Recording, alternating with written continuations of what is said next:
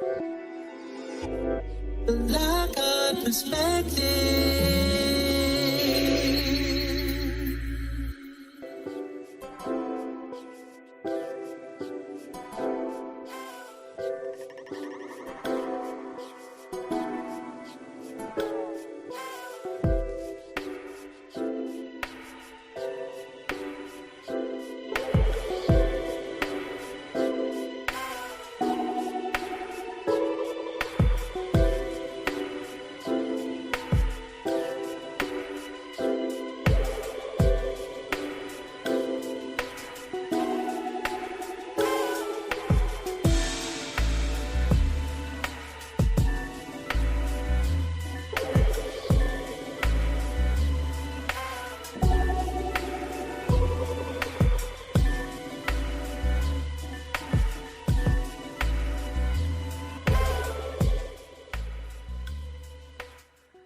Well, hello and welcome to the Lockhart Radio Podcast. We're going to just sit back and let's just talk about it.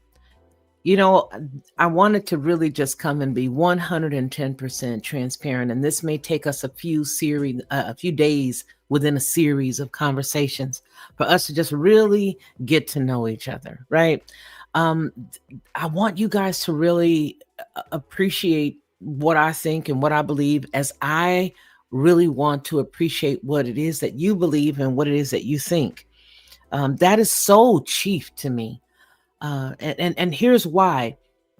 I have been seeing a lot of people put questions in the chat, like, and I have to use I have to use this real sweet guy as an example. I won't say his name, but he knows who he is, and some of you probably know who he is as well, because he's always coming in the chat talking about Roy does not like Paul, and Roy denies Paul, and all this other stuff.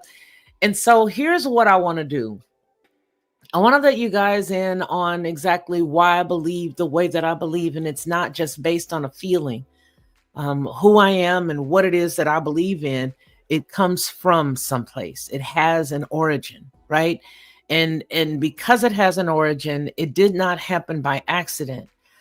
For those of you who really do know me, then you know that I have studied the Bible. I have studied several different belief systems. But the one thing that I know I love the most is history. And I believe that, biblical texts, even all the way down to to all different types of texts, they're really history books. A lot of them are. And so there are reasons why I feel the way that I do. And I'm going to give you guys the reason why. First of all, I want to say again, welcome to the Lockhart Radio Podcast. I am your host, Felicia Lockhart. And today we're going to answer a few questions, but it's a really laid back and relaxed conversation. It's not going to be anything that you need to, go put on a thinking cap or try to tell somebody exactly, oh, and then she said, and then this happened, and then there was letter A and letter B. It's nothing like that at all. It's nothing like that at all. It's just us getting to know each other, clarifying exactly what I believe and why. And, if you still want to hang out, which I hope you do, because I'm still the same person, then that's cool. But I just want to make sure that we get that right off rip. All right. So what we're going to look at today is, I don't know, part of me, I wanted to discuss with you guys a lot about Paul. But I think what I'm going to do in that case is wait for Ronnie, so we can have that conversation specifically. But then again, if you guys were with us last night when we were on the Lockhart Perspective Headlines with a Voice, what did we throw out there? I threw out there for everybody to tell me something that you wanted to talk about, right? And at the end of it, even after I had already, closed the show down, I noticed that Ronnie had put up the Anunnaki. he wanted he wanted us to have the conversation about Anunnaki, because I was like, you guys, listen, let's just all talk together and throw out a topic, everybody. Just tell me what you want to talk about. Why don't you just tell me the name of the movie that you want to see? And so he threw out Anunnaki, and I was like, oh, whoa, wait a minute. I know that I just saw that, so I'm not going to leave here and not let you guys know that I just seen that. So so yeah, so that's pretty much what we're going to do. We're going to not talk about the Anu and Anunnaki or any of that right now, but my example of that is, yeah, we are going to have those conversations. We should just have a regular conversation, because if I can invite any of you guys up and you guys can come on and talk to me and tell me what you think and all of that stuff, I think we get to know each other a lot better. I really do. And I think that it really makes it important for us to do that. I think it's very important for us to do that. All right.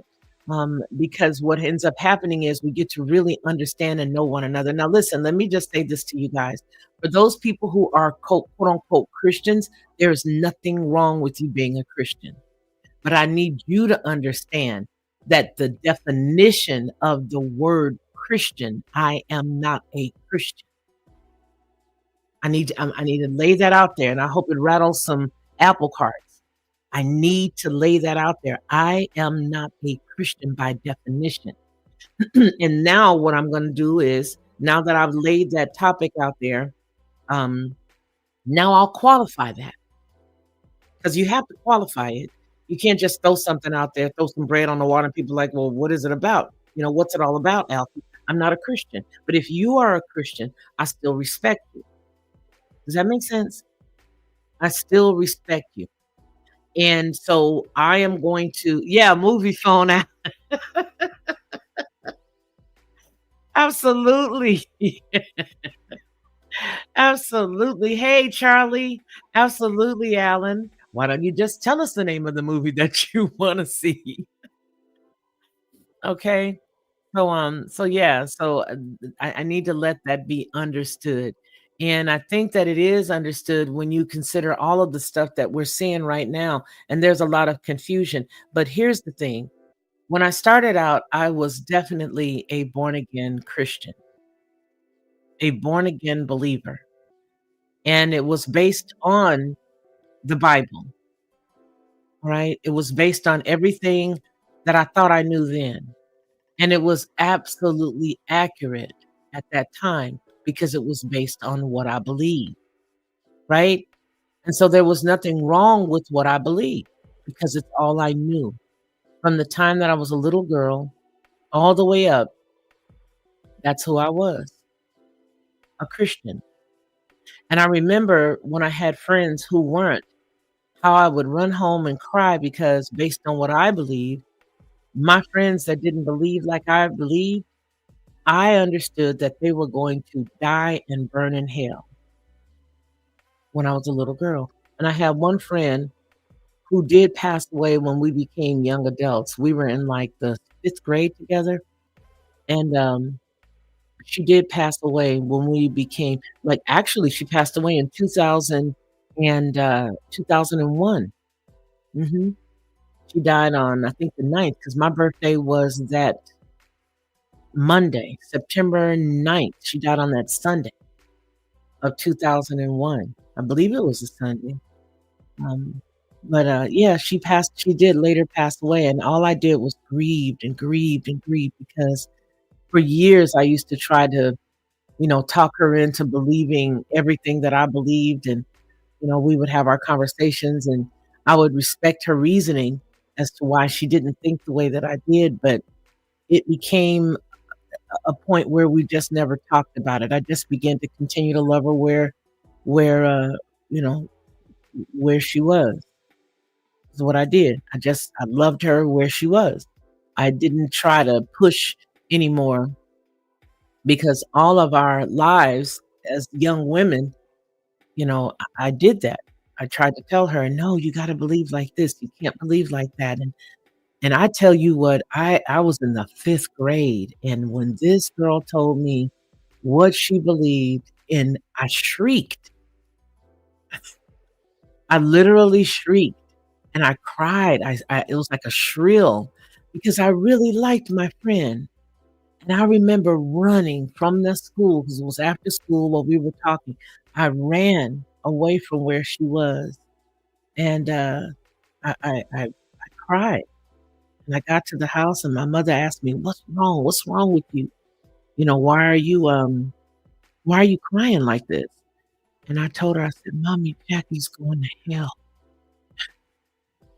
And as a little girl in the 5th grade, I was always running around trying to lead people to Jesus. I was that little girl that was, always quoting Bible scriptures.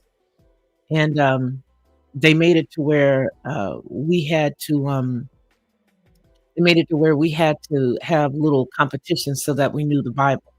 We had to know the Bible scripture. We had to know the passage. We had to know where it came from, the origin, who was speaking, where that person speaking was from. We had to do all of that. And so I knew that I knew that I knew that I knew that I knew that my friend was going to die and go to hell. Now, that's not to say, that, I was right or she was right. What it means is 100% wholeheartedly, I believed what I believed. And then I remember getting to a wall. When I got to that wall, I was like, something is not right.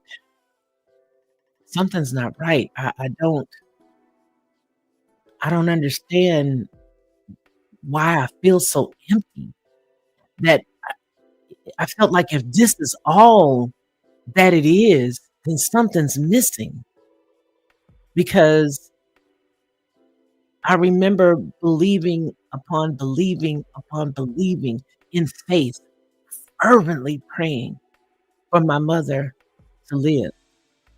I remember that like it was yesterday. Man, when I tell you I prayed and prayed and prayed and prayed and prayed, and she still died. And I had just turned 18, and I was so angry and confused. And I was like, how did this happen?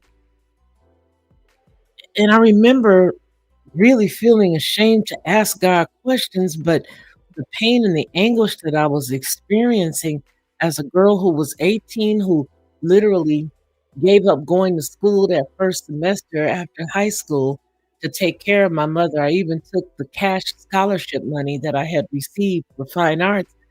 And I remember buying her this couch because she couldn't lay down anymore. So I bought her from Sears and Roebuck this big oversized chair. I say couch, but it was huge. It was, the old fashioned ones that would lift back when you had the little arm or whatever. They still have them today, but these were really big. And that's the only way that she could sleep was by sitting up because the fluid that had taken over in her lungs would almost choke her while she was asleep. And she had breast cancer. I was there and I nursed her and I prayed over her and I sat there constantly at her bedside, every noise that she would make in the middle of the night. If my dad was too asleep to get her because he was working hard, plus trying to help her as well, then I would be the one that would jump up. And then my sister and my aunts and all of us started to take shifts at the hospital when she later became, to the point where she couldn't stay in the house. Then we would all take shifts. I was there at the house when I was cleaning off her breast, and she lost a large portion of her breast in my sight. And I remember praying and I remember begging God and standing on the words and the scriptures, the healing scriptures, constantly repeating those scriptures. We used to have this book that she blessed all of us with before she got sick called God's Creative Power. It was by Charles Capps, I believe. You guys correct me if I'm wrong, just so long ago.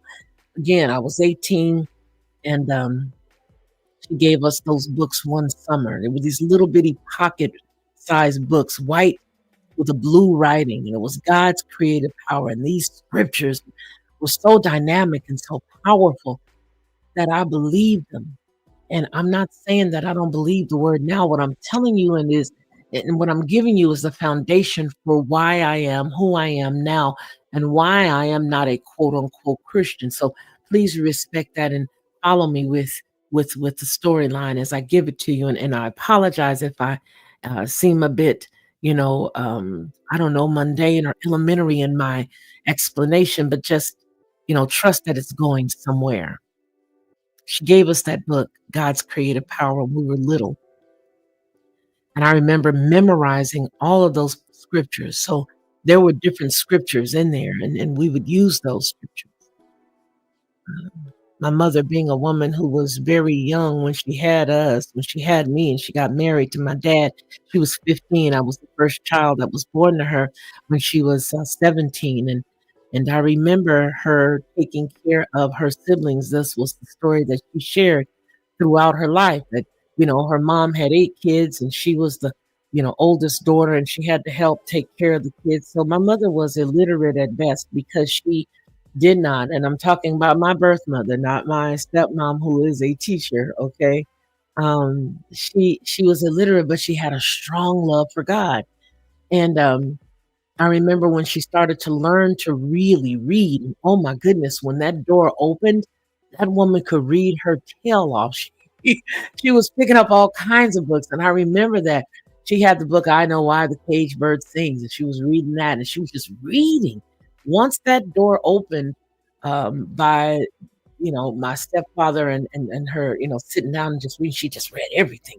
It was like she, had the understanding of how to read, but it was really opened up to her at that particular time.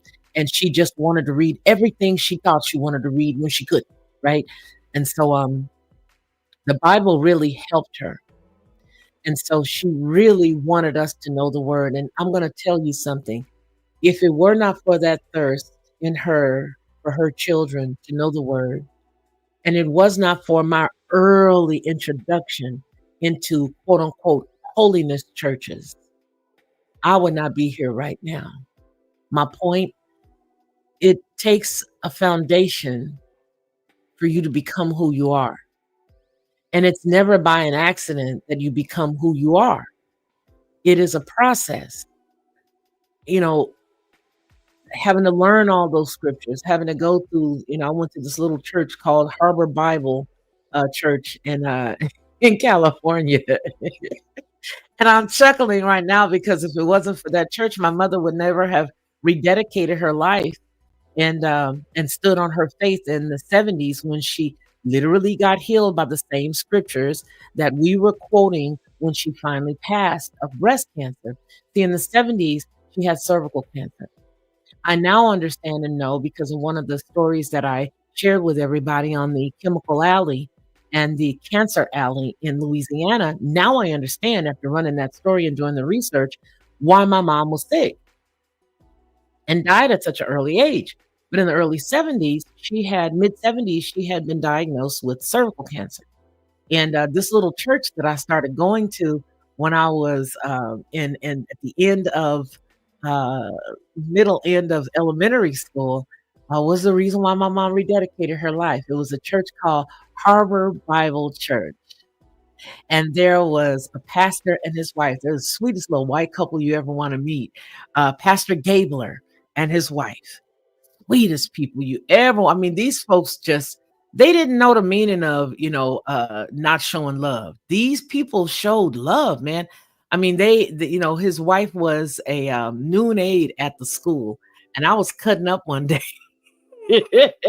on the playground.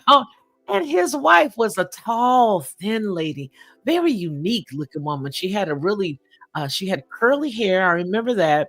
And of course, I was little, so she could have been 5'6", and that to me would have been tall, right? But she said, "Come here. I know what you need." And I was like, "What?" Because I was cutting up. And she said, "You come over here, and I want to talk to you." She says, "Do you walk home, or does your mama come pick you up after school?" I said, "I walk home." And I was giving her a fake accent like I was from another country. And she said, "Oh, you have an accent?" And I said, "Yes, I have an accent." And she said, "Where are you from? What is your name?" I said, "Sydney." I was like, what's this chick bugging me for? I'm cutting up on the playground because I'm a kid and I don't need you to try to. What is your problem? What do you need, ma'am? And so she asked me what my name was, and I told her my name was Sydney and that I was from London and all this other stuff. It was a noon aid. I didn't care. So I'm running around, I'm Sydney. So the next time I see this lady, she said, I want you, you come here, Sydney, come here. And I'm like, who? She said, Sydney, come here. Does your mama pick you up after school or do you walk home? And I said, I walk home. And so she said, okay, I want you to tell your mother that you need to come with me to my church because this is the last week of school and I want you and I want you guys to come to our vacation Bible school. So I was like, what is vacation Bible school? So she described what vacation Bible school was, and she said, "And you don't have to worry about coming to you guys coming to get a ride or whatever. We got a bus, we'll come pick you up." So anyway, long story short, I went ahead and I told my mother, and my mom was like, "Okay, well, it doesn't sound bad." So um, we started going to that church, and they would pick us up, and they took us to Vacation Bible School. It was my brother Kenneth, my sister, my baby brother, was all of us. We were all going to Vacation Bible School. So my mom didn't mind us going to Vacation Bible School, but she wasn't going to go to the church originally. Um, but because we were going to Vacation Bible School, she wanted to exactly know where we were, what type of people we were with. So she and my dad, we all packed up on Sundays and we started going to this little church, Harbor Bible Church, with Pastor Gabler and his wife. Of course, she knew later than my name, my real name. And she said, "Oh, you were just being a stinker." And I was like, "Yeah, I was." So what we ended up doing while we went there, while my mother got sick with the first bout of cancer, those scriptures and that little church actually helped her. She had rededicated her life to the Lord. And then we started going to Crenshaw Christian Center. But at the time that we were at this little church, um, they were really sweet and kind, and that's where we had to do the Bible competitions. Where I went to the state level, I went from the local level to the county level, and then the state level, and we had to do those competitions with biblical scriptures that we had to remember. And so I think I placed second or something like that. And and then when my mother had gotten saved and rededicated her life from being, a Baptist child or whatnot when she was in Mississippi, rededicated her life when we started going to Crenshaw Christian Center. And then she got even stronger in her faith because, as you know, Dr. Price at that time was just, Pastor Price, and he was what they considered the quote unquote godfather of faith. So standing on the faith and, believing the word and expecting what you pray for, all that stuff was what she did and what we then believed. So when the doctors told her in the 70s that she had this cervical cancer, she stood on the word and she believed with faith and she was healed. And the doctor told her, well, I don't know where the cervical cancer went. It's not there now, but it was, and they were about to do this surgery for her. And he says, but I'm going to tell you one thing. It may be gone, but you'll never have a child. You will never have another child. Because there's so much scarring that cancer left in your cervix, you will never be able to bear a child. So what my mother did then is she and my father began to stand on the word, and they began to pray and pray and intercede and pray and pray and pray and pray. And then finally my mother conceived my baby sister, who's now living, and she was born in 79. And she conceived Amanda, and she named her Amanda Victoria. Both, scriptural names and all that good stuff. And so she was really confident in the word. So when she was diagnosed with breast cancer, that was in 77. And then in 79, she had Amanda.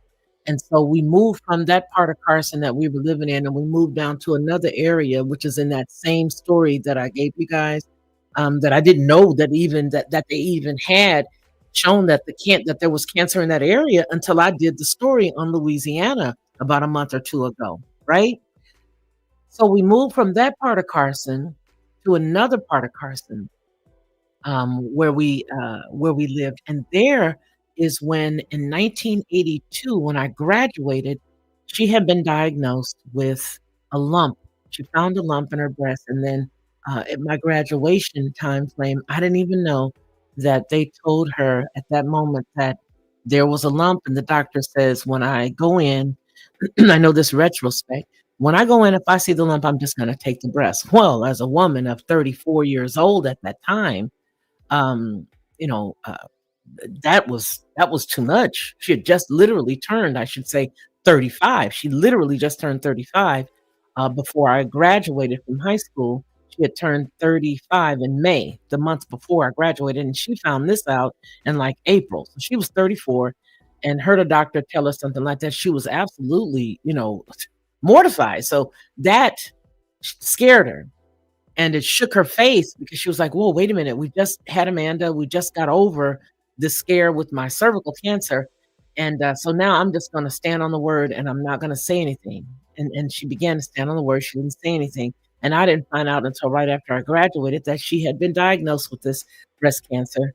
And had I, known now what I know now, I would have told her to let them take it because hopefully she would have still been here. Right. That's my thought process now as a grown woman. But that didn't happen. So what we all started to do that entire summer was we had to shift some things around. I wouldn't be able to go to school, to go to college immediately after because she had started to take the radiation and she started to do the chemotherapy and all of that stuff got her to a place where she was really, really weak.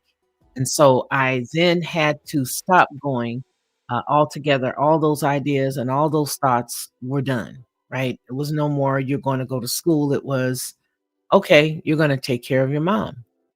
And so that's what I did. And that's where we are when I come into the rest of the story right now.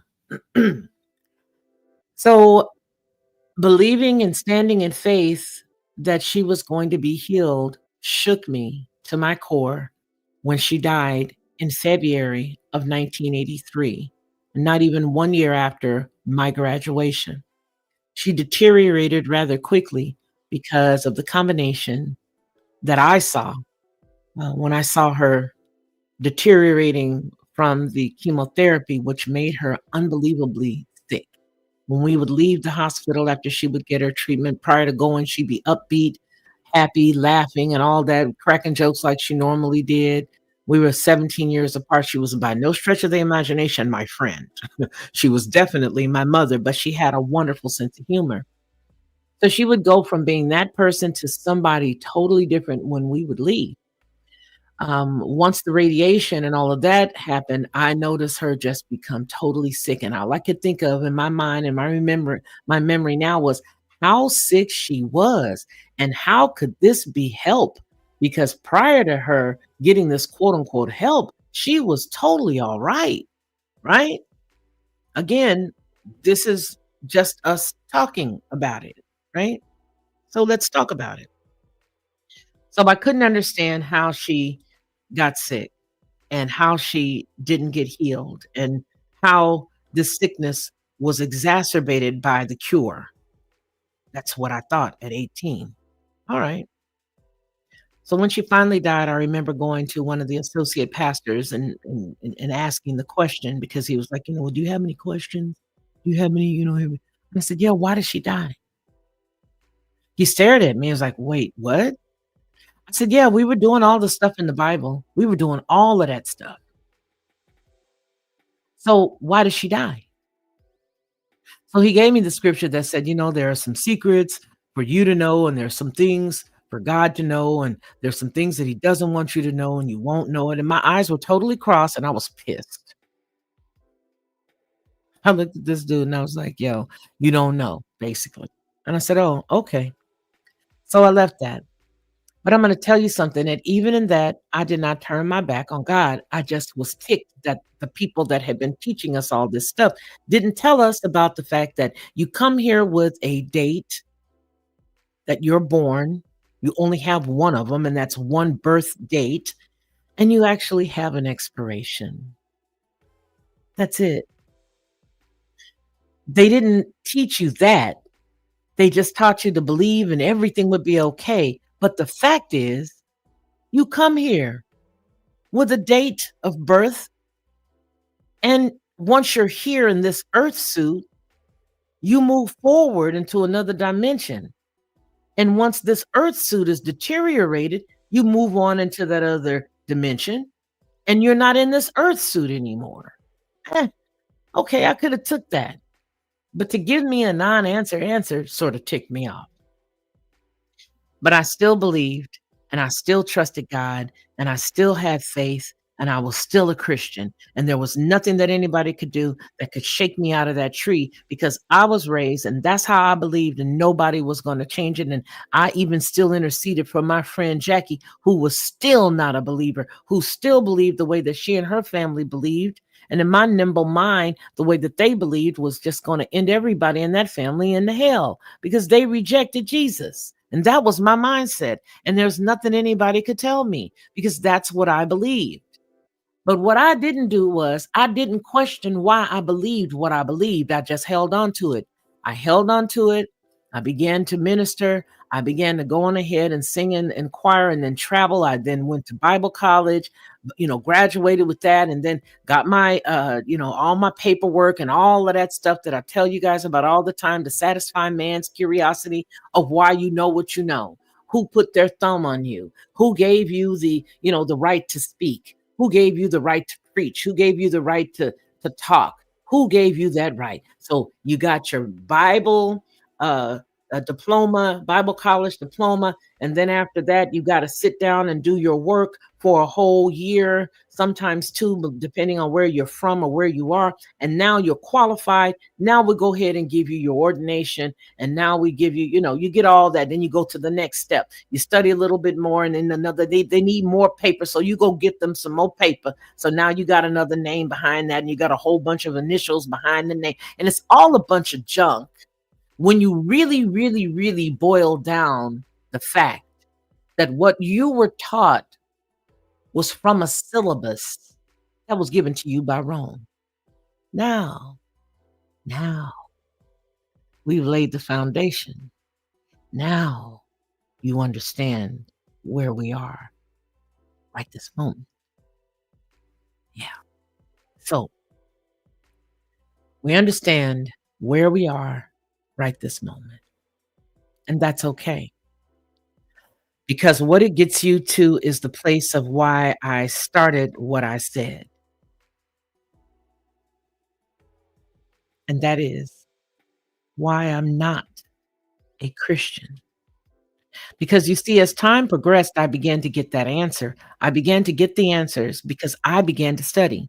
But what I began to study and how I began to study was the way that I was taught. And that is to break everything down from the beginning, from the origin of a thing, from the origin of a thing. You see, I respect your beliefs. But here is where I stand as I take this moment to address, something that comes up really often in the comments and messages that I get all the time. And I truly appreciate the love I do and the concern and the passion behind the way that many of you share your faith with me.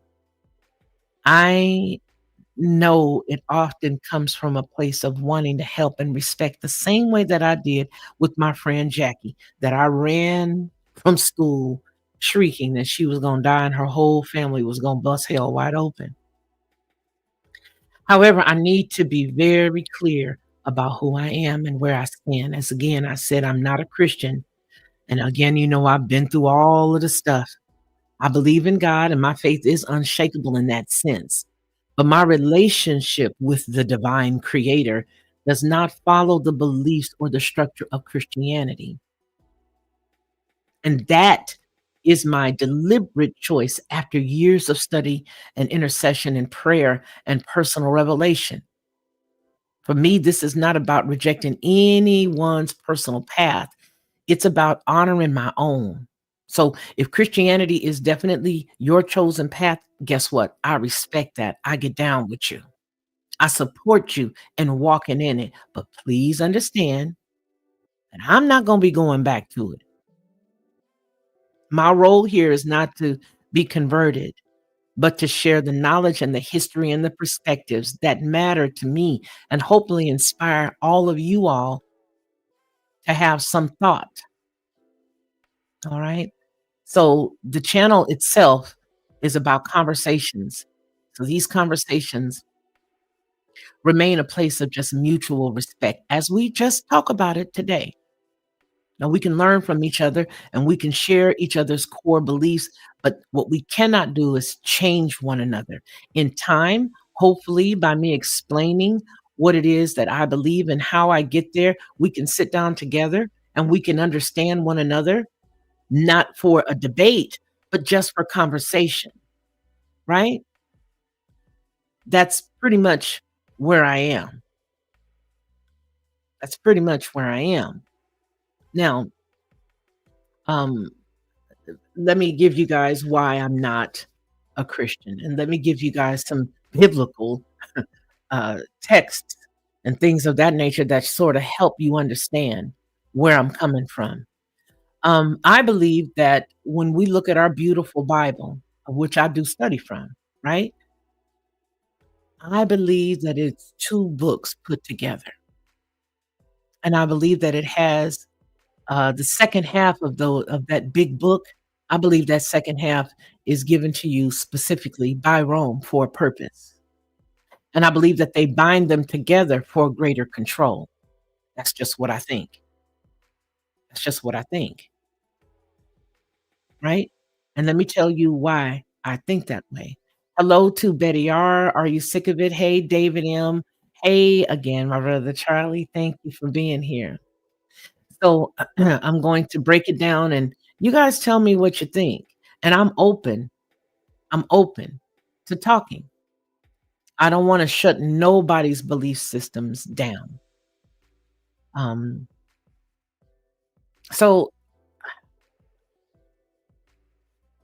trying to figure out how to just give this to you in a way that you'll understand some of the inconsistencies that I've seen in the Bible. And I'm not talking about the whole Mandela effect stuff. So I know a lot of people are going to come in the chat after this and start with the, well, you know, the Mandela effect did this and that. And I'm not, no, no, baby.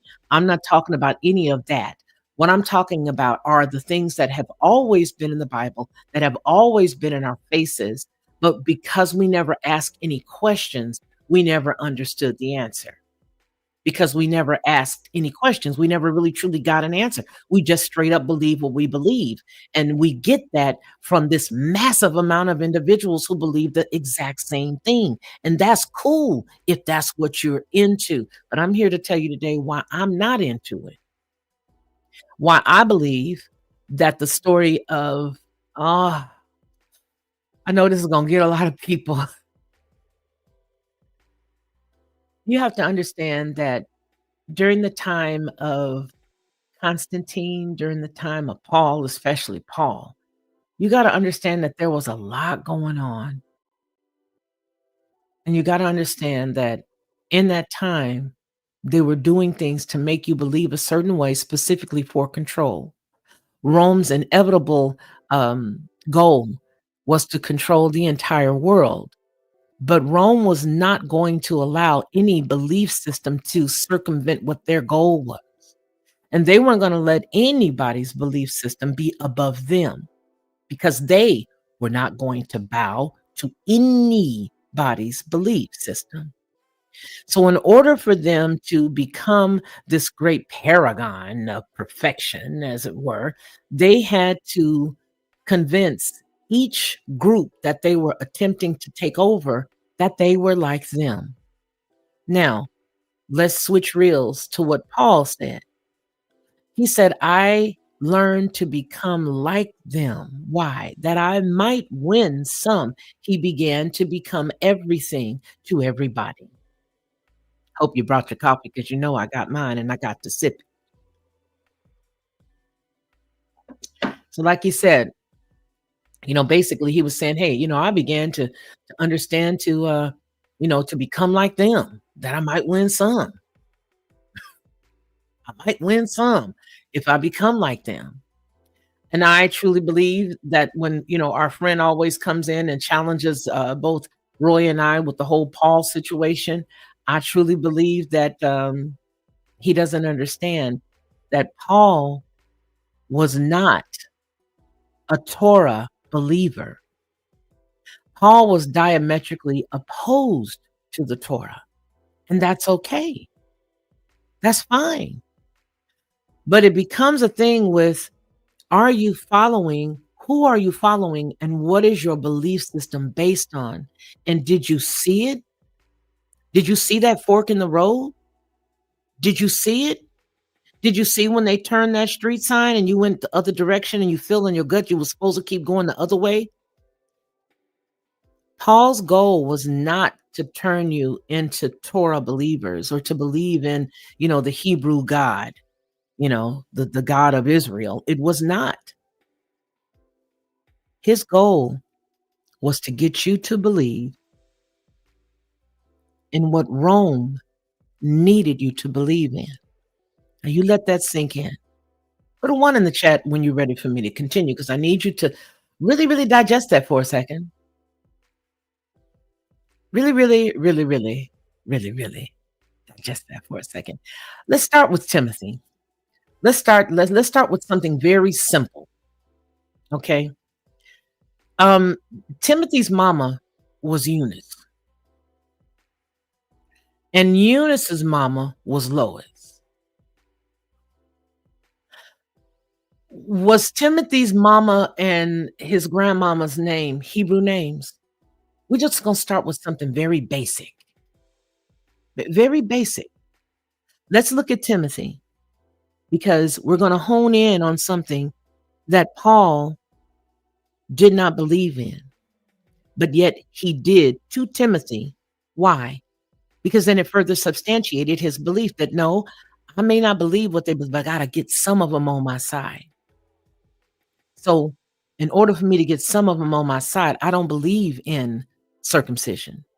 I don't believe any of that Torah stuff. But I'm gonna go on ahead and I'm gonna circumcise Timothy.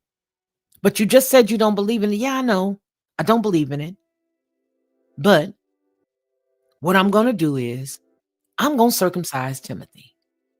Now, some would say, well, where is Timothy's daddy in the whole conversation? Well, Timothy's daddy was never mentioned there. But you do see the chicks.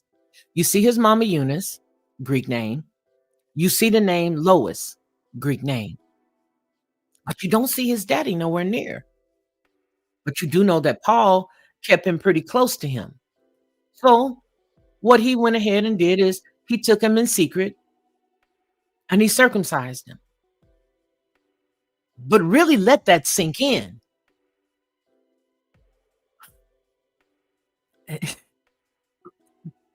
You don't believe in it, and yet you just circumcised a grown man. Okay, no problem. But again, it's simply so that you can win some. All right.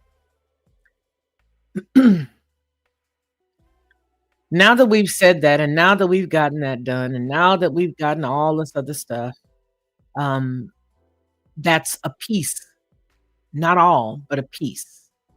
All right. Because, Lois and Eunice had both converted to Judaism. So by blood, of course, they were not Hebrews.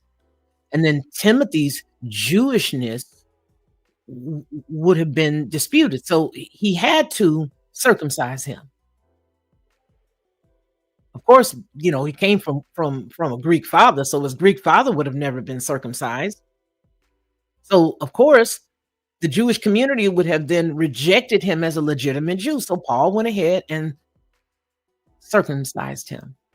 Not because it made him truly an Israelite by descendant, but to remove the argument barrier among the Jews when he preached. Think about that. There was a lot of things that were done just for the looks of it all. Okay. So now, once we start to get into that portion of the mindset, now you understand why I take the stance that I do when it comes to the early Christian rejection, the early Christian leaders' rejection of Torah. So if you take the Torah, or the Greek word Pentateuch, which is just those, first handfuls of those passage of those books that we all know, Genesis, Exodus, Leviticus, Numbers, Deuteronomy, all that good stuff, right? So the early Christians rejected that. So then someone will say, well, how did it all get, locked together? Well, they rejected it, and you can look that up. All right. You have Ignatius of Antioch, um, all of that.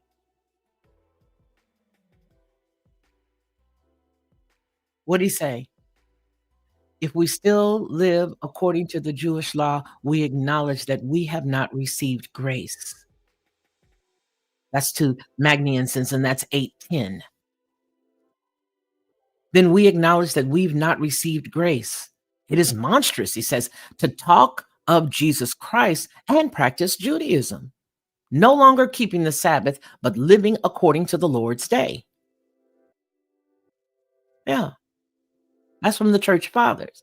The epistle of Magnificence and Saint Ignatius, which says, I commend the churches in which I pray for a union, both the flesh and spirit of Jesus Christ. But he's not talking about the Torah. That's where it came from. That's the New Advent itself. Did you know that? Okay, so let's get into that. Ignatius, who is also called Theophorus to the church, blessed in the grace of God the Father, in Jesus Christ our Savior, in whom I salute the church, which is Magnesia, and wish it abundance of happiness in God the Father and in Jesus Christ. So now you've got all of these, and I'll leave this. I'll go ahead and put this in the chat for you guys, and you will have it. If you want the link, you can go ahead and see where it all starts. But in here is where you're going to find how they believe. They did not believe in the Torah. They didn't even believe in the word, for Torah, for those books, is Pentateuch in Greek.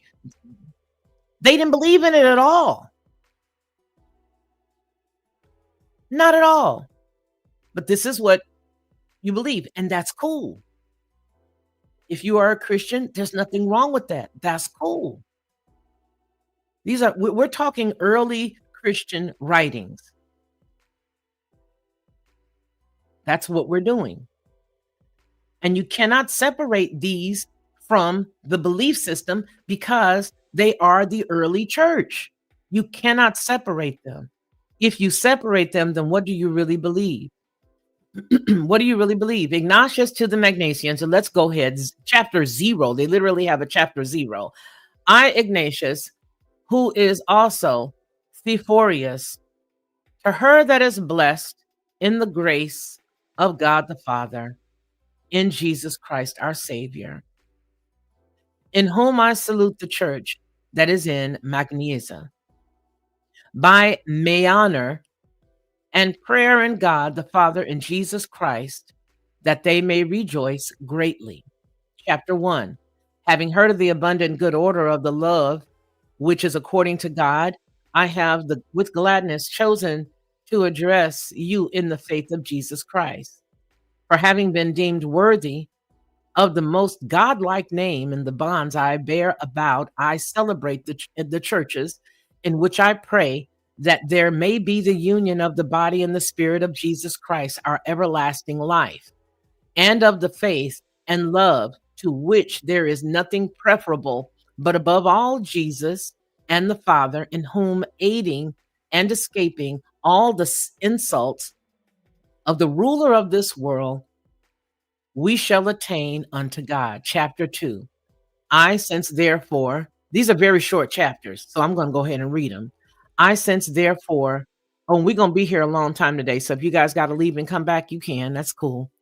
I since therefore have been deemed worthy to behold you through Damas, your bishop, who is worthy of God, and your worthy presbyters, Bastius and Apollonius, and my fellow servants, the deacon Sultan, so shun when you pronounce it that way, of whom I have joy, because he is subject to the bishop as to the grace of God, and to the presbyter as the law of Jesus Christ. Chapter 3. And you, I, Bismuth, do not despise the young of your bishop, but to award all reverence unto him, rejecting the power of God the Father, which is in him, even as I have known the sacred presbyters to do, but having regard in his apparently youthful position, but as wise men in God, yielding unto him, yet unto him be unto the Father of Jesus Christ, who is Bishop of all. It is therefore right that we should obey without hypocrisy to the honor of him who hath willed that we should do so. Since not only doth a man deceive the visible bishop, but he also sets at naught the invisible one. But he who doth such things has to give an account unto the flesh, not unto the flesh, but unto God, who knoweth the secret things. Chapter 4, just one paragraph in chapter 4. It is therefore fitting not only to be called Christians, but also to be and not to be as some who acknowledge the bishop, but do all things apart from him.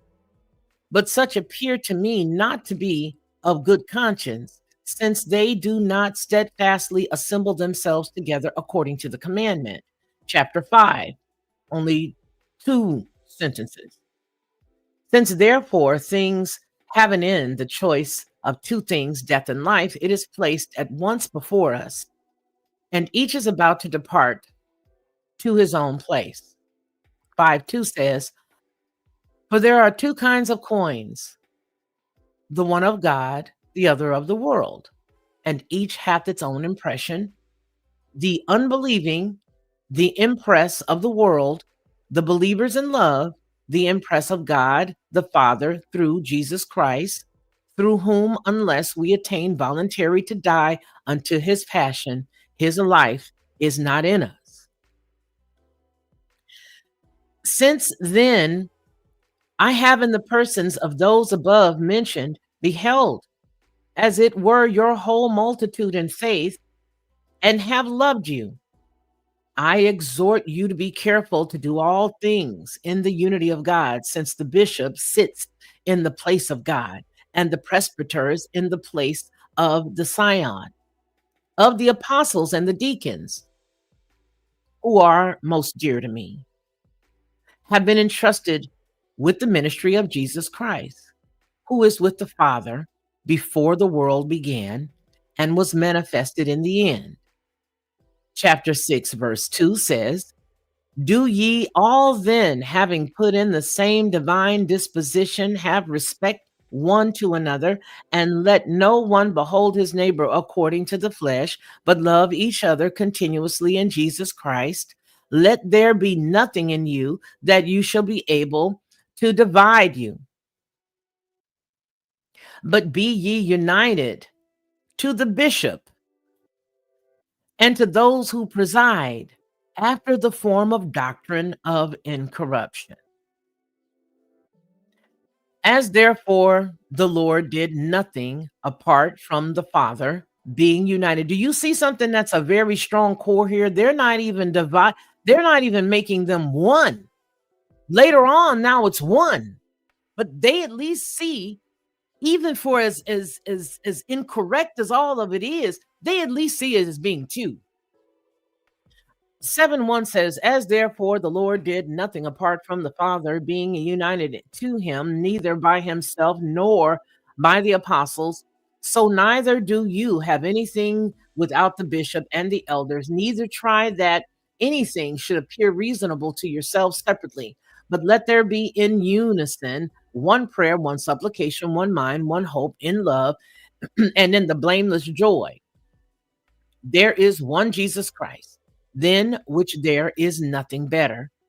Do ye therefore come together as unto the temple of God, as unto one altar, as unto one Jesus Christ, who came forth from the Father and lived in one and departed in one. Be not deceived by heretical opinions, nor by ancient fables, which are unprofitable For if we live until this present, according to the religion of the Jews, we acknowledge that we have not received grace. For the divine prophets lived according to Jesus Christ.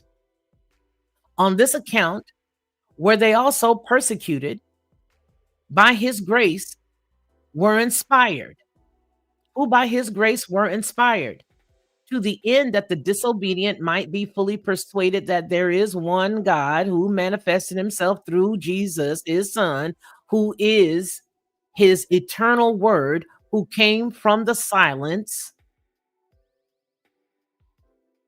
who in all things as well pleasing to him that sent him. If therefore they who were under the older dispensation came into a new hope, no longer keeping Sabbath, but living in observance of the Lord's day. And by Lord's day, they not talking about your father. They're talking about the Lord's day, keeping the clocks the way that they did, the time the way that they did, the day in the way that they considered a day. On which day also our life rose through him and through his death, which certain deny, through which mystery we have received faith, and through this abide that we may be found disciples of Jesus, our only teacher. How shall we be able to live apart from him, of whom even the prophets were disciples and waited for him in the spirit as their teacher? And on this account, he whom they rightly expected when he came raised from the dead. Let's go back up here.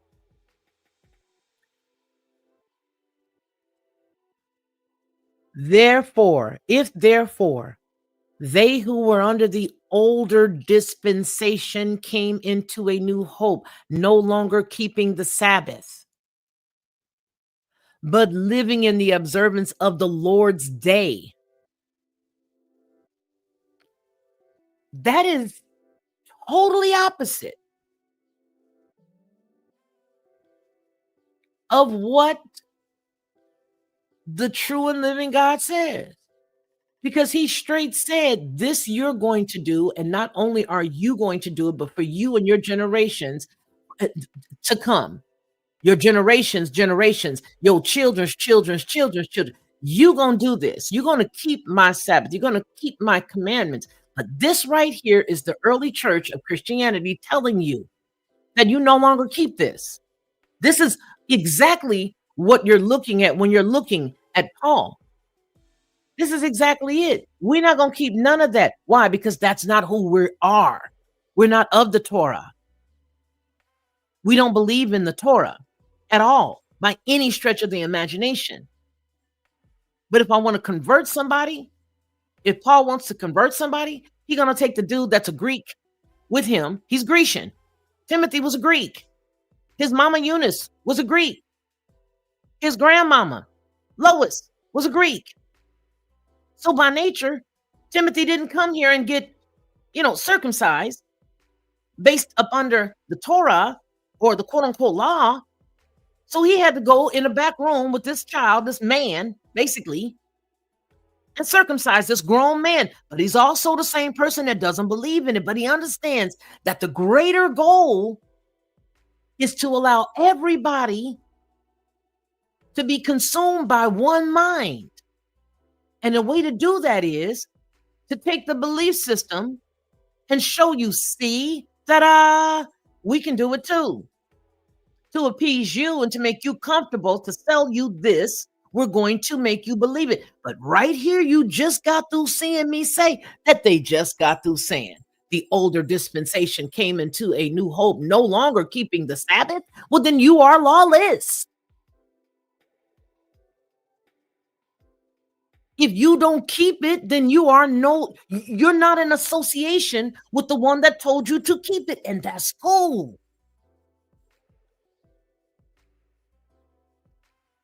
If you're not going to keep it, that's straight.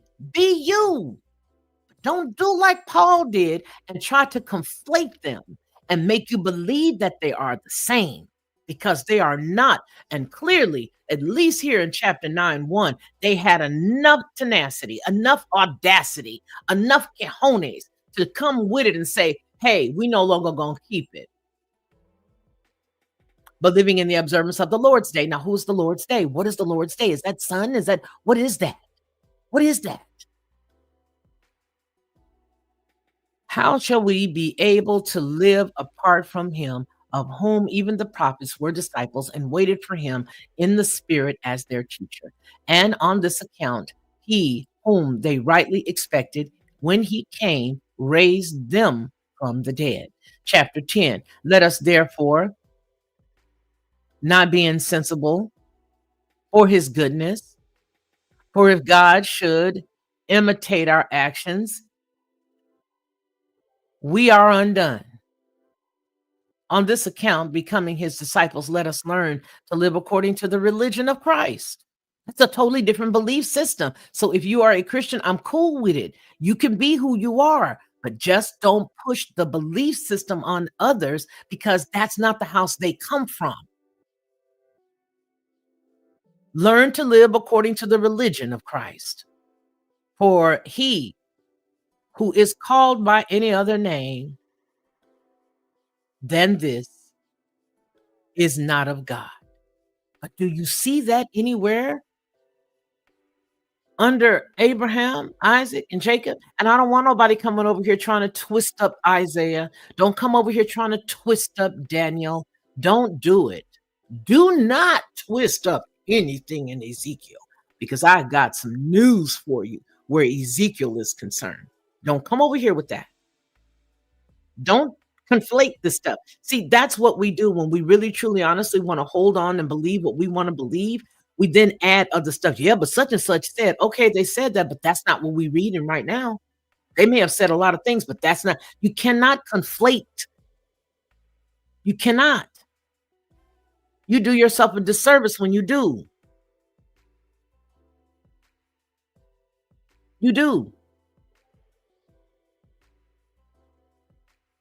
Chapter 10, I'm going to go ahead to read 10:2 and 10:3 together, even though really what I really want to go for is 10:3, but let's do it together. 10:2, lay aside therefore every evil leaven, which hath waxed old and become sour, and be ye changed into new leaven, which is Jesus Christ. Be ye salted with him, to the end that none of you become corrupt, since by your savor shall you be tried. Your saltiness, right? 10:3.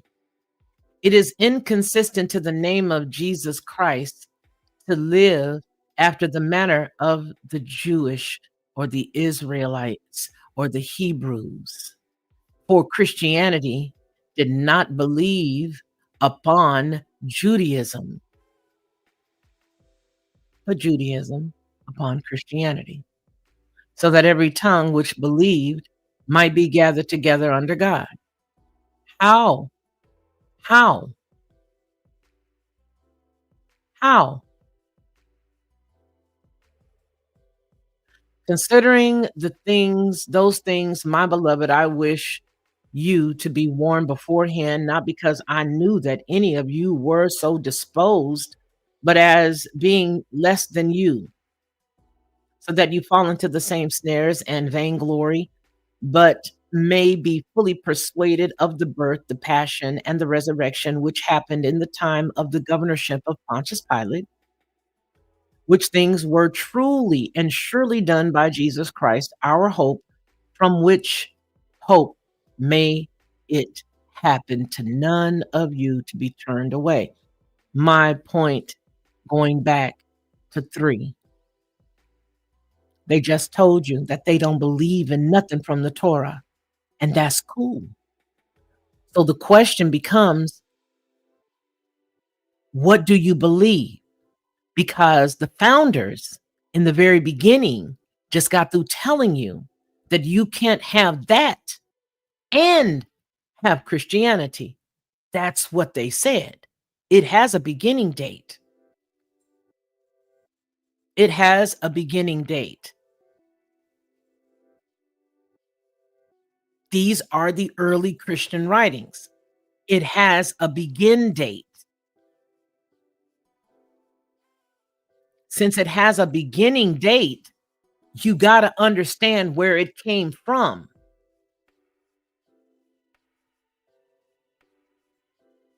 Even the Epistle of Barnabas treats circumcision and food laws allegorically and says the circumcision trusted by Jews has been abolished.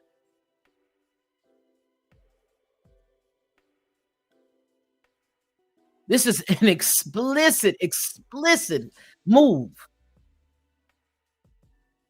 We're talking about the early church. Justin Marty, circa 155, I think it is 160, even went on to say in dialogue with Tropha that argued that circumcision isn't required for Christ followers and criticizes Jewish rituals observance. They're not the same. If you are a follower of the same one from the Torah, you cannot be a follower of Christ based upon the early church, based upon the early ones who created Christianity, based upon what they said. It has a start date. It has a start date. It has a start date.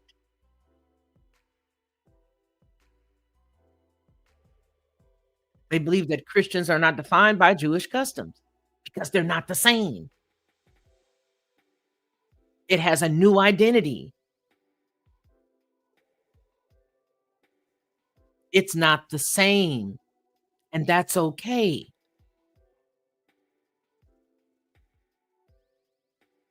Pliny the Younger, to Trajan, describes Christians meeting before dawn, singing to Christ as to a god, and binding themselves to moral oaths, no mention of the Torah. None of the markers like the Sabbath, circumcision, the diet. Rome classifies this as superstitio outside of the recognized religion.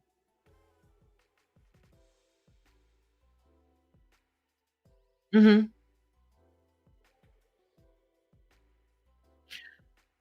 Tycacius, circa 116 CE, Annals 1544, treats Christians as a separate group already under Nero.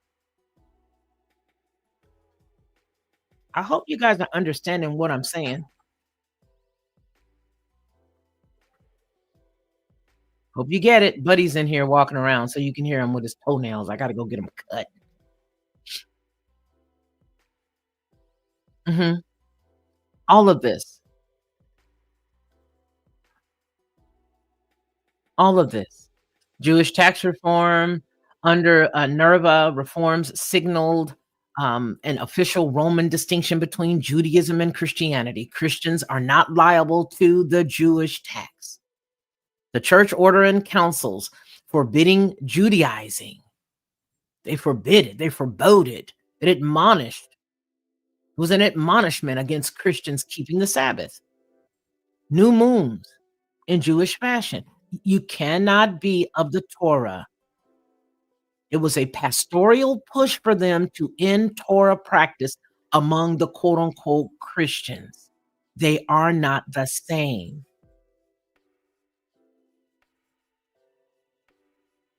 They're not the same. They believe that Christians must not Judaize by resting on the Sabbath because they're not the same. Period. Constantine's circular after Nicaea 325 on dating Easter, let us have nothing in common, he says, with the detestable Jewish crowd, urging the churches to break the liturgical dependence on the Jewish calendar. Let's do it our own way. The Church Fathers, The Life of Constantine, book number 3, chapter 18. where he speaks and says, "Let us then have nothing in common with the detestable Jewish crowd or the Israel crowd or the Hebrew crowd. Let us not have nothing to do with it." This is the reason why I am not a Christian, because this is what they believe. I am not a Christian. I believe, and I don't even use the term Jewish. I don't even go there, because letter A, there was no J. And not only that, not only was it not a J, but there is weightier matters into why I don't believe in all of that, because even that in and of itself was quote unquote created. Do I who I believe in? I believe in the God of Israel. Christians cannot, because Jesus is their God. They cannot. You cannot have two masters. You cannot believe in the God of Yasharal and believe in the God of Jesus Christ, because I just read to you what the early church said. And if you can't believe what the early creators of something say, then that means you can't rock with them either. So either you rocking with them or you rocking with the Torah. If you're not rocking with Torah, that's cool. Go over there and rock with them. But whatever you rock in, don't be double-minded, rocking it all the way. I'm not a Christian. I do not believe any of what Paul taught. What I just read to you was basically Paul's belief system. Paul came on the scene to turn everybody away from truth. Those who were supposed to be going in a certain direction. Listen, I said it last week. Not all Hebrew, everybody, yeah, they can all be Hebrews, but not all Hebrews are Israelites. You got a whole different set of folks. That's a whole different set of folks. That's a whole different set of folks. If you're gonna believe in something, you need to understand what you're gonna believe in. Tell me why you're a Christian. Don't give me the same. You cannot tell me why you're a Christian by the same regurgitated information that we were all taught. You can't tell me that. What you've got to tell me is why you believe it, and do you understand what you believe, and do you know what you don't believe? So therefore, you cannot have the same God, the same Father that Abraham, Isaac, Peleg, Joktan, none of them had, because they're not the same. And there's nothing wrong with that. If you don't believe that, that's cool. If you believe that, that's cool too. But you can't come to me and throw me that information and expect for me to rock with you. Now, I just got to say that there's so much information. The Pauline, the whole Pauline part, there's, I think, what, Papyrus, yeah, Papyrus 46. One of the earliest Christian codices is a collected volume of Paul's letters, and there's evidence that communities were then copying, reading Paul as a core authority.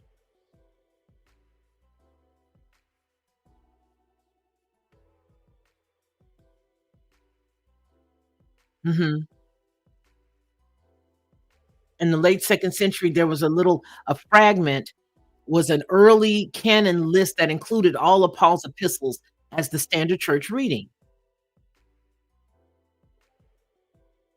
Marcion, around the mid second century, built a canon largely around Paul, aggressively rejecting the Hebrew scriptures, even though later condemned his influence to show how Pauline non Torah trajectories were thinkable and powerful very early on.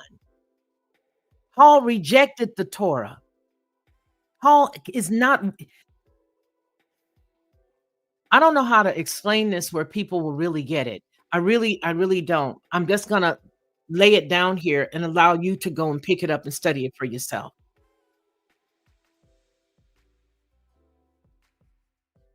Really. Really. You have Paul as the pagan's apostle. Paul is the pagan's apostle. Paul's mission was to bring Gentiles to Israel's God without becoming a follower in Israel's God, which is really an oxymoron. He was trying to make everybody be comfortable in believing in what he needed them to believe in, and it was not Israel's God. It was not the God of Yasharal. It was not Yahweh. It was not. It was not Yah at all. And that's okay. But if you're going to believe in Paul and you're going to rock with Paul and you're going to rock with the quote unquote New Testament, then you got to rock with that. But what I want you to do is, I want you to take out all of the references of the Torah that they stuck into the New Testament to confuse you. Because what they did is they took a lot of that from the old, what they considered the Old Testament, and they shoved it in what they considered the New Testament, which is literally two books that they put together for the express purpose of confusion. Because the only way that a magi, the only way that a magician, the only way that one that works in divination, one that works in all kind of confusion can get your mind is by making you believe some of the truth with their lies. So you have to understand that there is somebody that they did emulate when they did create their quote unquote Christ. They're Jesus. They're Jesus. Rome's Jesus. There is a cat that they did emulate, that they did compare themselves, want to compare to, and that's Ezekiel, baby.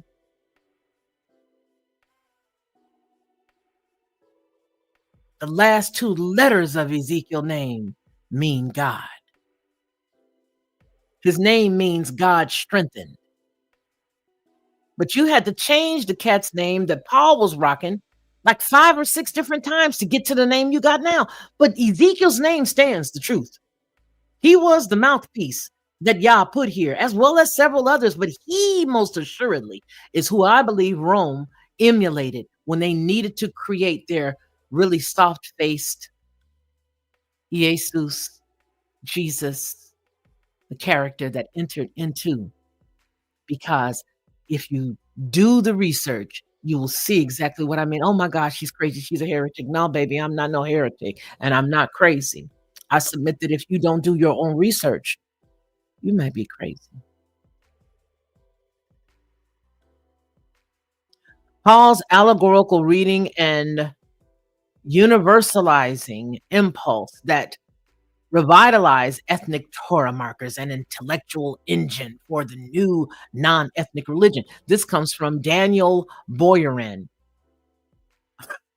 out of A Radical Jew. This is what he highlights. Paul's allegorical reading of a universalizing impulse that revitalize ethnic Torah markers.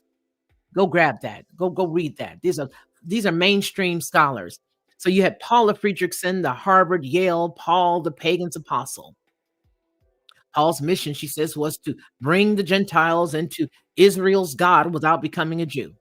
What it did, so basically, just i.e., without circumcision, a stance that once Gentiles dominated helped create a non-Torah Christian identity. Listen, even that in and of itself, take all of that stuff, because whenever you hear people give you that type of stuff, what she's saying is to still allow you to hold on to Torah. You cannot have the God of the Torah. You cannot have the God of Abraham, Isaac, and Jacob. You cannot, because they're separate. They are meant to confuse you. You are a pagan, and you still have pagan holidays, and you still serve a pagan God, and you still have to have a bypasser. You are a pagan, and that's okay. But don't come and try to make me one. You're pagan, and that's cool. There's nothing wrong with that. You're Roman, you're Catholic. There's nothing wrong with that. Here's the bottom line. Well, then Within 1 or 2 generations after Paul, non-biblical sources show Christian leaders and communities dismantling Torah boundary markers, circumcision, the Sabbath, and keeping all of the holidays, keeping all of the feast days, all of that, or rereading them in an allegorical fashion, defining worship around Christ rather than the Torah in ways that Romans recognize as a separate cult, formally prohibiting Judaizing, and I do not like using any word with a J, as a church policy, centering Paul's letters in liturgy and canon formation. So, whether Paul intended to found the new religion is debated, but the document trail outside of the Bible shows that by the second and fourth centuries, Paul's leaning non Torah path had become normative Christianity. Normative Christianity. Paul is a whole lot more than what you think. Paul's mission, let's go 50s CE. Paul's mission. Paul's epistle insisted Gentiles need faith in Christ, not circumcision or Torah law. That's Galatians 5, 2 through 6. The key shift was the Torah was no longer a covenant boundary. Christ was the new center. You don't need the Torah. It's no longer a covenant bound. You don't need it. 80 to 100 CE, the separation begins. Epistle of Barnabas, circumcision had been abolished, interprets the Torah commands allegorically, not literally. Ignatius of Antioch, circa 110 CE, the quote that I just read to you, that whole entire passage that I just read to you, the quote that he says, it is monstrous. They say, it is monstrous to talk of Jesus Christ in practice and practice Judaism, and calls the Sabbath outdated. More separation. Romans notice plenty. 112 CE writes that Christians sing to Christ as to God. No Torah identity mentioned, and that's okay.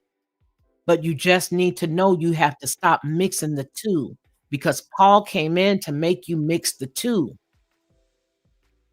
130s to 160 CE, Christianity defined against Judaism. You have Justin Martyr, the dialogue with Tropho, admits Christians do not keep the law and defends it as God's will.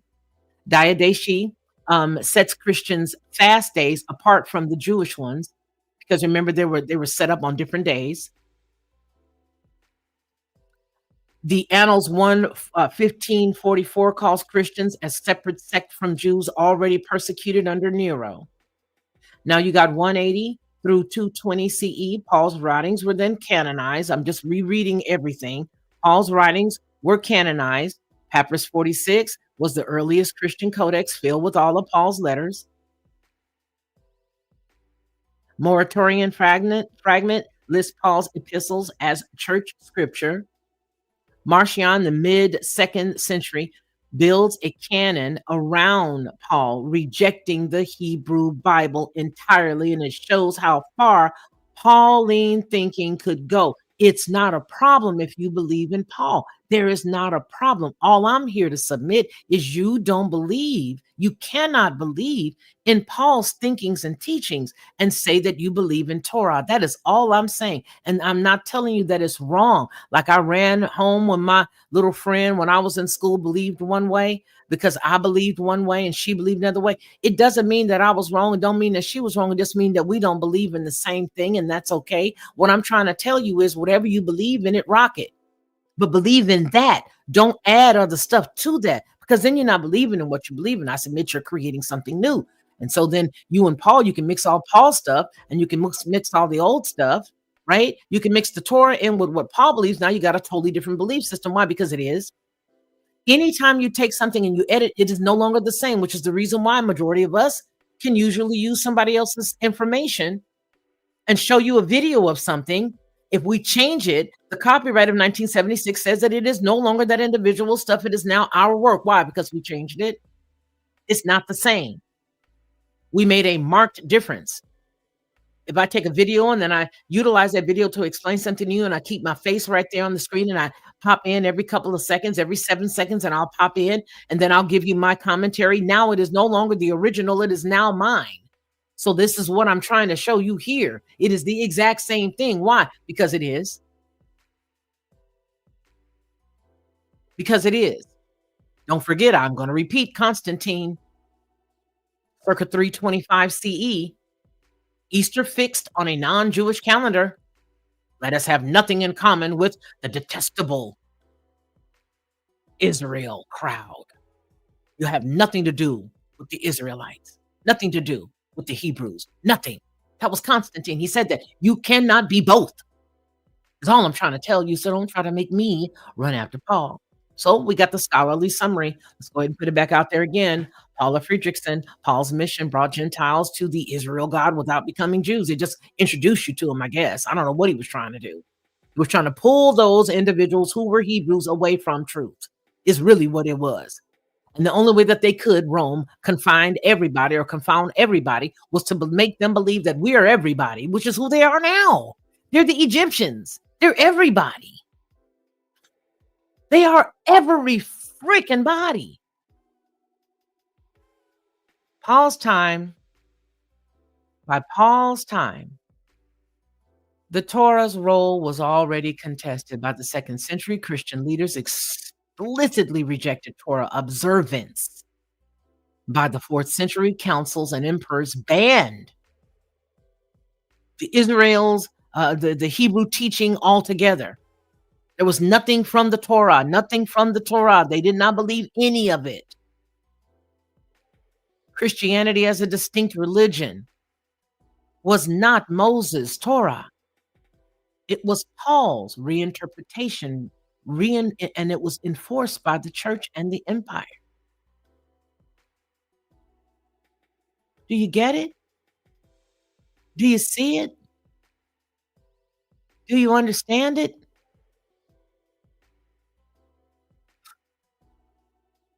I hope you get it. I hope you get it. I hope you get it. I hope you get it. Because I get it. I get it. I get it. I get when a lot of people, want to shove me to the side and tell me all this other stuff and give me all this other stuff and give me all these other things and try to make me believe the way that they believe. I am not a Christian, and I don't mind if you are. I will still treat you with respect. I will still treat you with kindness. I will still treat you the right way. I will. You cannot have it both ways, is all I'm going to say. That's all I'm going to say. Everybody has a house that they belong in, which is the reason why I'm saying this.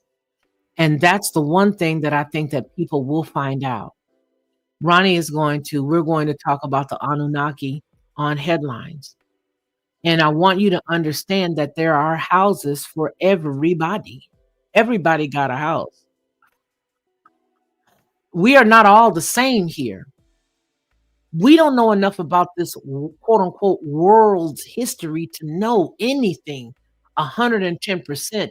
The only thing that you can know is once you dispel myths, once you connect dots, once you use historical contexts, once you even take, hey, if you want to take if you want to take the cuneiform tablets, if you want to take the emerald tablets of Thoth, if you want to take all of that and you want to create and believe on that, then you can believe on that. You can literally believe on anything that you want to believe on. But I want to make sure you understand this one thing. Whatever you believe on, you got to believe in that. You cannot divide yourself out and go and believe something else, because now you got like 1,000 different mindsets. And that's okay too. If you want to have 1,000 mindsets and believe, you know what? Hey, I don't believe in any one thing. I just believe in that there's a creator and that's it. Great.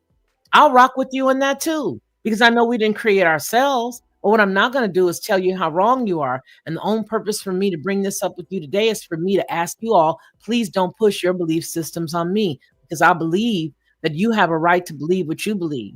And I love each and every one of you individually for what you bring to the table as a person. And I do not judge it or base what you bring to the table as a person. I don't judge you based on what you believe.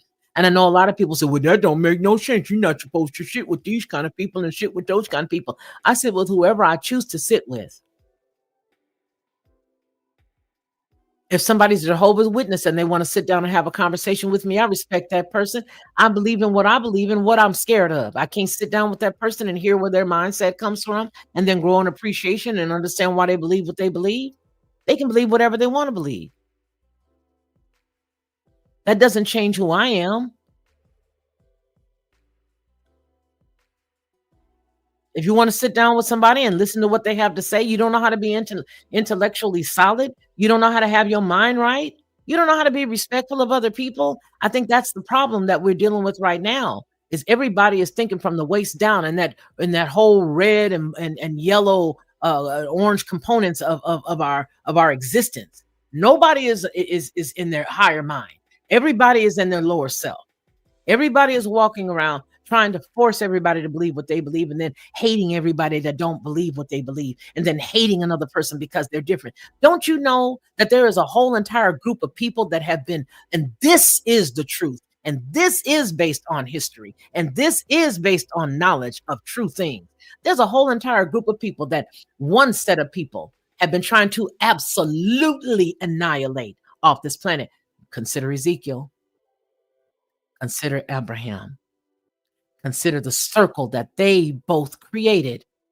One started and one ended in the same exact place.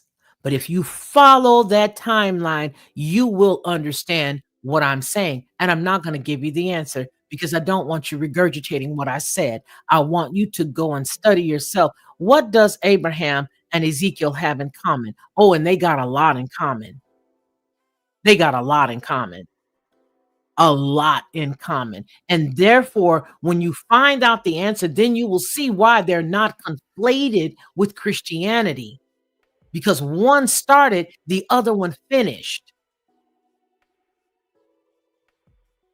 But they didn't have to change the name of the cat that was called from the priestly from priestly lineage. They didn't have to, they didn't have to change his name 1,000 times and then trick you over here and make you believe it's this one and then trick you over there and then flip flop and then put some more shells over there. There's too much flipping the script for what? Because if they don't flip the script on you, and if they don't confine you, and if they don't confuse you, I submit you will not be for the kindling they need you to be. They need you to be thrown in the fire to keep the fire going, baby. If they can't confuse you, then they can't use you. And if they can't use you, then they can't use you.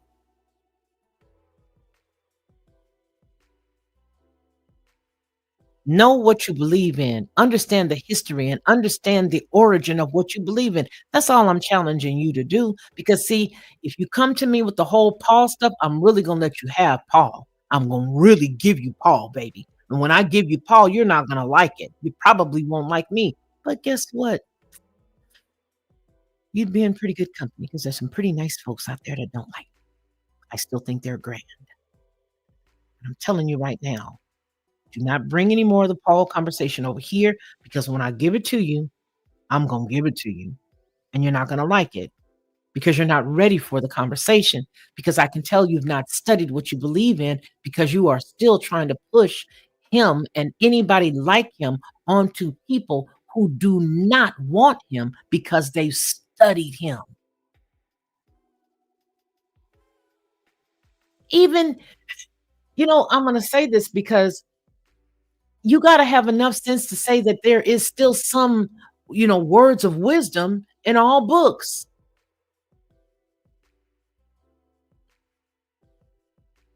Do you have to be, of a certain belief system to believe wise words? Are you going to turn away all wise words because they come from a different belief system when wisdom is wisdom? Thou shalt not kill is wisdom. If you hear that and it's not in the Bible, but somebody else is saying it and it's based on their belief system, does it make it a bad thing because it's not a Christian saying it?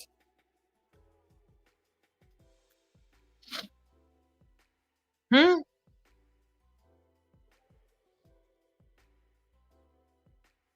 It's truth.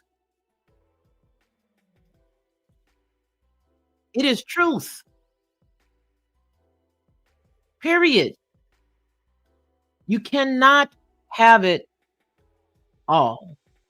You can believe in Paul and you can roll with his religion and his belief system, and there's nothing wrong with that. But you cannot have the Torah. You cannot have anything. You can't, it cannot be. They're not the same, baby. Christianity is Grecian. Christianity is Roman. Christianity is not Hebrew. I'm a Hebrew. I know who I am. I know who I am. I know who I am. I'm not a Christian. Sometimes when you don't see me, it's because it's my feast days and I'm not here.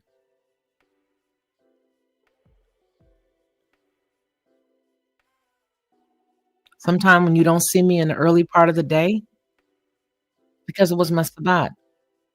You see me at night, but you won't see me in the day.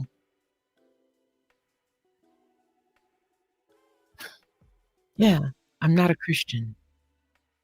I know what I believe and I know what you believe, but I want to know, do you? Do you know what you believe? Hmm? Do you know what you believe? And why do you believe what you believe?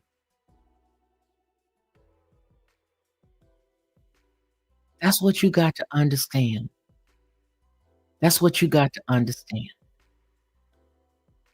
I know a lot of times people will hear people talk and they hear people say, oh, they're Hebrews. Oh, they're this or that.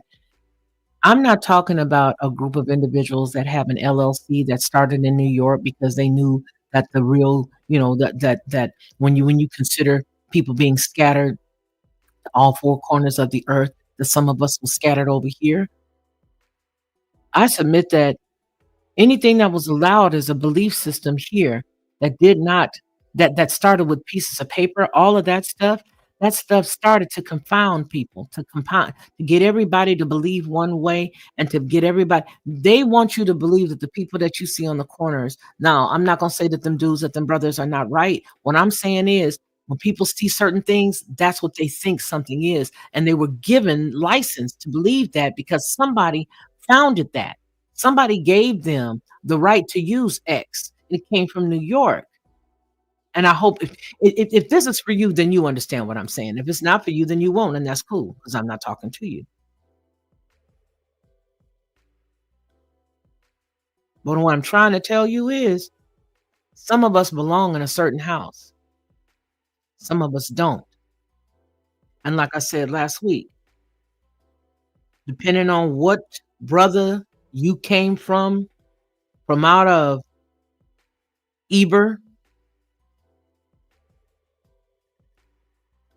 they can all be Hebrews, but they ain't all Israelites. They're not all Yasharal. Can all be Hebrews, but they can't all be Yasharal. And none of Christianity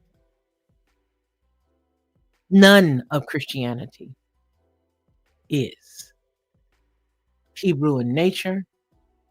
They're not Hebrew and they're not Yasharal. They're neither. If you are a Christian, I respect you. You believe in Jesus as your God. I don't. My God is not your God. You believe that Jesus is God, and that's cool, but I don't. And I base my belief system on study, on forcing myself to have education and study. When I told him, I just want to know who you are because something tells me that this isn't working, this isn't right. Once I began to say that, then I began to see, okay. Once I began to study, and once I began to ask for the truth, man, oh man, of Shevitz, I tell you, it just was dropped. And pardon the pun, I meant the pun intended. Okay? Man, oh man, of Shevitz.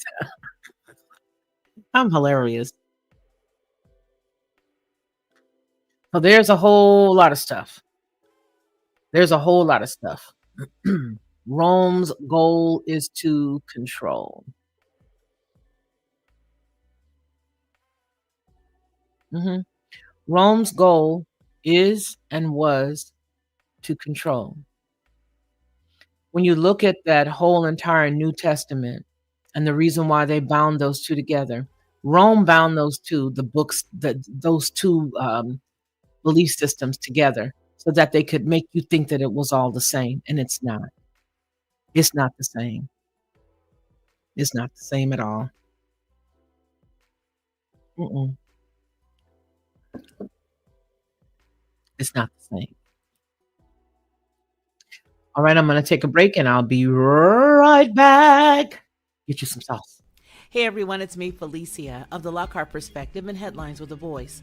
I want to tell you a little secret. This is what I used to do because I don't do it anymore. I would go to the store, buy the barbecue sauce, pour it inside of a bowl, put a whole bunch of different spices, a dash of brown sugar, a dash of maple, and a dash of mustard, stir it all around, and everybody would be like, oh my gosh, this is the best, this is the best. But I was exhausted after all of that, and a lot of times I couldn't remember how many dashes of what I put in it. But I don't have to do that anymore because now I just go to Judge Joe Brown's website and I order his 3-pack of bottled barbecue sauce. It is by far the best, and I do mean the best barbecue sauce I've ever eaten. And when you go to his website and you order his 3-pack, you'll see exactly what I mean. Head on over to jjbbbbq.com and order Judge Joe Brown's barbecue sauce. You'll be glad you did, and you're going to tell me about it. I know you will. Yep. I hope that you have gotten yourself some of that delicious sauce. I know that I got to re-up. I got to get me some more of it. Probably going to order some today. It is absolutely delicious. You can also go to Amazon and get his deliciousness there. If you'd like, you can get it there. I want us also to take a little bit of a look at some of the stuff that Paul used in his conversations so that we get a clear understanding of what was going on in that quote unquote whole gospel situation and the New Testament situation. You know, you guys, you always hear me talk about the Flavians, Rome's big turn, the Flavian moment. That's going to be around AD 69 through 96, right? So after the chaos of Rome's year of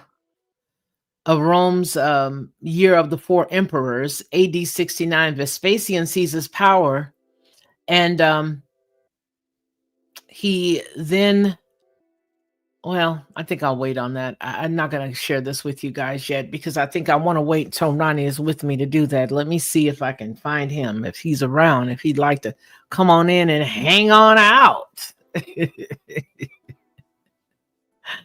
Okay, let me see if he'd like to hang on out. All right. Okay, I want to see that. Yeah, I want to find him and see if he wants to come and hang out. So let me just start by giving you guys some of the baseline. Who's who in scripture? So the Hebrew Bible, what they consider the Old Testament, is an Israelite history and covenant. It's not a Christian book. Christianity as a religious system has a historical start date after Jesus, primarily as it spread through the Roman world. All right. That's period, point blank, what it is. And when the New Testament talks about the early conflicts, remember, Paul and Jerusalem leaders did not always agree. Read Acts 15 at the Jerusalem Council. And then in Galatians 2, Paul's clash with Peter for the tension. There was lots of tension going on there, whole lot.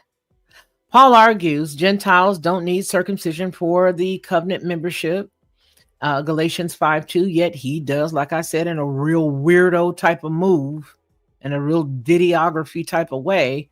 He circumcises Timothy privately, but again, we know that that's because he wants to go on ahead and do just what he told everybody that he didn't want you all to do, was to brag on the flesh. Well, then he was bragging on the flesh, wasn't he? Do you see that? You know how he says, well, they want you to do this so that they can brag on your flesh, so that they can brag on you, this and that. But yet and still, he went and privately did that to Timothy in Acts 16:3.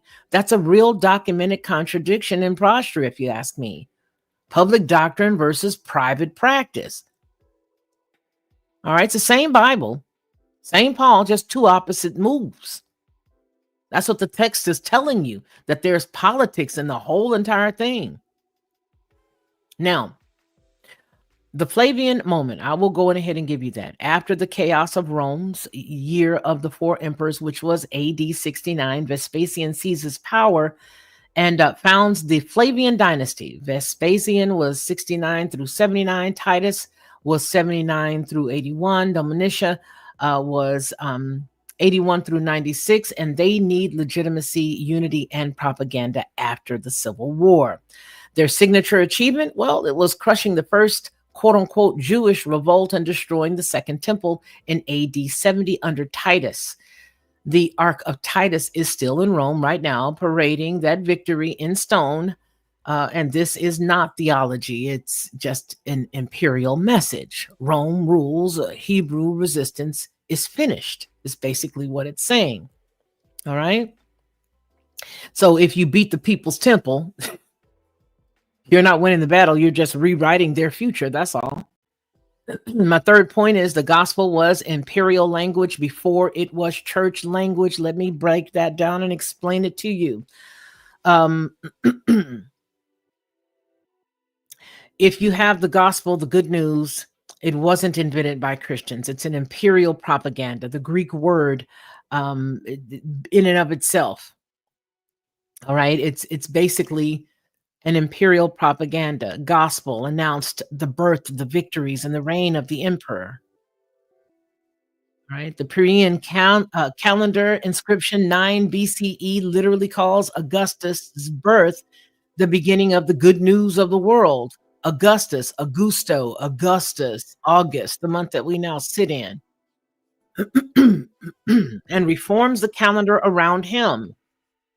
That language culture Mark's gospel opens into, which is really what I want to, which is really what I want to talk about. It's really what I want to talk about because Mark, I think I may save this for maybe tomorrow, as I do want to tease you with it though, because I want you to understand that there's a whole lot of differences in the stuff that is laced throughout the New Testament, the quote unquote New Testament. Is a whole lot of stuff. First off, Mark's gospel was the one that they pulled all the others out of, even though he never walked with quote unquote Jesus. Did you know that? All of the other ones came from that. That's the reason why all of them sound a little more alike, even though he never walked with them and it was according to him. Okay.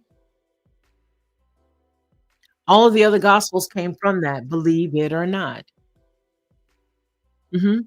Josephus even wrote reports, good news. Mhm. The Eulangelia language applied to Vespasian's rise. So when you hear gospel, know that the term already lived in the world of the emperor's victories and battles won, which is why you always hear people say the word gospels means a battle. The church did not coin it, they just reframed it and reused it. All right. Before it was churchy, gospel was Roman PR. That's really what it was. All right. Wasn't a new microphone, it was just a message that was on it that changed. Flavian web around early Christianity. Let's get it. Traditions tie parts of Rome's elite to early Christian circles. Flavia Domitilla, a Flavian noblewoman related to Vespasian's line, has catacombs and martyrology stories that are linked to Nereus Achilles.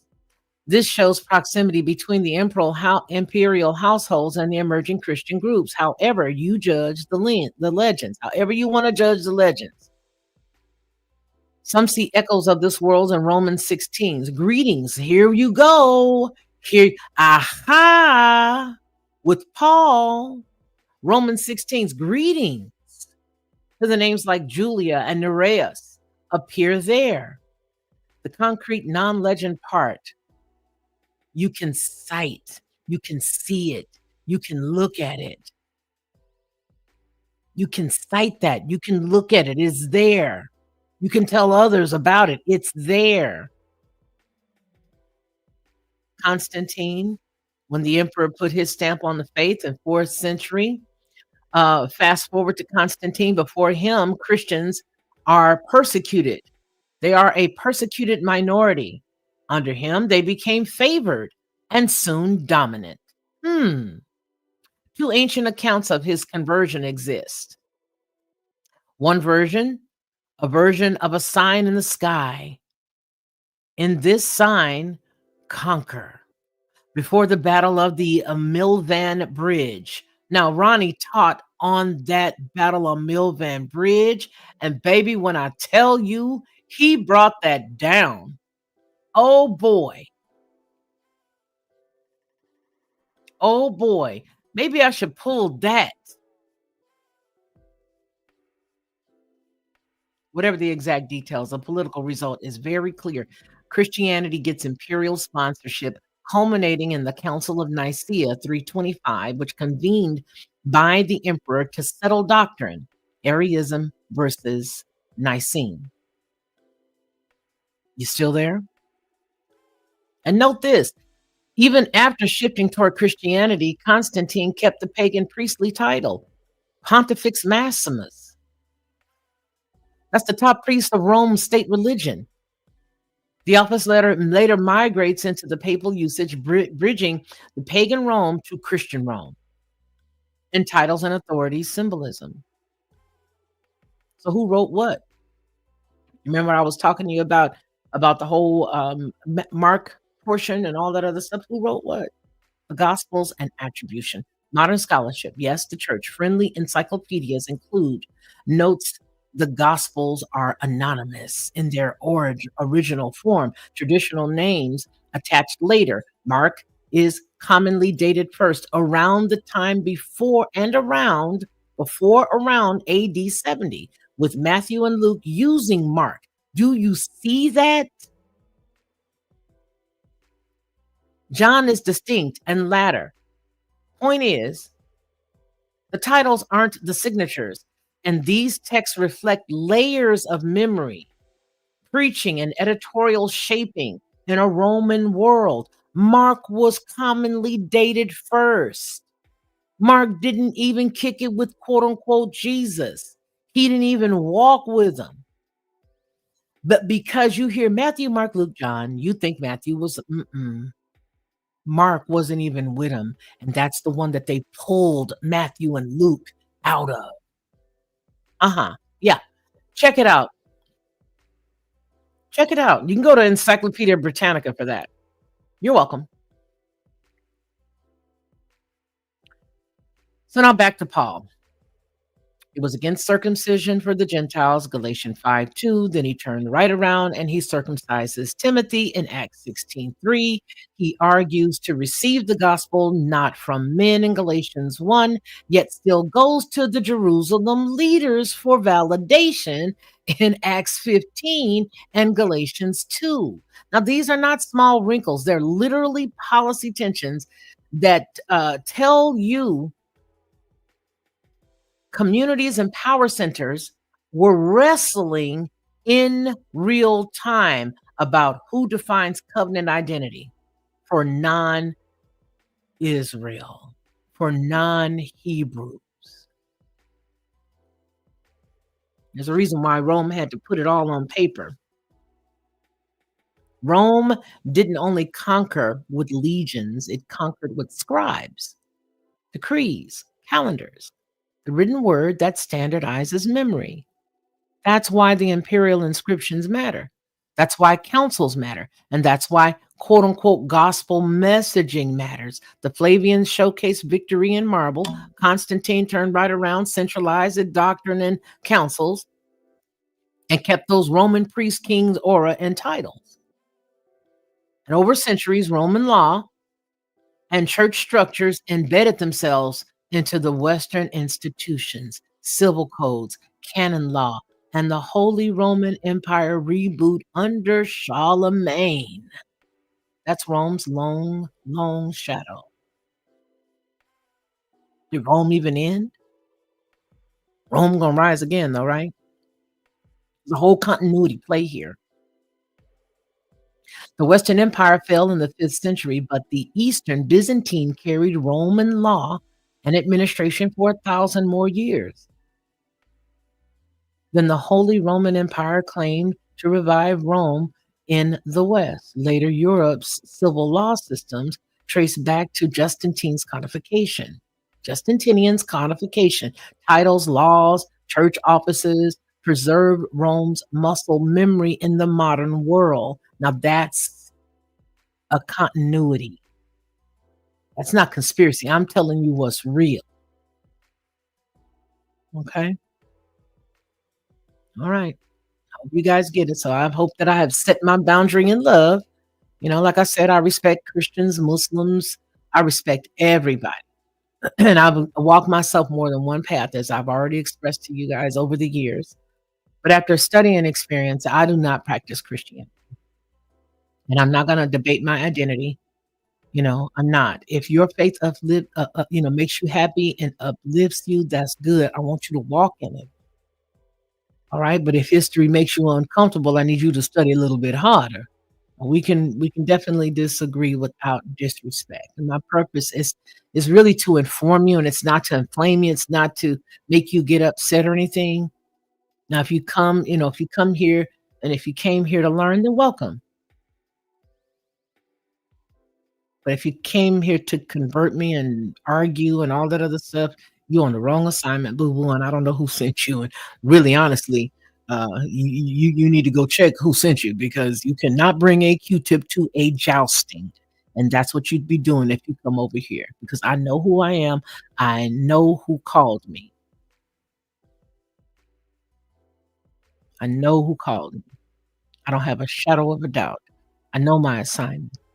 I do know my assignment, and I'm cool with it. I'm cool with it. Okay. And here's 100% the truth, Betty R. No one agrees 100%. That's right. I am going to continue to learn and continue to grow, because I open myself up to continue to grow and to continue to learn, because I believe that's a necessity. How can you be, how can you do anything if you're not willing to be able to learn, to follow the signs and history, you have to have those together. You have to. You have to. A lot of people say the term scribes and Pharisees, run those two names together, and yet a lot of folks haven't even studied who they are. They couldn't tell you who the scribes really were. Some people can't even tell you who the Pharisees really were. All they can tell you is, "Oh yeah, this year, that. You'll be a Pharisee. You're gonna be a this." No, well, tell me what it is.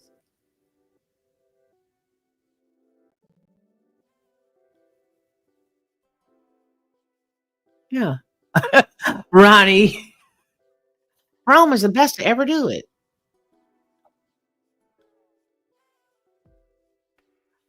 Rome is the best to ever do it. Are you coming up here? Second half, you want to come on up? You want to come on up? Move on up. You don't have to have the link, do you? You can just come in, can't you? You don't have to have the link, because you have administrative rights, so you should be able to just come on in. But I'll send it to you anyway. I'm gonna send it to you anyway. I'm gonna send it to you anyway. All right, here you go. There you go.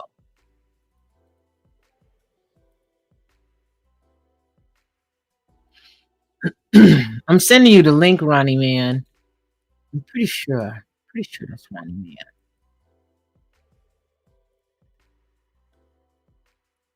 All right, I just sent it to you. Just sent it to you. Again today, you guys, we just chilling. We just, hey, just let's just talk about it. That's it. Let's just talk about it.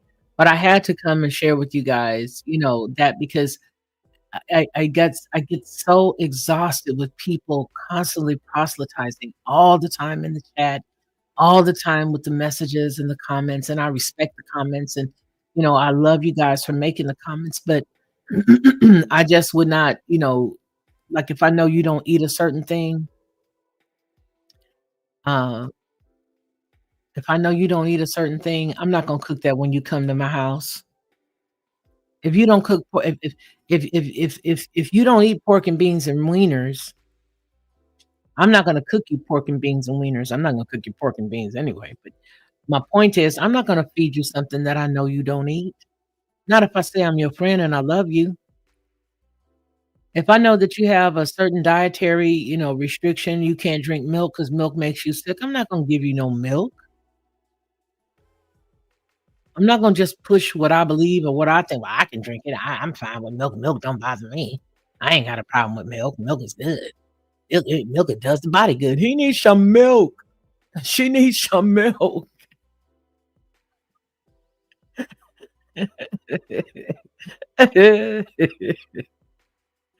I'm not gonna push something on you that I know you don't get down with. I'm just not, because that's not cool. All I'm saying is when you guys come in the comments, please stop with the whole, like somebody, it was so, oh God, oh man, God bless them. They didn't mean no harm. Blessings to them. They didn't mean any harm. Again, they were just like I was with my little friend. They were trying to save me. They were trying to get me saved. The same way I was trying to get my little friend girl saved when we was little kids. I was trying to get her saved.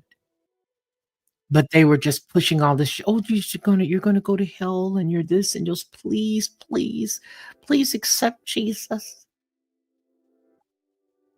Based on what I just explained, do you understand? Baby, people, they don't know what they believe in, and it's because of the fact that Rome has really done a job.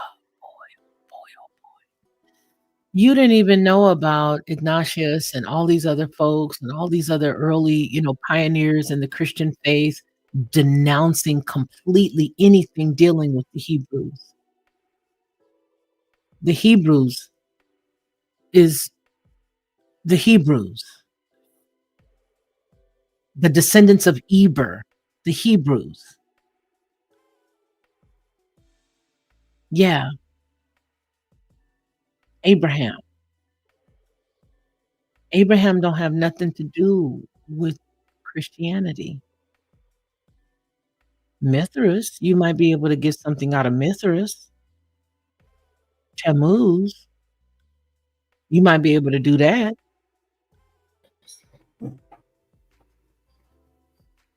Hmm. But you can't get the same out. What's going on, man? Where's your thingy? You don't have your thingy? Let's see. No, you didn't send me one. I didn't say. You didn't send me one. I'm over here struggling. But it's I didn't okay. send you a picture. You want me to I'm send you a the picture? You can I'm the upload it. blank circle in the middle. I'm the blank circle that the voice is coming out of in the middle. Hey, how you doing, Miss Lockhart? Doing good, brother. How you doing? I'm well. I'm well. Miss Yeah, that picture that you Lockhart. sent me, you didn't send it to me. You just showed it to me. It I didn't just send because it. I liked it. There, we're gonna go. We'll just be in podcast form, so that way nobody has to just see you as the circle. Okay. Yeah, I hear what you're putting down. Oh my goodness. Well, I'm glad you're here. I'm really glad you're here. We can hang out as long as you want. Yeah, I didn't What mean you got? to. What you cooking? I didn't What you mean to cooking? interrupt your flow. You were in the middle No, of saying something, and it my was flow. I forgot quite my informative. flow. I forgot it. I'm just happy that you're here. Just go ahead on. All You right. could remind me, of what I was trying to say, and then I'll remember it. Well, I heard you were talking about Paul. I do. Oh, I heard some things that you said. I would like, since I'm putting, myself out there. I would like to say some things that to clarify a couple things. go When ahead. you read the New Testament, it does seem that Paul was actually extremely adherent to the quote unquote Jewish law. It's just he didn't want the Gentiles to do it, and he didn't think that the Gentiles were supposed to be doing the law. But him himself was very adamant on making sure that he went to the feasts on time, and that he was there for he constantly stayed at the synagogues. He was preaching a different message than the normal everyday message of the day, but he was still nonetheless at the synagogue. So yeah, I just wanted to put that out there, that when you read it, it does seem like he was actually extremely observant in and of itself for himself, but he did not want to project that onto the Gentiles for whatever reasons. I was about to ask, what do you think that was about? Well, we can dive into that, but ultimately he tells you. Now you can speculate as to, did he tell you all the ins and outs? But basically, I mean, he told you. He said, "Hey, I've had a profound revelation that I have gotten from no man whatsoever, and this is my personal revelation, basically." Hold on a second. Of course, hold you were on, speaking on his vision of Jesus Christ. I want you to hold on, because I want to do a station ID so we can divide this into two videos. Okay, hold on just a second. Black Art Perspective.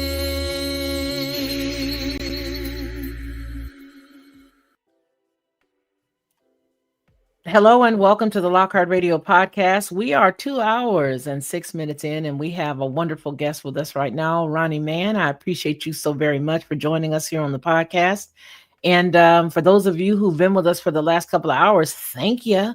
We're going to pick up right here, and Ronnie's got some great information, and we always love it when you come by and hang out with us. So go ahead on.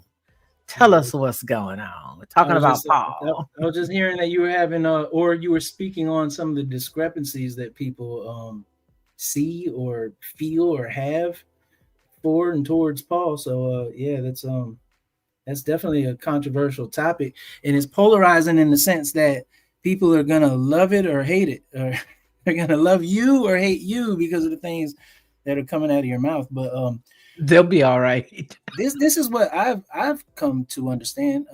I've read the Bible for myself. When I say that, I mean in contrast to going to a organized setting and having somebody preach a specific sermon to you based on verses or passages out of the Bible. But what those sermons are, a lot of times, are sermons that are based on the context that is in the Bible, but it's not actually teaching you what the Bible is stating or implying, or the information that it's giving in its own relevant context. So there's a huge issue in that. There's a huge issue in that. And when you read the New Testament for yourself, without the excess noise of anything, naysayers, people that are yes man in your corner. I mean, just if you take all the biases, preconceived notions out of the way and just read the text for yourself, you'll definitely see a different picture than what we've been prescribed to in pill form to be shoved down our throat in the guise of the true and right religion. Paul, he sits here and okay, let's go all the way back. And this is going to change your whole entire way of thinking. Historically, Paul's letters are the very first letters that we have. Absolutely. We went over that. Are the very first witness account to a Jesus Christ being alive. And that's that's mind altering in the sense that when we read the scriptures, when we read the text in its canonized form, we're reading Matthew, Mark, Luke, John, Acts, so on and so forth. There's the order, the prescribed order that we read it in, and we think that that's chronological order. And it might be chronological order in the storyline of the narrative that it's giving you, but chronologically it's out of order as far as which letters and works, books were written. Like I said, Paul's letters were the very first letters historically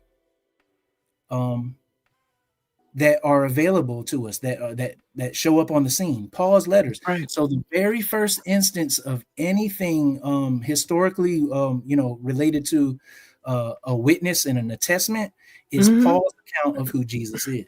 That's right. So That's let me absolutely say right. it in a different way.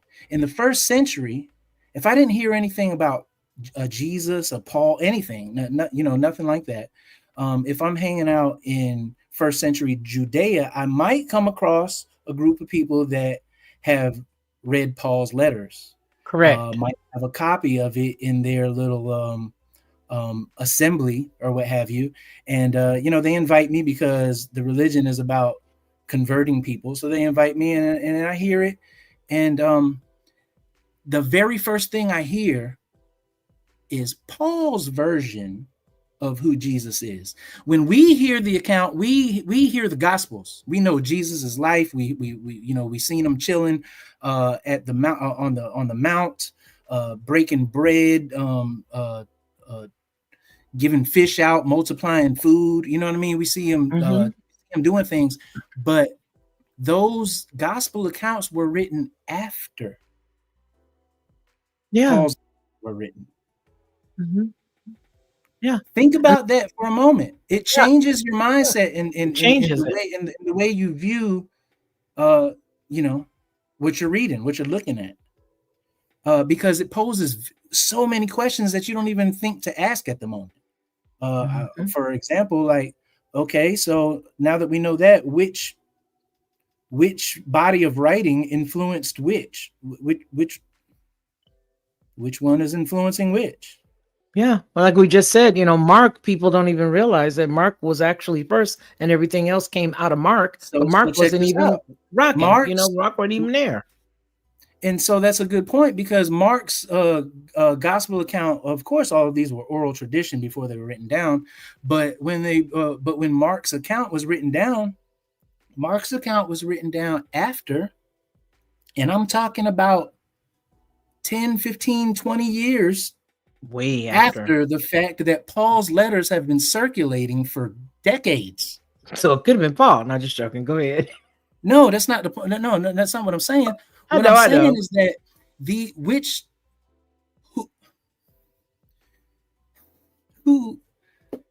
who's to say which storyline is influencing which storyline? Why do I say this? And I'm saying this because in our Christian mindset, we think that Jesus and Paul's message is one and the same and is in unison.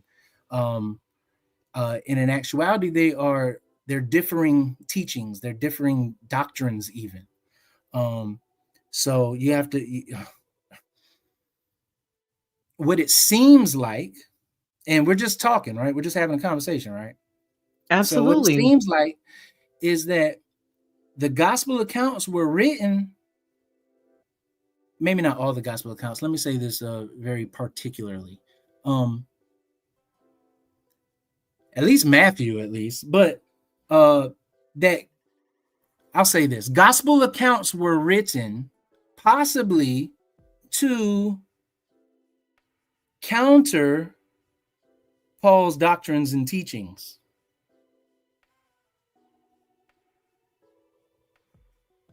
Do you understand that? Yeah, I'm just waiting for you to lay the foundation. Come on. Because it's an interesting concept. The gospel accounts, okay, in the first century, so many forms of Christianity were prevalent. I heard you saying Arianism. I heard you saying Marcionism. I heard you saying Paulinism, Paul's doctrines. You got the Petrine doctrines, Peter's version. You have, then you got the whole church. I mean, you have different variations of what is the quote unquote orthodoxy approach to serving, whatever you're Christianity, to engaging in Christianity. That whole thing was morphed. Was it took like 2, 3, 4 centuries for it to morph into what it became, Come and we're on. not even going to talk about the 1,500 years later, today, of what it has become since then. But Oh, these are we should talk right. about that. Well, I mean, but Mark these gospels were written to basically clear the air on false doctrine. So if you go back and look at and reread these things from that perspective, that Paul's letters were written and circulated for decades before any of these other books were written, then you begin to understand that maybe you begin to understand that there were many different versions of Christianity that was out there.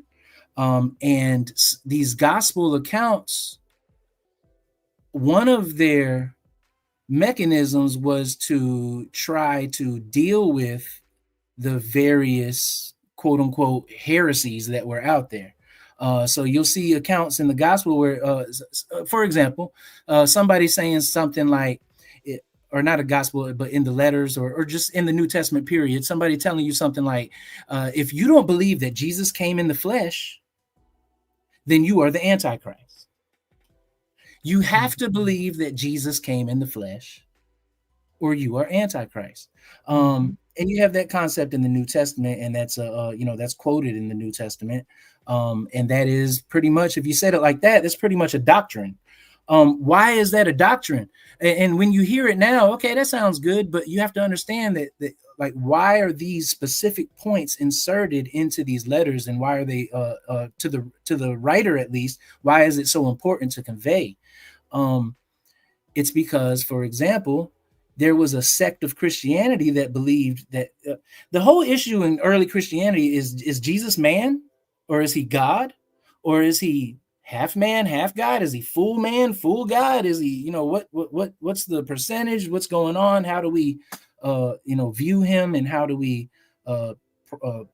prostrate ourselves in front before him?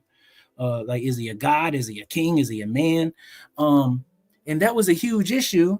There was a sect that believed that Jesus was actually all God, and he didn't come in the flesh. He came in spirit, but he used his, I don't know, magic or something to have you think that he was actually a human. So when you saw him, you saw flesh, you can touch him, but it was all an illusion, and he was actually all God.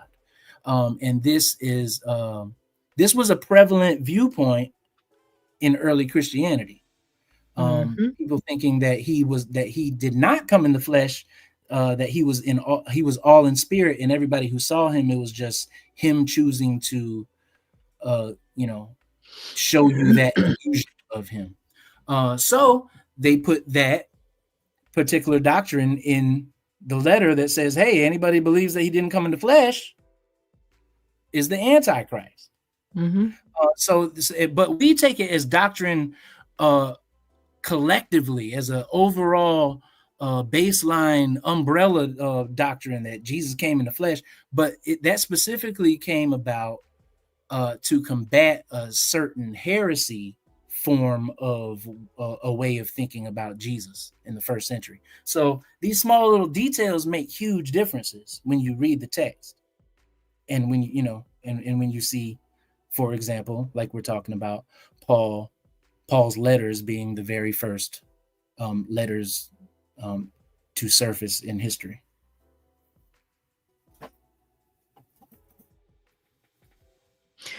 Yeah, it's so amazing, because you're talking about, I was studying earlier, and I was looking up, it's like, okay, now I know that, there was that whole thing where, people would say, oh, well, magi, the whole Jesus thing was part of the magi part.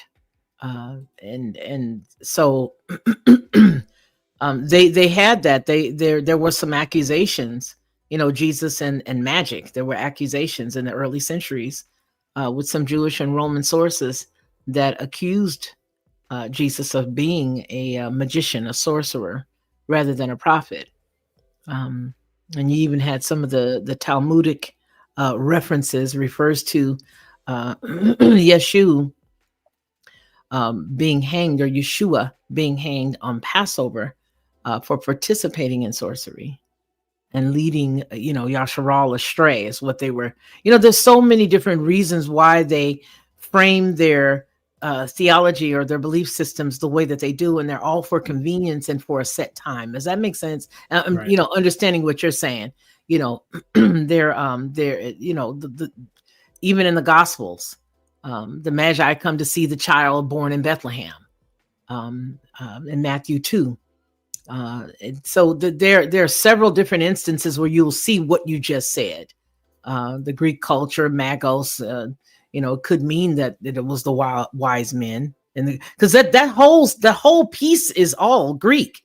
And I don't ever want for a moment for people to forget that whole piece is Roman. That everything that you see in there, and they of course will use Old Testament, which is to me a part of the magic there, because that's how they convince those people to believe that they're on the same road. But in essence, if you really listen to and read the early church, the early Christendom, they distinctly speak against blending those two.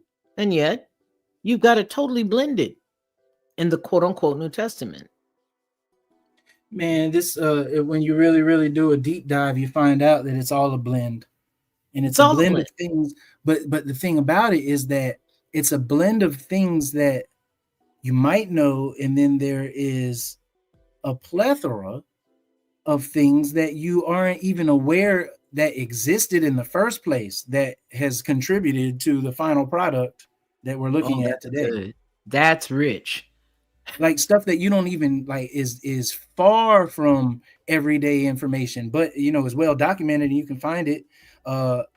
The information's out there and you're like, oh my goodness. And these small little details add so much more. I mean, for example, the Magi, so the Magi, right?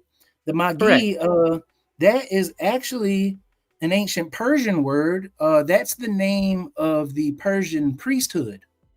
Absolutely.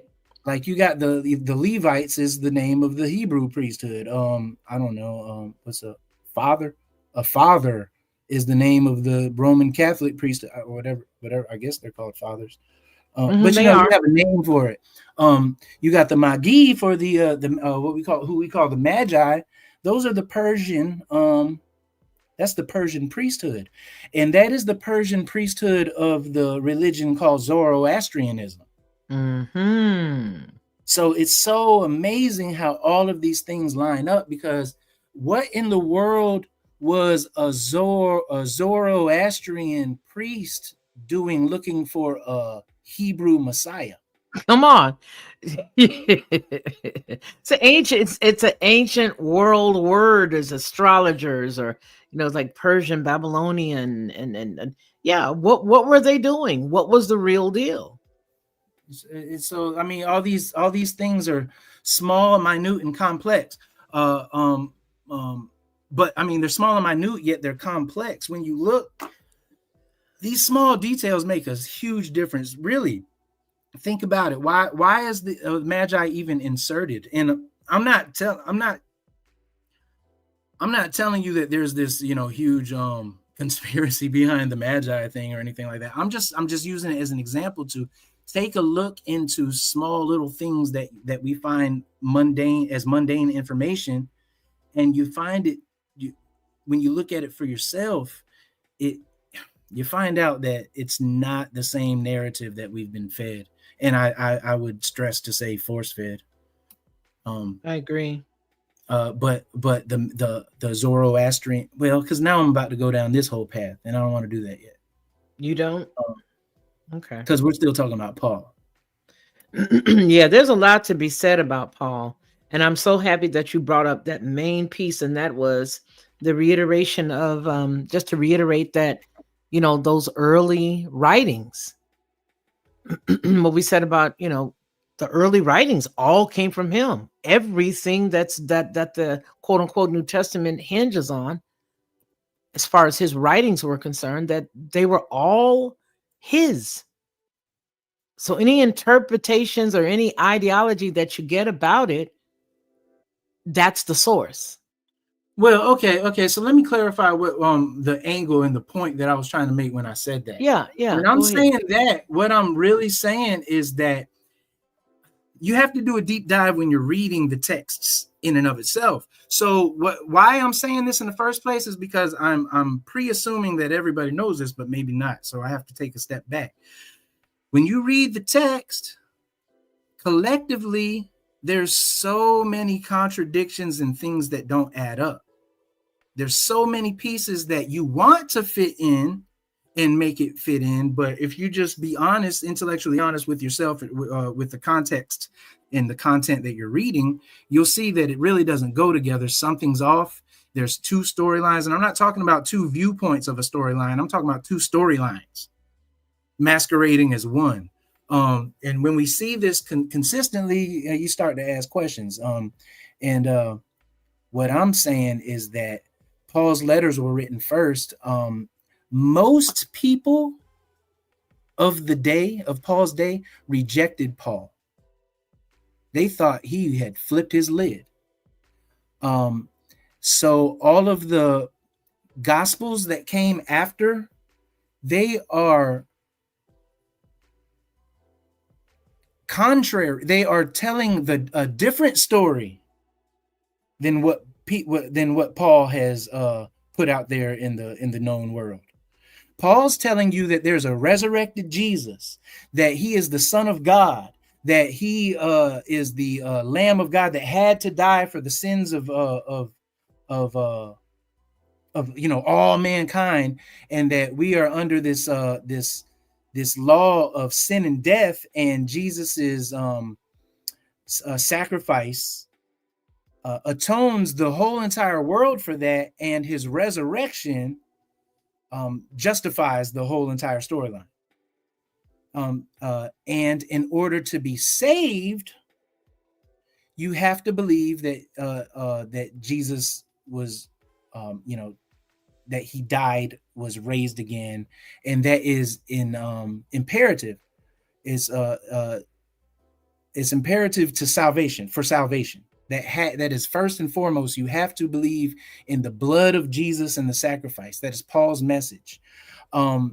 The Gospels, in turn, are written, and all of a sudden, you're not hearing that in the Gospels. What you're hearing is this man named Jesus telling you that you need to repent and turn back to your first love and go.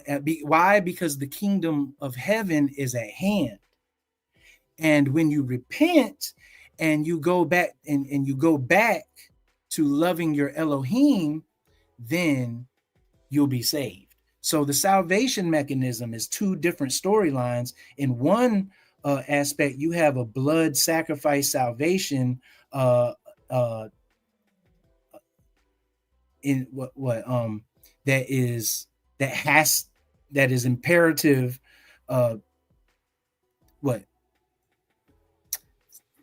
Resurrection is imperative in that whole entire story. The whole entire resurrection thing is the new information on the block, or what have you. Then the Gospels come along and they counter that. In the book of Mark, which you said was the first written book, there's not even a resurrection story in the account whatsoever. He's at the tomb, and then that's it. And then later on, Mark, there's an addendum at the end of Mark, centuries later, that is put in there, and then it adds a quick little version of the after effects of his death, or what have you. But it's quite interesting. So that's what I mean when I say that Paul's letters were written first, but it seems like the gospel accounts are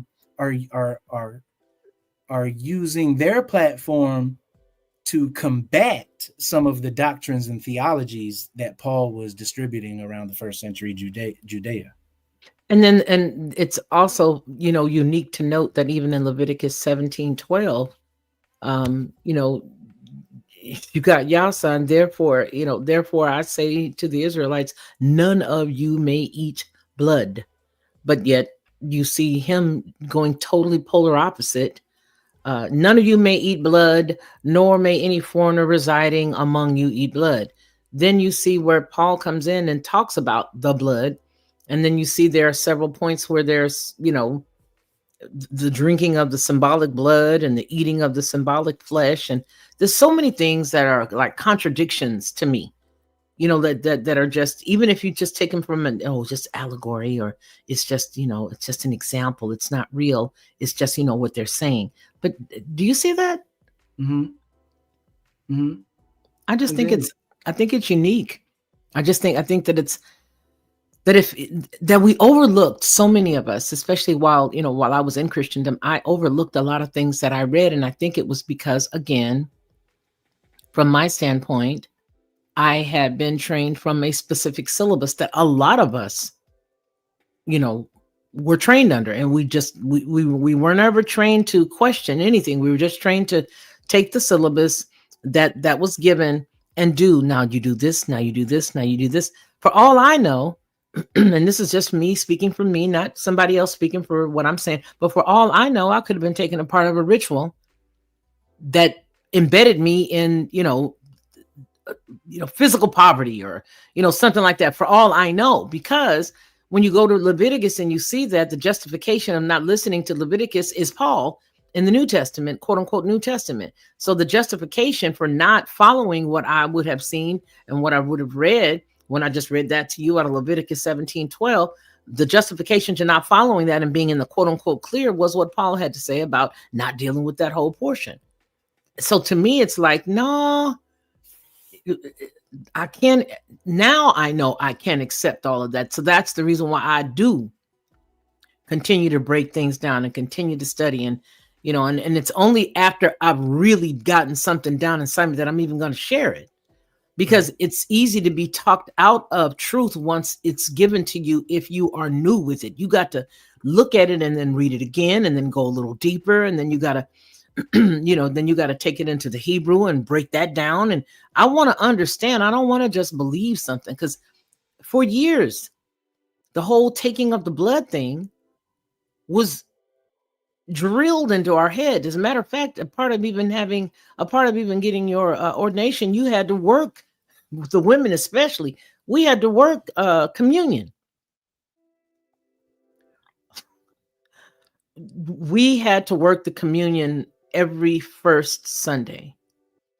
We had to do communion. We had to be the people who were cleaning the elements, washing our hands, washing our items. Everything had to be a certain way. If you were at a certain time of your cycle as a woman, you could not work with those elements. You had to abstain that month. It was several different ritualistic things. But if you go to Leviticus 17:12, something as small and minute as that, even the symbology of it was not necessarily something that we were supposed to be doing if we're following the Torah, if we're following the God of Yasharal, of Israel. I mean, let's not even do we're that. Not. But I'm just saying, but we weren't. Yeah. Go ahead. No. I mean, like at this moment, for sake of conversation, let's not even go there yet. Let's not. Are we serving this God? Are we serving that God? Let's not even do all that yet. Like, as a Christian, okay. I believe in the Bible. Okay. Well, and if I don't believe in the Bible, I believe that the Bible is the inherent word of God as a Christian, right? Right. I mean, that's what I was taught. As a Christian, this Bible is God breathed. Things like that.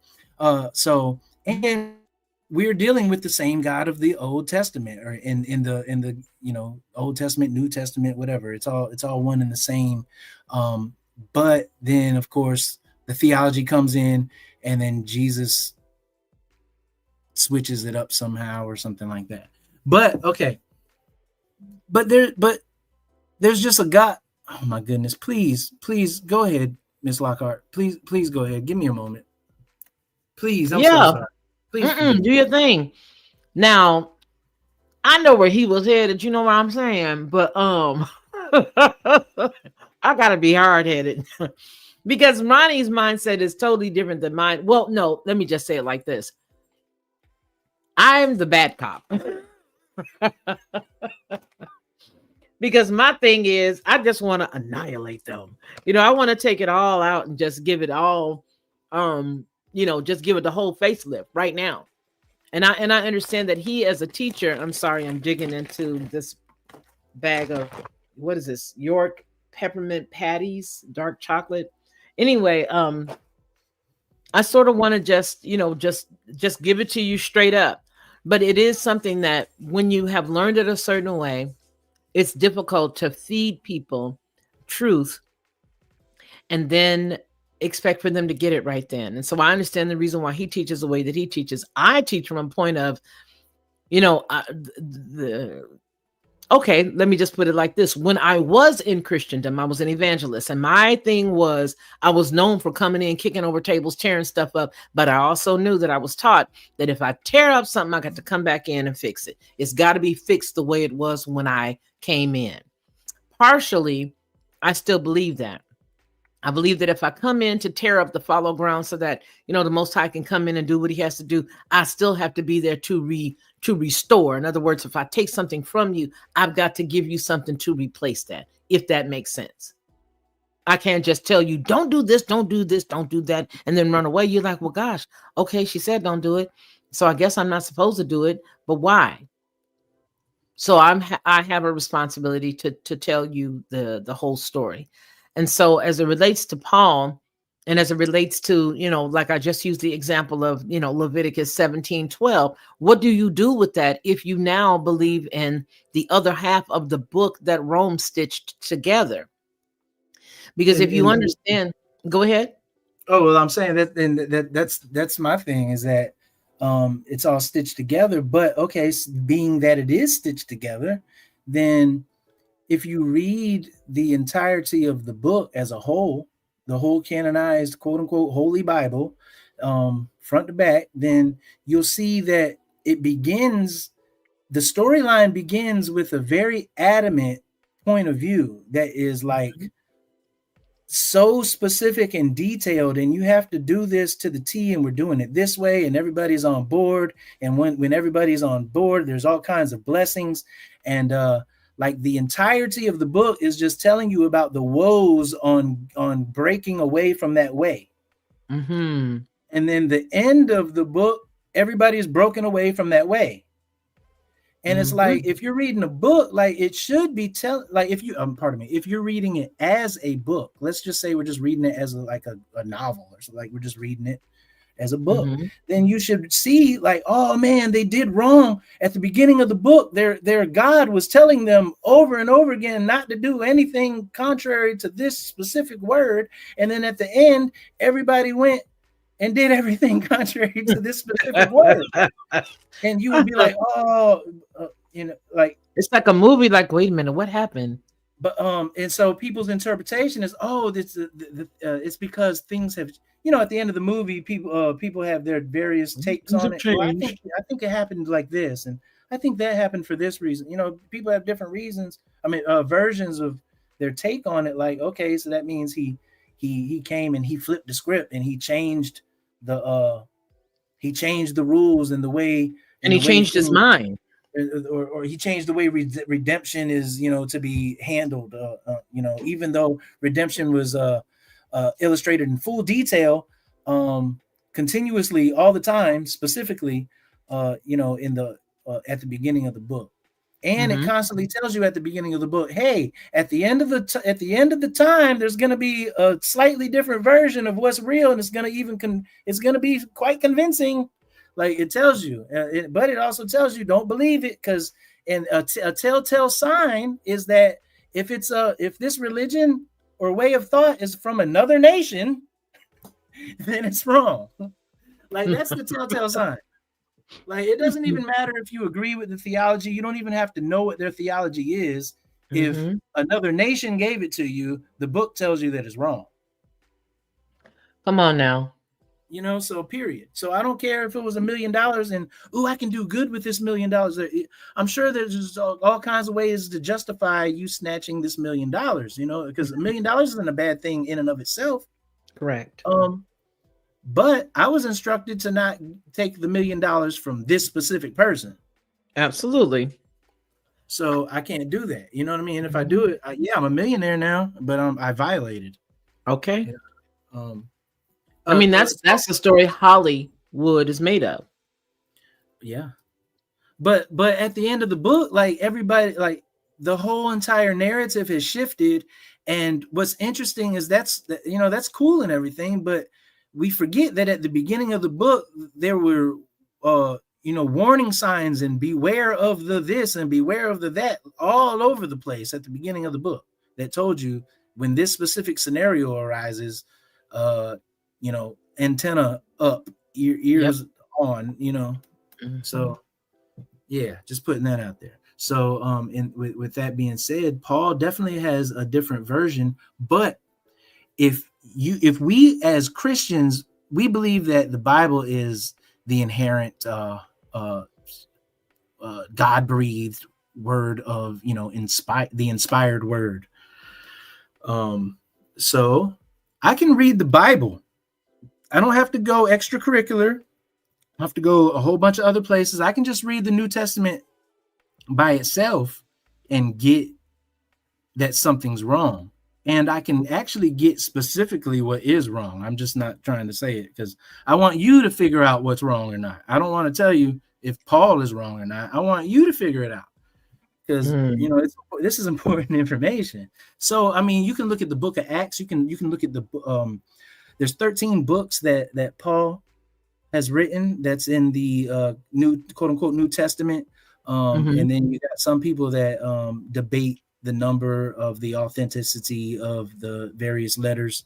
But you definitely have a solid 7 of them that are collectively considered to be actual authentic Paul versus some type of pseudonym, pseudographical work. Mhm. Um, but Paul, when when he's writing, he's saying all these things that are that contradicts thousands of years of his own theology, of his own worldview. Uh, and where does it all come from? He says that it comes directly from his own revelation that he had. What's interesting is the very New Testament that says that also says that you're not supposed to listen to uh, personal interpretations. Mhm. But the thing is I want to say that was in First Peter. Maybe I'm wrong. I'm probably wrong. But wherever that the reason that was written is because that was in direct. They were directly confronting Paul with his version by saying things like that. Hey, you're not supposed to listen to your own personal interpretation. And so what's wild is we quote that as a Christian doctrine. Do not take it upon your own personal interpretation. We're not doing that. Mhm. We Mhm. quote that, but then we also quote piles and piles of Paul's personalized interpretation. So Mhm. it's so weird. It's just and it's really cognitive dissonance if you really think about it. It's like, what are we doing? But we were taught this, like we were born into this, and this is absolutely right. And so we don't think about it, but really there's some things going on, and that, yeah, yeah, that's one of them. That's one of them. Uh, I mean, He said that's one of them.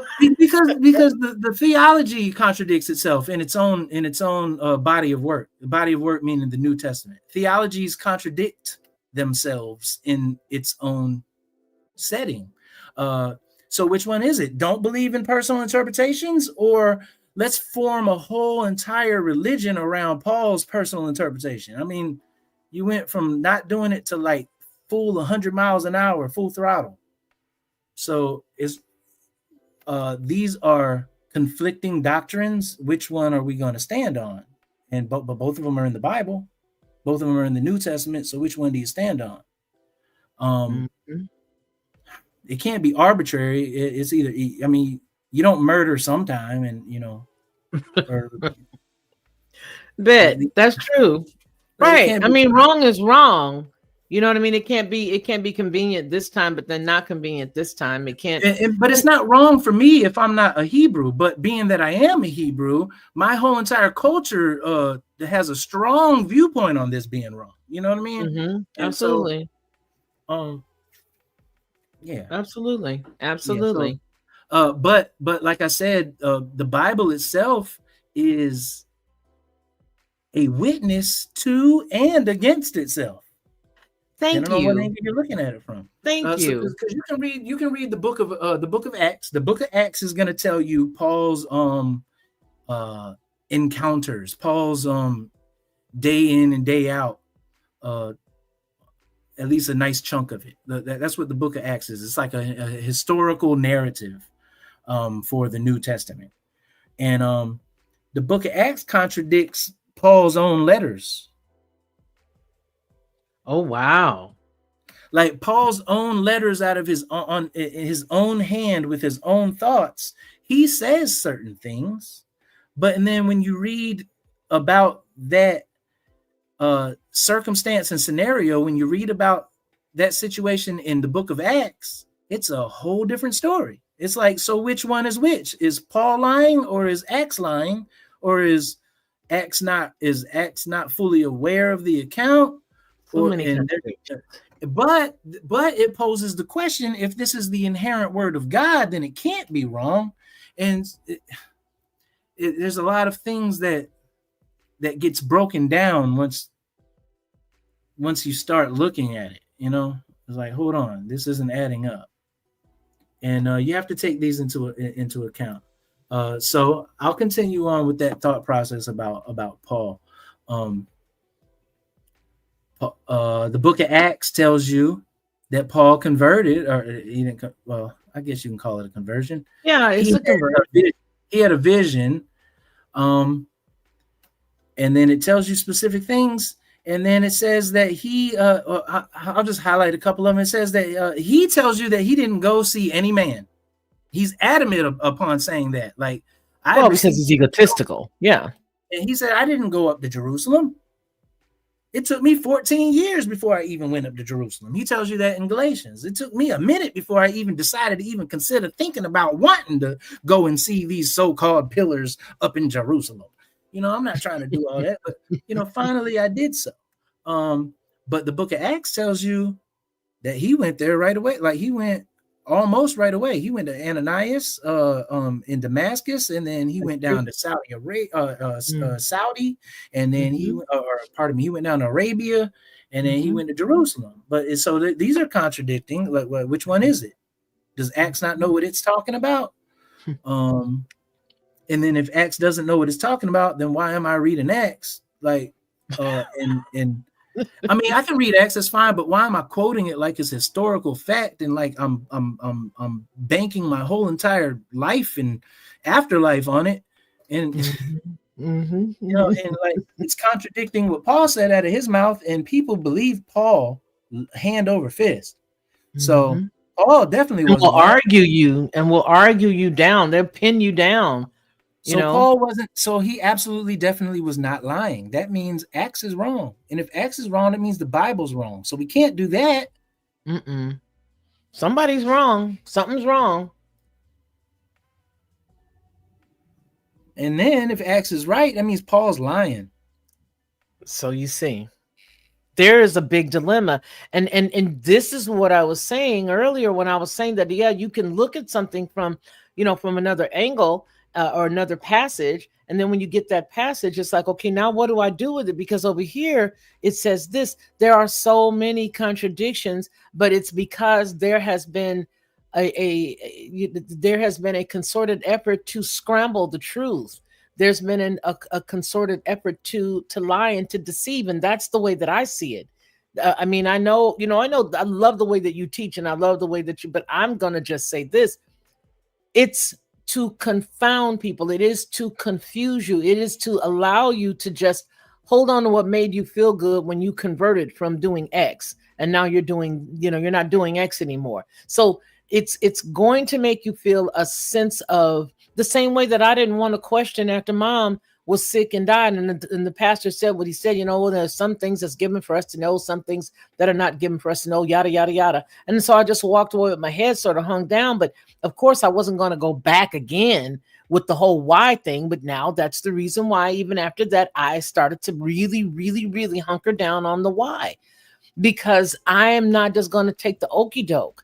But when I look in the same book that the Romans have stitched together, and I submit as a side note, I submit that Paul was never Hebrew and Greek. I submit that Paul was always Greek, and just let that sit there. And I'll tell you why I feel that way later. But I submit that that's part and parcel of the problem, is because you do see the reality of that being woven within truth, or woven in whatever if you are a Hebrew and you are looking at this book and you're thinking that the book in its entirety, the two that are stitched together, is one, then you are inevitably going to be confused, because there are two stories woven together. There is the book of Christianity, and then there is the Torah. There is the quote unquote Old Testament that has nothing to do with this new thing. When they tell us about the new covenant is not that Christian book. And again, there's nothing wrong with the Christian piece. What I would have rather have seen, which is impossible, right? I would have rather have seen them keep them separate and let this belief system be this belief system, and let that belief system be that belief system. But let me tell you the reason why I believe that it couldn't be, because of such a time as this requires that those who call themselves Christians accept the other piece of that book that's stitched together, so that what is continuing to happen right now would continue to happen. Now, when we look at locations and when we look at areas, we automatically know that the name Palestina had an origin.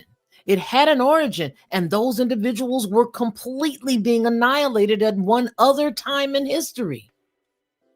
Oh, well, there's no doubt about it that Christianity is definitely has to be, I mean, arguably, if not the number one, definitely one of the top anti-Semitic organizations that has ever existed. I mean, no doubt about that.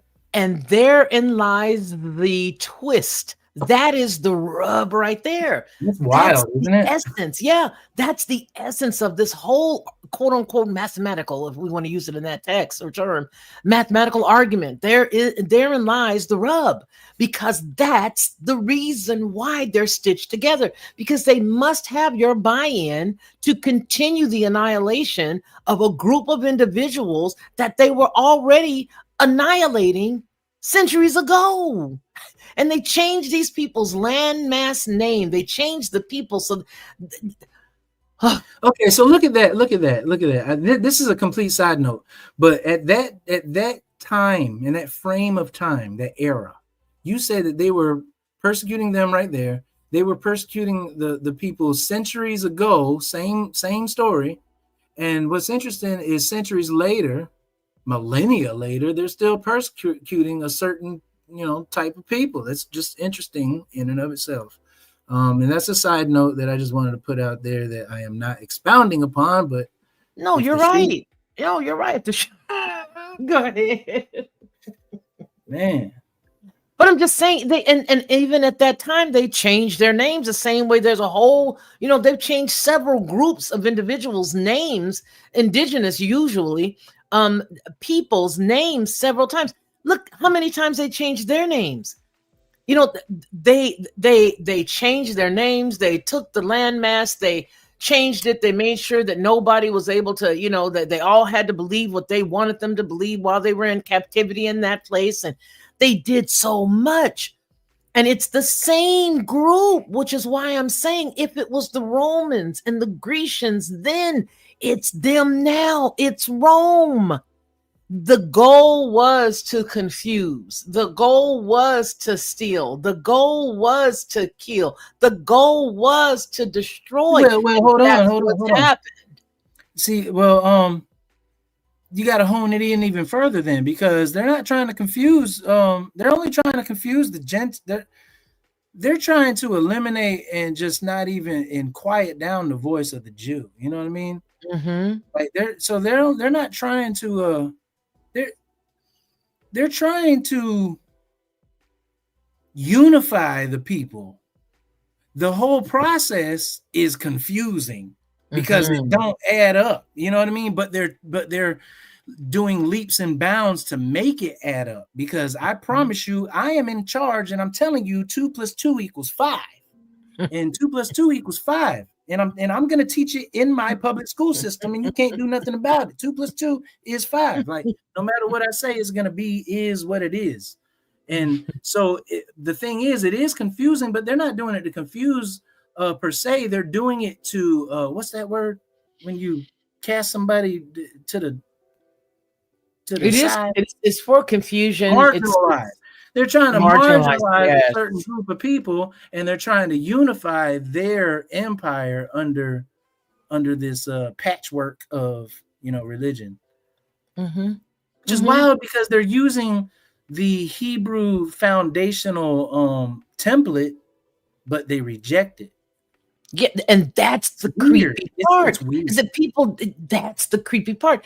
Is if you don't know some of the highlights and the points that have been brought out, just just in the last 20 minutes, you would honestly believe that it's the same thing. But therein lies that road that I've always talked about, because Rome needs control. I mean, look at it. By the 1st and the 4th centuries, Rome was already cracking under constant revolts. Right? They were already taking hits from from the Israelites in Yehuda in Judea. All right, if I'm even saying that correctly, but you know what I mean. They were already taking bumps and bruises. So what they had to do was to get themselves to have a unified empire religion. That was the goal, and the best tool to do that was to bring all of these varied and diverse people under one roof. Okay, convert all the tribes, take all the tribes and put them all together, throw them all together in a certain way, right? But they did not want to, and by they I mean all of Judea or Judaism, which I hate using that term, but all of Israel, they didn't want to deal with any of that at all, and so they had to continue to push until they were not able to resist Rome, albeit it happened at one point. Yeah, they at one point they were able to, but not collectively. Not collective. You got pockets right now that refuse.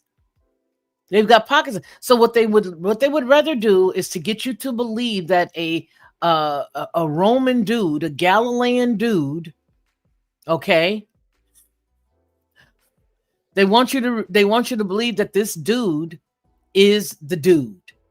And I don't mean Quincy Jones. They need you to just reframe Jesus altogether. Just give him a new name. Give him a look that makes you think that he's that other dude. Because I will continue to submit, and I will bring it up, and I will share with everybody my belief that I believe that they framed the quote unquote Jesus after Ezekiel. And I have very good points to that. I really do. I honestly do. You don't see Ezekiel's name changing 1,000 times to fit the narrative. I mean, he is, God strengthened Ezekiel, El, like Mikael, El. He's from he's not from the Chaldees, but I believe he's from the Chaldeans. He's exactly like Abraham was from the Chaldeans, from the Chaldees. Both of them are from the same place. I believe that. From the Chaldees. You see what I'm saying? I believe that. And so that for me is why I keep scratching my head. And now I'm like, no, I'm not going to scratch my head anymore. This makes sense. That does not make sense because it doesn't even fit. Well, I mean, this has been the 2,000-year-old, debate. I mean, this is the ongoing. This is it. Like, but man, here we are still. It's not like this is new and we just at all. It's not like we've diminished our faith and our faith is slack and lacking nowadays because we're so far removed from the original movement, or it's nothing like that. It's they were having the same issues, thought processes that we're having today. We're trying to mow it over, iron it out, see what's going on, and stuff ain't adding up, man. And It's not nothing. I promise you, like, we can lay it to rest in our honesty, but it's almost like people like to have the debate. But I think they do. the Bible to justify what they truly want to believe. No, the Bible lays to rest the whole idea of a Paul in the first place. Yep.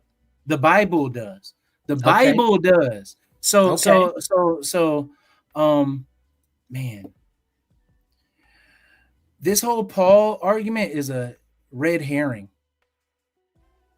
Like, we're just talking just to hear ourselves talk, because the Bible denounces Paul. The Bible theology, the Bible storyline denounces Paul. So I mean, like, and we don't have to go extracurricular, and we're not trying to find personal ways of interpretation, but like the book of Acts tells you exactly the story that it wants to tell you to construct the historical narrative of Christianity. And the book of Acts tells you contradictory accounts of what Paul tells you himself via his pen. So which one is it? It doesn't matter which one has the opposing, which opposing storyline is truth or not. The book of Acts tells you what it wants you to know in regards to it being the historical narrative, the self-proclaimed historical narrative of the New Testament. And it Come on, Doc. Come on, Doc. Paul's account. And come so on, Doc. You see Paul, he sees this image or this vision, and he freaks out, and he has a life-changing experience. His life is completely altered. He goes about a whole different path. And then that's what? Acts chapter 8 or something like that. Man, don't quote me. I want to say Acts chapter 8. And if not, it's Acts chapter 9. But nonetheless, okay, so look, I'm about to tell you the story in Acts, just paraphrasing, and I'm going to tell it to you in chronological order as far as Acts 8, Acts 9, Acts 10, Acts 11, so on and so forth. So look, Paul has this this experience, and then now all of a sudden he's not persecuting the Christian believers anymore, and now he's actually spitting doctrine and stuff. Oh, let me mute myself, because I'm about to crawl out of my skin. Well, okay, but definitely listen to this though, because it is. I'm listening. It's just ironic that this is quite intriguing, and I want you, as the listener, as the viewer, to go back. I'm talking about Acts 8, Acts 9, Acts 10, Acts 11, that area of Acts. Go back and read it, and when you read it, you'll see what I'm talking about. It's okay. So Paul ends up at Jerusalem because he has beef with some of the doctrines that people are coming and telling his disciples, y'all need to get circumcised. And he's like, y'all, we're not getting circumcised. Okay, so he ends up going to Jerusalem over the whole ordeal, because they're like, okay, if you say that people ain't supposed to get circumcised, so be it. Let's see what James has to say, and he'll give the final judgment, and then we'll go from there. So he was like, okay, so he ends up in Jerusalem. And this is in Acts 15. So if we go back a couple chapters, Peter, this all relates, this all goes together. But if we go back a couple chapters to Acts 10, Peter gets, he's chilling in Joppa. And he's chilling in Joppa at one of the tanner's house, one of the tent maker, one of the leather workers' house. He's been there. Cornelius, is that where we are? No. Yes. But Cornelius isn't the man that he's staying at his house. Cornelius is a Gentile, but nonetheless, okay. So Peter has this vision about a whole bunch of unclean animals that's coming out of heaven. Okay. And Yeah. he's like, and then he hears a voice that says, hey, kill and eat this food. Yeah. Or not this food, but kill and eat, I've you got it know, on the these screen. animals. Uh, Mm-hmm. oh, okay. Okay, that's cool. Mm-hmm. Great. All right. So yeah, he's telling him to kill and eat the animals. The voice is telling him in this vision that he's seeing a whole bunch of unclean animals. He's like, man, I can't kill and eat these. I've never eaten anything unclean in my life. I've never put anything to my lips that is unclean. And he told him 3 times to do it. And then that's that. So people go on the pulpit and then they tell you, see, Jesus cleaned, made unclean foods clean, and now foods are clean. Because the voice says, hey, don't let no man call impure what I have made clean. That's verse 14, Acts 10. Yeah. Okay, right, exactly. So do not call anything impure that I have made clean. So he's like, okay, so he's like, wow. I just had a vision about unclean animals. I don't eat unclean animals. And he's saying, don't call anything impure that I've made clean. Correct.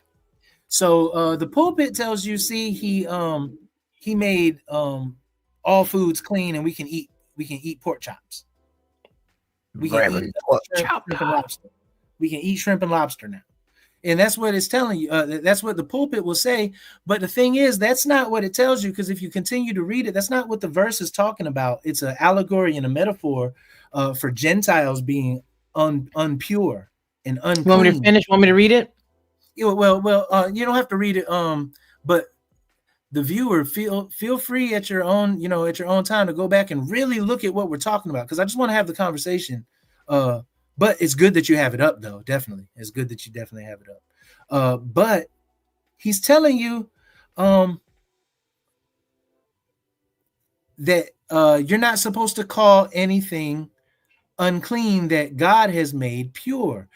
So when you continue reading it, Peter explains the vision and he interprets the vision. So you don't have to find this secret interpretation. Like, he literally tells you what the vision actually meant, and it didn't mean anything about animals.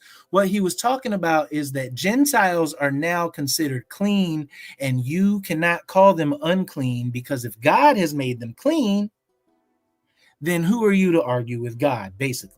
And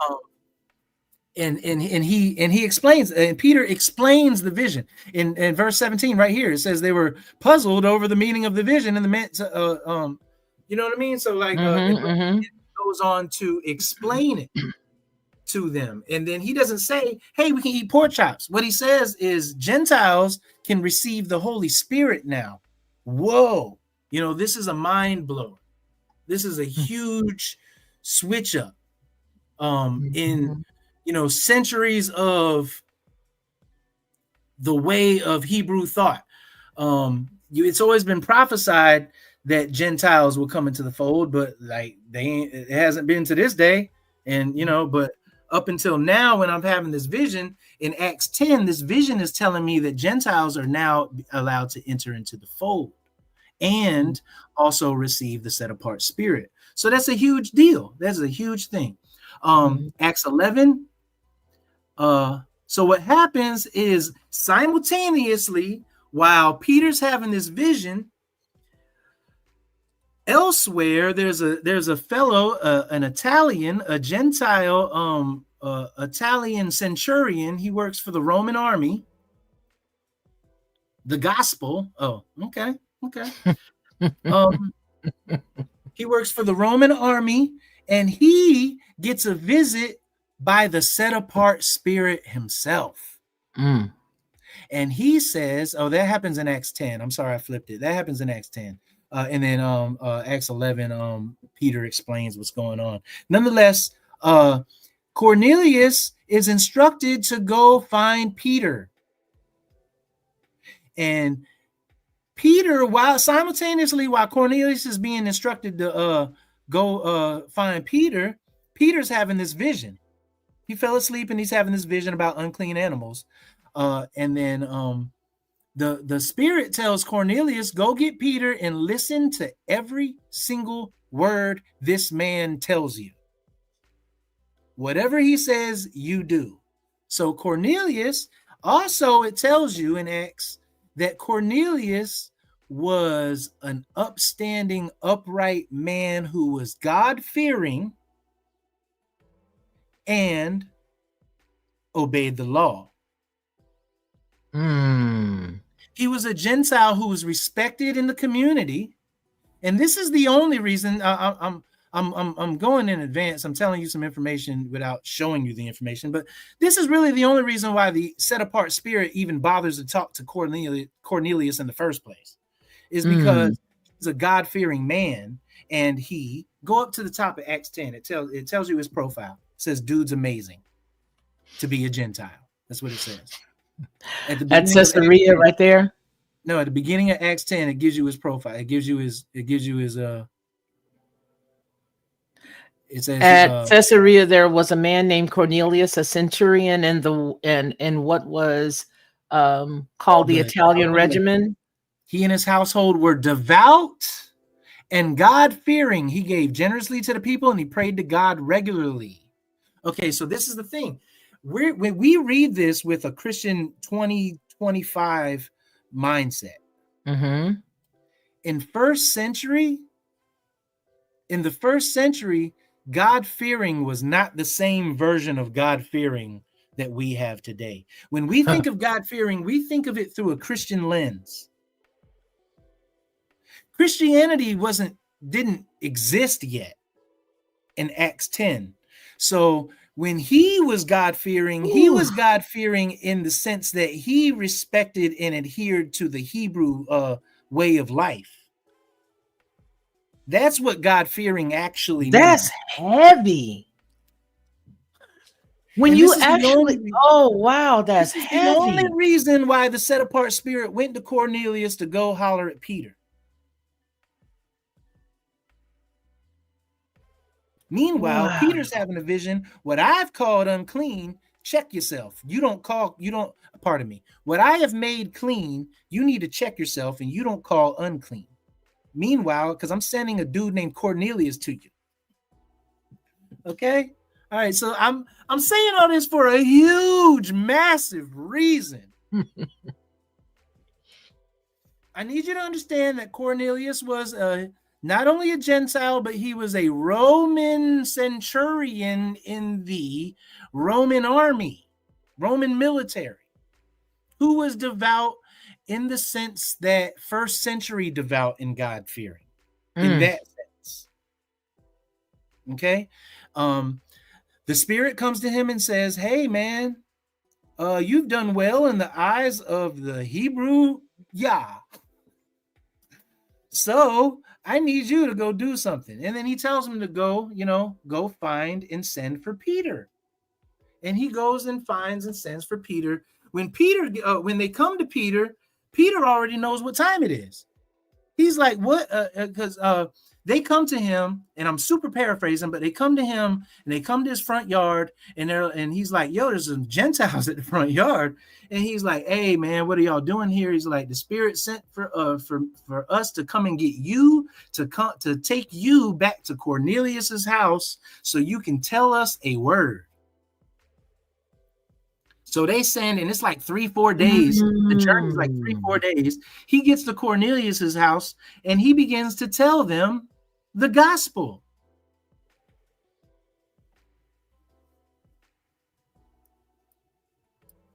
And let's go to Acts 11 so we can.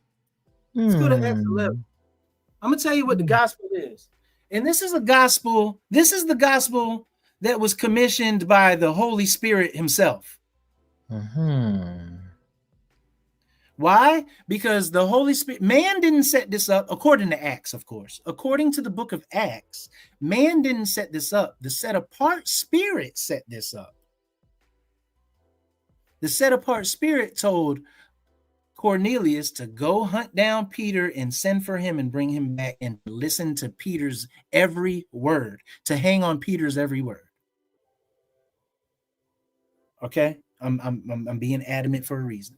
All right, cool. So all right, so nonetheless, in Acts 11, it tells you what Peter tells him. And he's just breaking down what we just read in Acts 10. So go down to the bottom of Acts 11.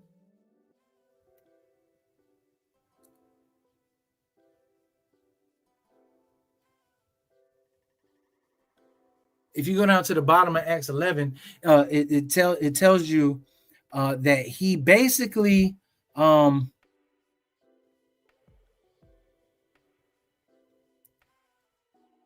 told Cornelius what to do, and whatever he told him to do was enough for salvation. I'm trying to find it because I'm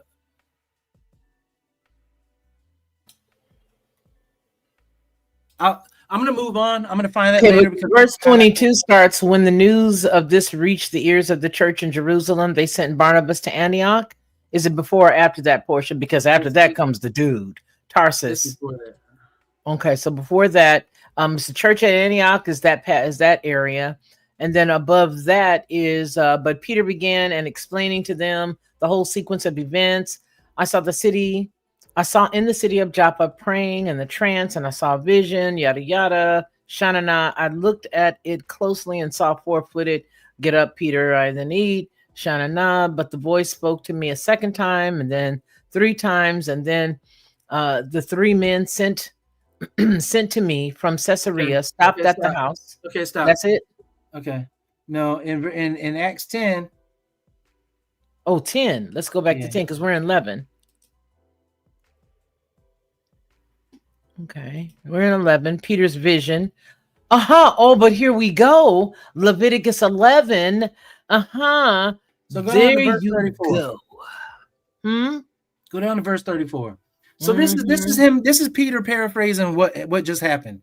In verse 30, it says, Cornelius answered, 4 days ago, I was in my house praying this at the 9th hour. Suddenly a man in radiant clothing stood before me. What's interesting is the 9th hour. That's when Jesus gave up the ghost on the cross, on the Storos, and said, Cornelius, your prayer has been answered and your gifts to the poor has been remembered before God. Therefore, send to Joppa for Simon, who is called Peter. He is a guest in the home of Simon the tanner by the sea. So I sent for you immediately, and you were kind enough to come. Now then, we are all here in the presence of God to listen to everything the Lord has instructed you to tell us.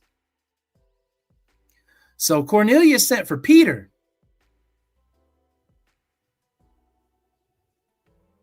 Peter's an apostle. The apostle didn't have to go out to the Gentile. The Spirit told the Gentile to hunt down Peter. That's vital. I hope you grasped that. So I sent for you immediately. Okay, look, verse 34, it says, then Peter began to speak. I now truly, and so this is the gospel. This is the gospel right here. Verse 34 to like 43. This is the gospel. I now truly understand that God does not show favoritism, but welcomes those from every nation who fear him and do what is right. That's righteousness. That's the law. He has sent this message to the people of Israel, proclaiming the gospel of peace through Jesus Christ. So this is the message that he sent to the people of Israel. And now he's saying, you yourselves know what has happened through Judea, beginning in Galilee with the baptism that John proclaimed, how God anointed Jesus of Nazareth with the Holy Spirit and with power, and how Jesus went around doing good and healing all who were oppressed by the devil, because God was with him. We are witnesses of all of that he did, both in the land of the Jews and in Jerusalem. And although they put him to death by hanging him on a tree, God raised him up on the third day and caused him to be seen not by all the people, but by the witnesses God had chosen beforehand, by us who ate and drank with him after he rose from the dead. And he commanded us to preach to the people and to testify that he is the one appointed by God to judge the living and the dead. All the prophets testify about him, that everyone who believes in him receives forgiveness of sins through his name. That apparently is the gospel, because right before it says that, Cornelius entreats Peter to please tell him, and they will listen to everything that the Lord has instructed him to tell them. And that's what he told them. So that's the gospel, and he's letting you know that that's how you get saved right there. That's Peter's version of how you get saved. This is Peter's version of how you get saved. And what's interesting is there's also a prerequisite that you have to be God-fearing and a devout God-fearer from the Hebraic lens. All right, so we see that that's the gospel. It says nothing about you have to drink from bloods and cups of blood and eating breads and stuff and thinking all kinds of other things. And this apparently is enough to get you to be a member of Yah's household. But see, I have to give pushback. I give pushback here. No. What I'm telling you is what he says. Okay. What I'm saying is what Acts says. Okay, cool. Christians believe the book of Acts. It is a God. Okay. It's inspired by it's God breathed. I see what you did there. You see, so this is the storyline. I'm not saying that this is historically accurate. I'm not saying, what I'm saying is this is what's written in the Bible, and this is what this is what is impressed upon us to believe, to move about the Christians to believe. Right. Okay. All right. So I'm just saying that is his gospel. That's all he said. That's all that was said right there. But it didn't have anything to do with not eating. As soon as that was said, verse 44 says, while he was still speaking, the Holy Spirit fell on everyone who was listening. So the Holy Spirit, they didn't get baptized yet. They didn't, drink of any Last Supper ritual. And they're already grabbing hold of the Holy Spirit has already fell upon them. And I'm letting you know, it's really because there was a prerequisite. They're already worthy of this. The whole family. In the first century, if the man is I don't know, let's just say he was a Buddhist. I mean, there was no Buddhist in the first century Judea, but just say he was a Buddhist. If the man is the entire household is whatever the man is, whatever the head of the household is, the slaves, everybody, the concubine, everybody is that. Whatever religious thing is. So if Cornelius was a God-fearing, devout believer in the way, mind you, not in Christianity, but in the way, which they conflate to tell you is the same thing, but it's not, because the way involves, a different version of what we just talked about. Exactly. Pardon me. Christianity involves a different version of this version's way, the way of what we just talked about right here. But moving forward, I want to emphasize the fact that the Spirit initiated this whole entire process and instructed Cornelius to go get Peter. Peter didn't have to get sent out to the Gentiles. The Holy Spirit sent the Gentile to Peter.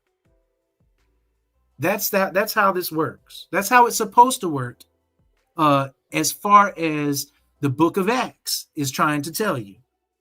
So when we continue on, we go, so now all of a sudden, I said all this to say this. So now we are at Acts 15, and mind you, Paul is having this huge issue with people saying that people need to be getting circumcised. So they go up to Jerusalem at the council. Now go to Acts 15. If you go to Acts 15, we'll see that they are now at the council at Jerusalem. And in this council, in Acts 15, you see him immediately. But even the book of Acts to me has a Pauline slant, but I digress. Okay, no, it doesn't have a Pauline slant. What it does is, no. What it does, no, it doesn't. What it does is it has a Luke slant. Well, it has a Luke slant, but Luke loves Paul. Well, there you go. That's what I was. There you go, because that's exactly what I was about to say. Because while you're dealing with Luke, But in essence, it really doesn't. It does, but it it doesn't have does. a It Pauline slant. does. It has a It Pauline doesn't though. slant. It doesn't though, because Acts consistently, continually contradicts Paul's letters. Says things that he said that he didn't say, and says things that he did say that he says that he didn't say, and What is that? yeah, he's consistently contradicting Paul in his own letters. I'm gonna have to open up another window. I don't know what that was. It was one of those things that dropped down like you just won. Did you see that thing just drop down? Listen, I'm not talking about my viewpoints. I'm not talking about a specific people's viewpoints. I'm talking about well, I guess I am. I'm talking about Christianity, the theology of Christianity, and what the Bible itself says in relationship to that theology. Right. Okay. As long as we can take it from that standpoint, then I'm with you. Because to me, when I look at, it's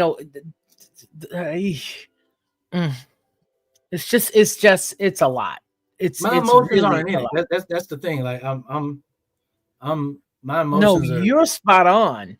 You're spot on. But I think I'm just so anti-Paul right now that anything that I see that even slightly reminds me of him, because I know it's attributed to Luke. It definitely is, and there is no doubt about that. But you just sealed the deal when you said, but he loved, but Luke loved Paul. Yeah, I would venture to say he was almost like his hero. Like he definitely looked up to him, which is weird because he contradicts him. So he contradicts him. Yeah. Like the book of Acts tells you completely different versions of what Paul tells you about the same scenario. Mm-hmm. So what I'm saying is, if Luke loved Paul so much, why would he contradict him? Why would he contradict him? So either he's contradicting him and he really didn't like Paul, or he really does like Paul and he's telling it the way he sees it, and it contradicts Paul because Paul's lying in his letters. That's the only way I can think it. But see, that's the reason why I when I start to study this, the whole entire new half, as it were, I'm constantly seeing contradictions that contradict the word of Yah, period. You know what I mean? It's like every time I go in and I start to study it, I know what I'm looking at, and I know that the authors have nothing to do with Yah. They just don't. The book of Mm-hmm. Acts and the book of Luke is definitely heavily pro-Gentile, so it would come off, Yeah. And I think that's it. And it's not to say that there were not people who, we don't have examples. For example, even if we go back to the Old Testament, there's not to say that we don't have examples of individuals who have decided to follow people who followed, the God of Yasharal, the God of Israel. There are several women and men who decided, hey, you know what? I'm going to side with the side of right. I'm going to follow you because you're and so then they're grafted in, because hey, while you hanging out in our camp, you're doing our traditions, you're believing in our God, you're believing in the way our God has laid things out, and because he did not have to curtail anything new for you, because if you're coming to him, you're gonna come to him correct, and you're gonna come to him the way he says come to him. You're not gonna have him bow down and fix it and change it for you. So whenever I look into the New Testament and I see these different ways that are made, then I can't get with it, because I already understand that for me, I do see the Pauline slants, and I do understand Luke, and I do understand everybody else. And I understand that because Luke was such a, he was obviously a physician, so he was very finite in his ways of thinking. But again, to your point, the contradiction shows me that I just, I see Paul. And who's to say that, what, Luke didn't, and Paul, and there were some interjections there that were maybe done in passing or whatever. I just do not see the God of Israel bowing down and saying, okay, to make it easy for you to follow me, I'm going to let you do this. Because that to me speaks of that condition. And there are no conditions, because to me, when you come to Yah, you come to him. And if you following him and you're not of his fold, you going to follow him the way he's laid out. And he's not going to make it convenient for you. And I have that idea because I see so many people in the Old Testament that say, I'm going to follow you. I'm going to follow you, and your God going to be my God. And I'm going to do things the way y'all do it. Why? Because he is, and he's not going to change for you. So when I see this, I'm like, makes me a little uncomfortable. The whole thing does, because like it doesn't matter. Whatever angle that you come from, you're gonna see little glitches and things that don't add up. Why? Because this stuff isn't adding up. What it is they put it together, and then what you're reading versus what they teach you on the pulpit is two different things. They take the narrative and paste it over what's written, and they make that louder. Like that's the justification of what they're saying. That's how we tie everything together, because the text actually is patchwork. And if you just read the text alone, you're going to see that it's patchwork. So we give you a theology to preach over on top of what you're reading. Yeah, and that's the reason why I just take it all, and I count it as I take the pieces that lead you back to truth. So if there are any footnotes there that take me back to truth, then I read that, and then I say, okay, so I see here's what I do now, because see, you're the one that told me about 4 years ago, 3-4 years ago, that I couldn't throw away the New Testament. You're like, no, you can't, because look at here, it testifies against itself, and so I hold truth to that because it does. Because whenever I see a footnote that takes me back to any of the Torah or any of the minor or major prophets, I then say, aha, this is the reason why you said this, because you needed to convert those who were Hebrew to see and to believe that you were on the right track, because they've heard it before. So it now sounds like something they've heard before. That's the only reason why I would see them inserting anything from Daniel or even Ezekiel, which they, as you and I both noted together in concert, they do not deal with Ezekiel a lot in the New Testament. There's maybe like a few little references. Why? Because once you get over there in Ezekiel and you start to plunder around, it really, quote unquote, just to coin one of your phrases, busts you right in the head. You're like, whoa, wait a minute. It's the same with my juxtaposition of the book of Enoch and Revelation. I'm like, yeah, Revelation used to scare the holy bejesus out of me when I was coming up. But when I got into Enoch, I was like, whoo, picked up my feet. Not only did I lift my feet for somebody to vacuum under, I put my feet in my chair to hope that they wouldn't drop it on it, because of the fact that it is so pure, unadulterated, and so true. So when I look over here in anything for New Testament and I see any indication that they had to use a footnote from the quote unquote Old Testament, I already know what that's for, because it's to convince the reader that it was over here. And then it's to tie that whole phrase they used to tell us that the Old Testament concealed is that the New Testament is the Old Testament concealed. It's one that's revealed. No, it is not. It is what they wanted it to be. It is a separate entity, breathing, living for Christianity. And as you so eloquently stated earlier, Christianity in and of itself has changed a multitude of times, but you do not see Yah changing when he says truth isn't arbitrary. Like the thing that is always is. Like if it has to be morphed, that means it wasn't right. Come on now. Come on. That's it. Say that again. Seriously, if you had to morph it, that means it wasn't correct the first. Something was off the first time. You don't. Well, they say if it ain't broke, don't fix it. And if it had to been fixed 80 times, in the first century alone, then it must have been broken. Not the first century alone.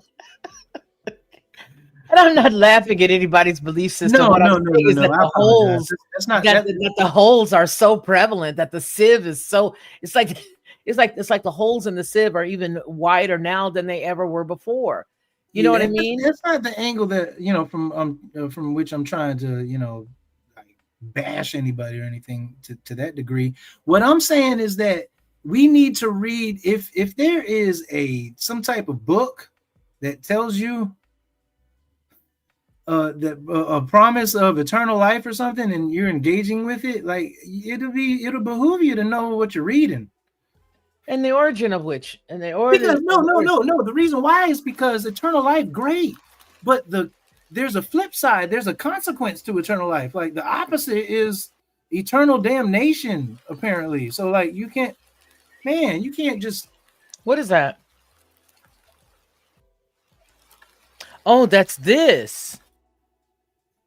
Oh, what a trip. Let me remove this. What is that? Do you hear that? No. Okay, it was coming from that page that we had. It was like little birds and like little seawater and all this other stuff. Everybody wants to sell you something. It was from the page that we had. The other page that we had. Yeah, the other page that we had started to try to get me to, oh, you're the Google winner. And so I had to clear out that one. Hold on. We've gone too far off track, and I want to stay focused on the thing that I was trying to say, because before we get too far. Sure, go ahead. And if you are here right now, we don't want this to just be about us. I see that we haven't had any comments up for the last 30 minutes. You all are welcome to put comments into the chat. And if you are watching and you are driving and you can't, well, we respect that you're here and we appreciate you. But if you got any comments or if you got anything that you'd like to add to the chat, please go ahead and do it. All right. We appreciate you. Again, our guest right now is Ronnie Mann. And we're very happy to have you here, Mr. Mann. Very happy to have you. We're going to take a quick commercial break in case you want to go get some water or something like that. I know I sure do need to. And we'll be right back after these messages. Hey everyone, it's me, Felicia, of the Lockhart Perspective and Headlines with a Voice. I want to tell you a little secret. This is what I used to do, because I don't do it anymore. I would go to the store, buy the barbecue sauce, pour it inside of a bowl, put a whole bunch of different spices, a dash of brown sugar, a dash of maple, and a dash of mustard, stir it all around, and everybody would be like, oh my gosh, this is the best, this is the best. But I was exhausted after all of that, and a lot of times I couldn't remember how many dashes of what I put in it. But I don't have to do that anymore, because now I just go to Judge Joe Brown's website and I order his 3-pack of bottled barbecue sauce. It is by far the best, and I do mean the best barbecue sauce I've ever eaten. And when you go to his website and you order his 3-pack, you'll see exactly what I mean. Head on over to jjbbbbq.com and order Judge Joe Brown's barbecue sauce. You'll be glad you did, and you're going to tell me about it. I know you will. And welcome back. Welcome back. We are here with our guest right now, Ronnie Mann, and I appreciate you for being here. We're looking at a lot of different stuff. Today, we're just having a talk about it. That's why we just titled this, Let's Just Talk About It. So we're covering a lot of different ground. We started out in one vein, and then we moved over into another, and now we're dealing with Paul. And Ronnie has some very significant pieces that he wants to chat with us about. So we're going to go ahead and give the mic over to him. And again, we welcome any comments. So go ahead and make sure that you're putting your comments there in the chat. And I do see Charlie Sigler has given us a heart. We love it. Go ahead, Ronnie. Yeah, what we were talking about was whether or not Paul is saying a different gospel than what everybody else is saying, and is that gospel sanctioned or not, basically. And what we've seen so far is that Peter, in the book of Acts, chapters 10 and 11, we see that Peter has been sanctioned by the set apart spirit to go holler at Cornelius, who is a Gentile, who is a Roman centurion in the Italian regimen, for the Roman military. And he was the one that was commissioned by the set apart spirit to go holler at the Gentile to give him the word. And then when we move over to Acts 15, we see that they are at the council at Jerusalem. All of the apostles are at the council at Jerusalem, and they are debating over the issue of whether Gentiles should be circumcised or not. What happens here is that Peter has a huge monologue that he comes out with, and he explains to them what the deal is. But first and foremost, they're just trying to figure out the what we should do about this circumcision issue. And let's see here. Well, no, let's just paraphrase it. Okay, so what I'm referencing is Acts 15, and Peter basically is like, hey, everybody and their mama knows that I'm the one, I'm the mouthpiece, I'm the voice that's supposed to go to the Gentiles. Matter of fact, I'm going to read it. So I'm not going to paraphrase. I'm going to read it. Chapter 15, verse 7. After much discussion, Peter got up and said to them, brothers, you know that in the early days, God made a choice among you that the Gentiles would hear from my lips the message of the gospel and believe. Acts 15, verse 7 lets you know that Peter is the apostle to the Gentiles, and he is the one who is commissioned by the set-apart Spirit himself specifically. And I'm going to say that again. It says, brothers, you know that in the early days, God made a choice among you that the Gentiles would hear from my lips the message of the gospel and believe. In other words, everybody knows. You and your mama knows that I'm the one who's supposed to be delivering this. Furthermore, we see in Acts chapter 10 and in Acts chapter 11 that the Spirit set this whole thing up with the Gentile to get that movement started. What's interesting is Paul and Barnabas is here at this council, and Peter is telling them, hey, everybody knows that I am the guy, that I am the apostle to the Gentiles. Peter did not refute this. He did not rebuttal. There was no rebuttal about that in this account in Acts 15. If there was a discrepancy, it could have, maybe it would have been written in here. There's other discrepancies that has been written in the book of Acts. So, I mean, maybe it would have been written in here, but nonetheless, you don't see him arguing, Jesus himself sent me, in other words, the consensus among the movement of that day was that Peter was the voice and the mouthpiece for the Gentiles. Absolutely. Unequivocal. And not only that, he says, matter of factly, you know this, so it's implied that, this is a known that it's Peter to do so. Moving forward, I'm not even going to talk about the issue with the circumcision. I just wanted to make that point right there. Then we see in Galatians chapter 2 where Paul is trying to convince the Galatians that he is the apostle to the Gentiles. So it's absolutely that dude, man, that dude. It's absolutely in direct contrast to what Acts 15 has stated. And this is the point. This is a very good point that I'm trying that one of the points that I was trying to make earlier is that Galatians chapter 2 tells you, it says, hey,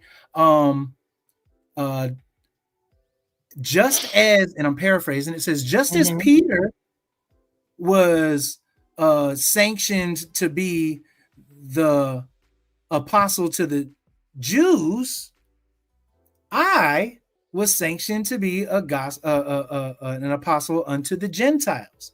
Boy, oh boy. And that is the exact flip as what Acts says.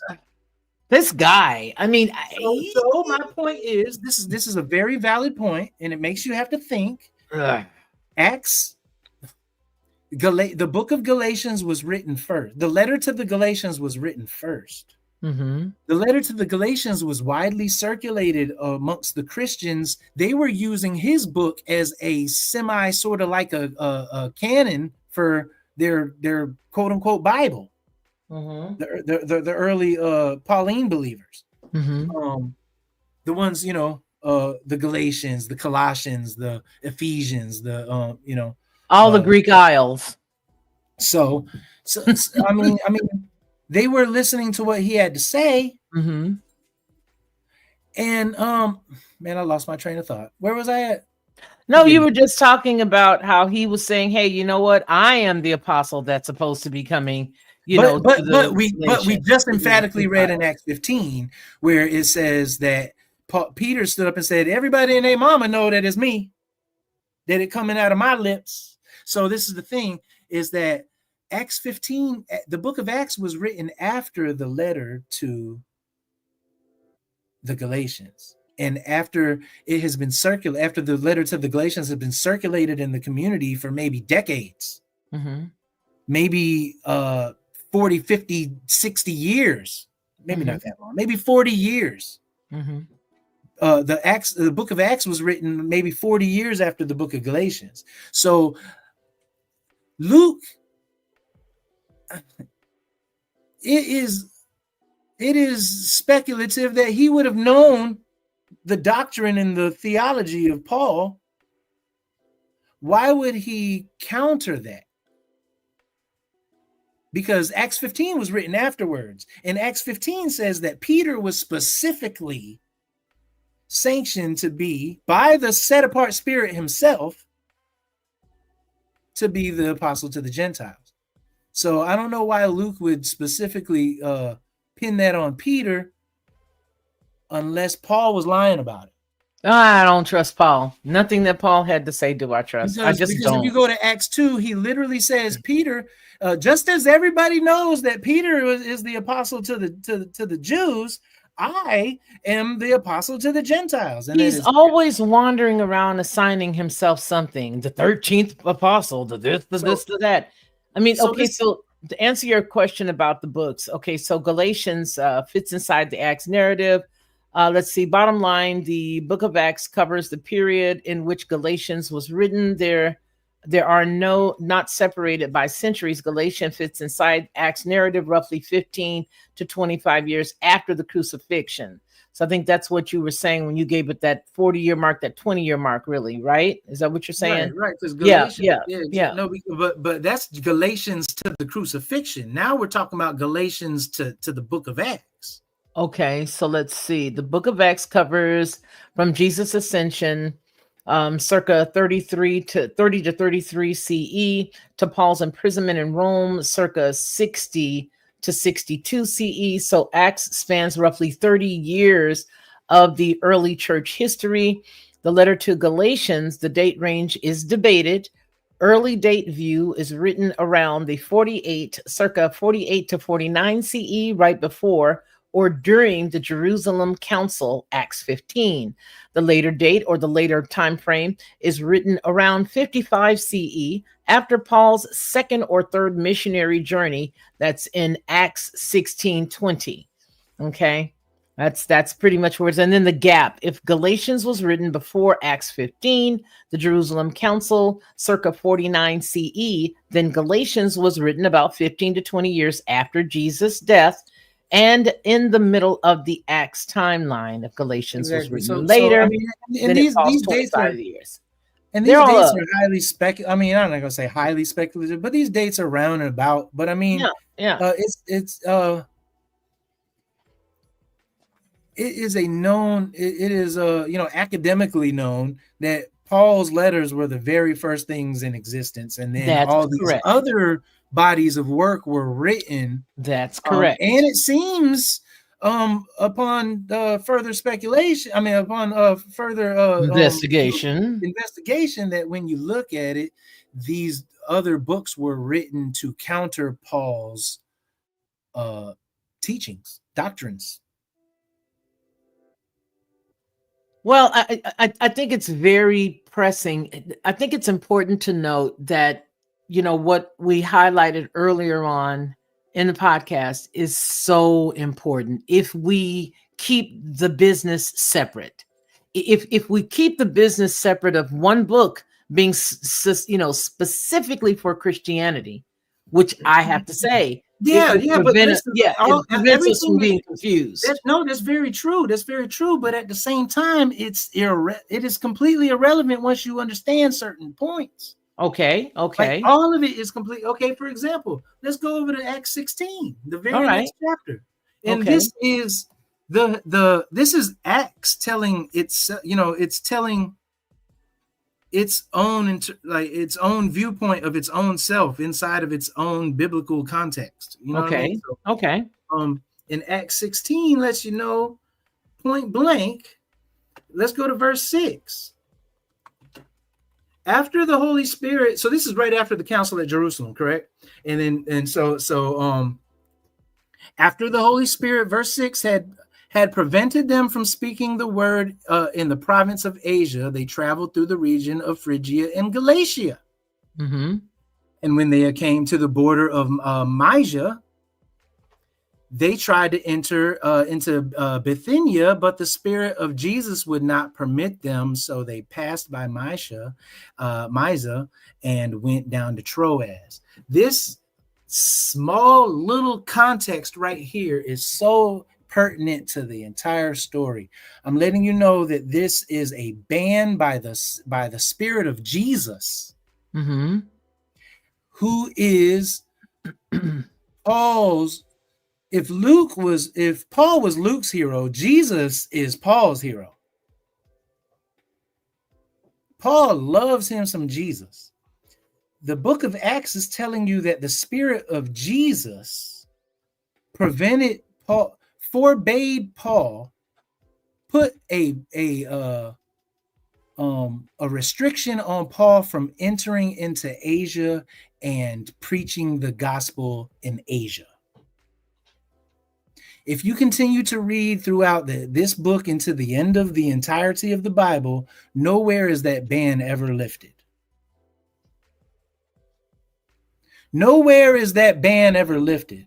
This makes the entirety of Paul's ministry completely obsolete in two aspects. One aspect is because, do a check, go for yourself, go and research every single church that Paul founded in Asia.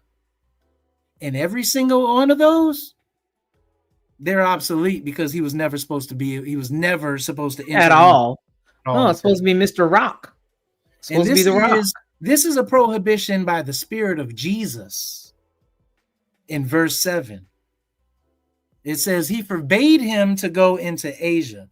So Asia Minor is in Asia. So any church in Asia Minor, any church in Asia that was affiliated with Paul, it was never supposed to come into fruition in the first place. This is why you see in his letters, he tells you when he's writing to certain churches that he founded in Asia, he's telling you things like, you've never seen me. I don't know. We've never seen each other. I've never made the visit there. We've only interacted through letter and correspondence. And that's because the Spirit blocked him from ever coming into Asia in the first place. He can never get there. He could never get to Asia. He never went to any of those. But he wrote them all. That's why he was writing them letters, because he himself couldn't go there. I think Paul was just like Paul Blart. So if you listen to what Acts is telling you, that more than half of Paul's ministry is obsolete because he was never supposed to be there. So there are other churches that he did found that is not in Asia, and I guess he has the right to be able to found those churches. Those would be like the churches at Corinth, the churches at Galatia, the church at Galatia. Where else? The church in Rome. Anywhere in Greece, anywhere that is not in Asia. He would have been able to found those churches. I want to put a nail in the coffin where this cat is concerned, because after doing as much research as you have and as I have, I just know that I can't even tussle with him at all. He is like Paul Blart. He's everywhere he's not supposed to be. And then he's a zealot about what he creates on his own, which is what a lot of people need to understand. And I And I think that promise you, I'm glossing over this information. I know you shine a The points nine. that you're making, I know you shine a nine the because points I that you're know you making knew. right now, you Uh-huh. are so spot on. Like I can tell you, like you're hitting key points, but you know they're overlooked. I don't want to dislodge people slowly. I want to snatch them out, and then once Oh I no! snatch them This out, information should at least jog you. You know what I mean? It should at least yeah. jog you to investigate on yourself. But I'm letting you But see, know. a lot of people, but you know what? I'm going to just say this because you and I know this, and I know a lot of people that are listening to the podcast, whether they're driving and walking or whatever, they know that there are a lot of people who just don't have the time. But if you say something like we're saying right now, that's compelling people to understand that this cat is no. I stand corrected partially, and here's where I will take the correction. If we understand that Paul's writings were written before all of this party started, and if we understand that Paul or that Christianity itself, if we keep driving this piece home, that Christianity has nothing to do with the Torah.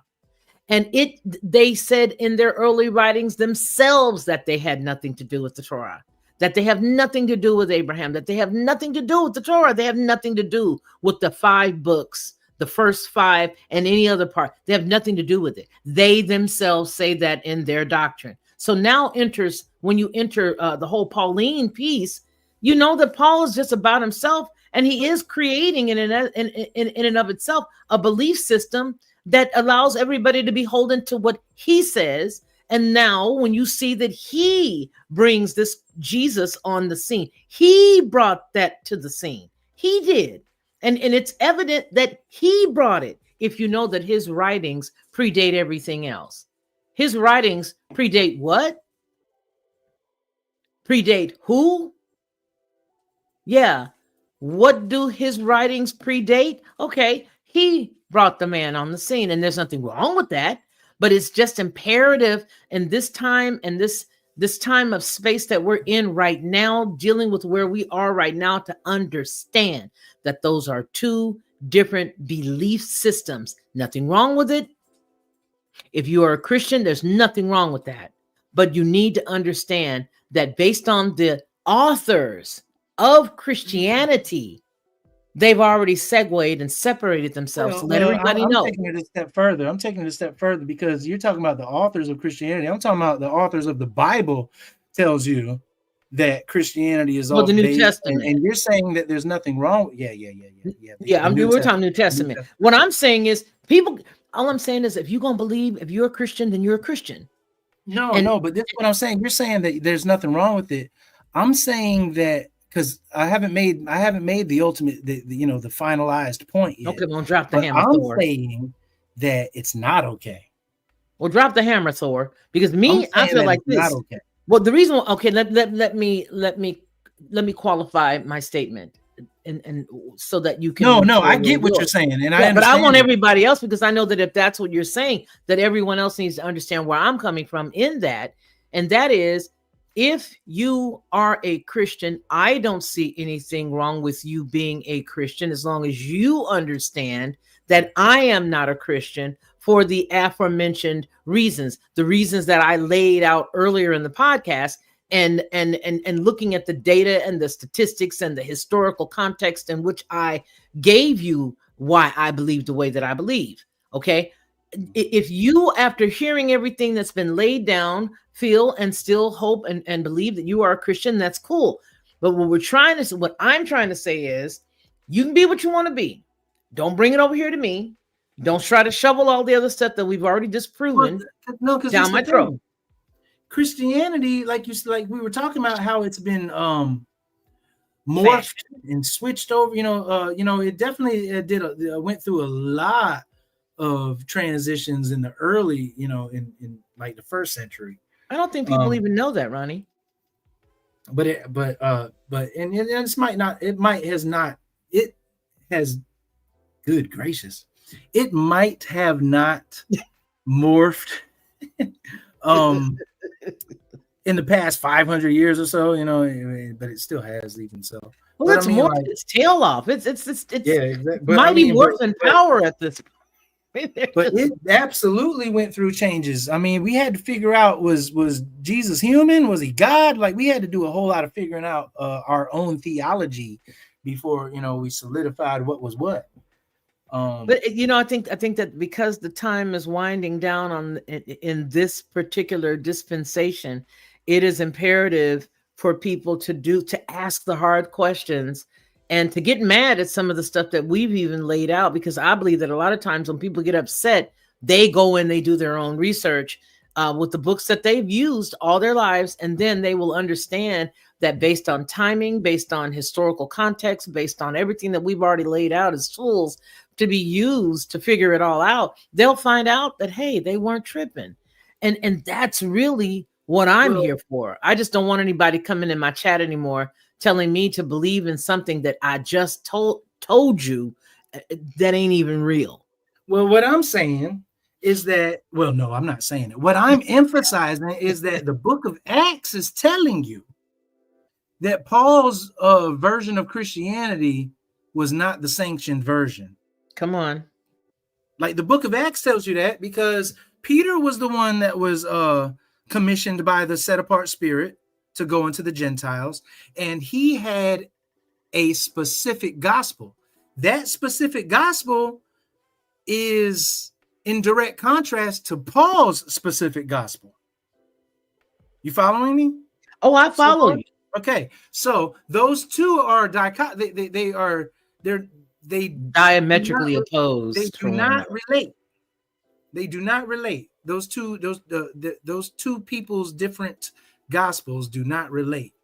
That being said, Peter's version was the sanctioned version by the set apart Spirit, and he was the one that was commissioned to be the apostle to the Gentiles. That being said, I'm not saying that there can only be one apostle to the Gentiles.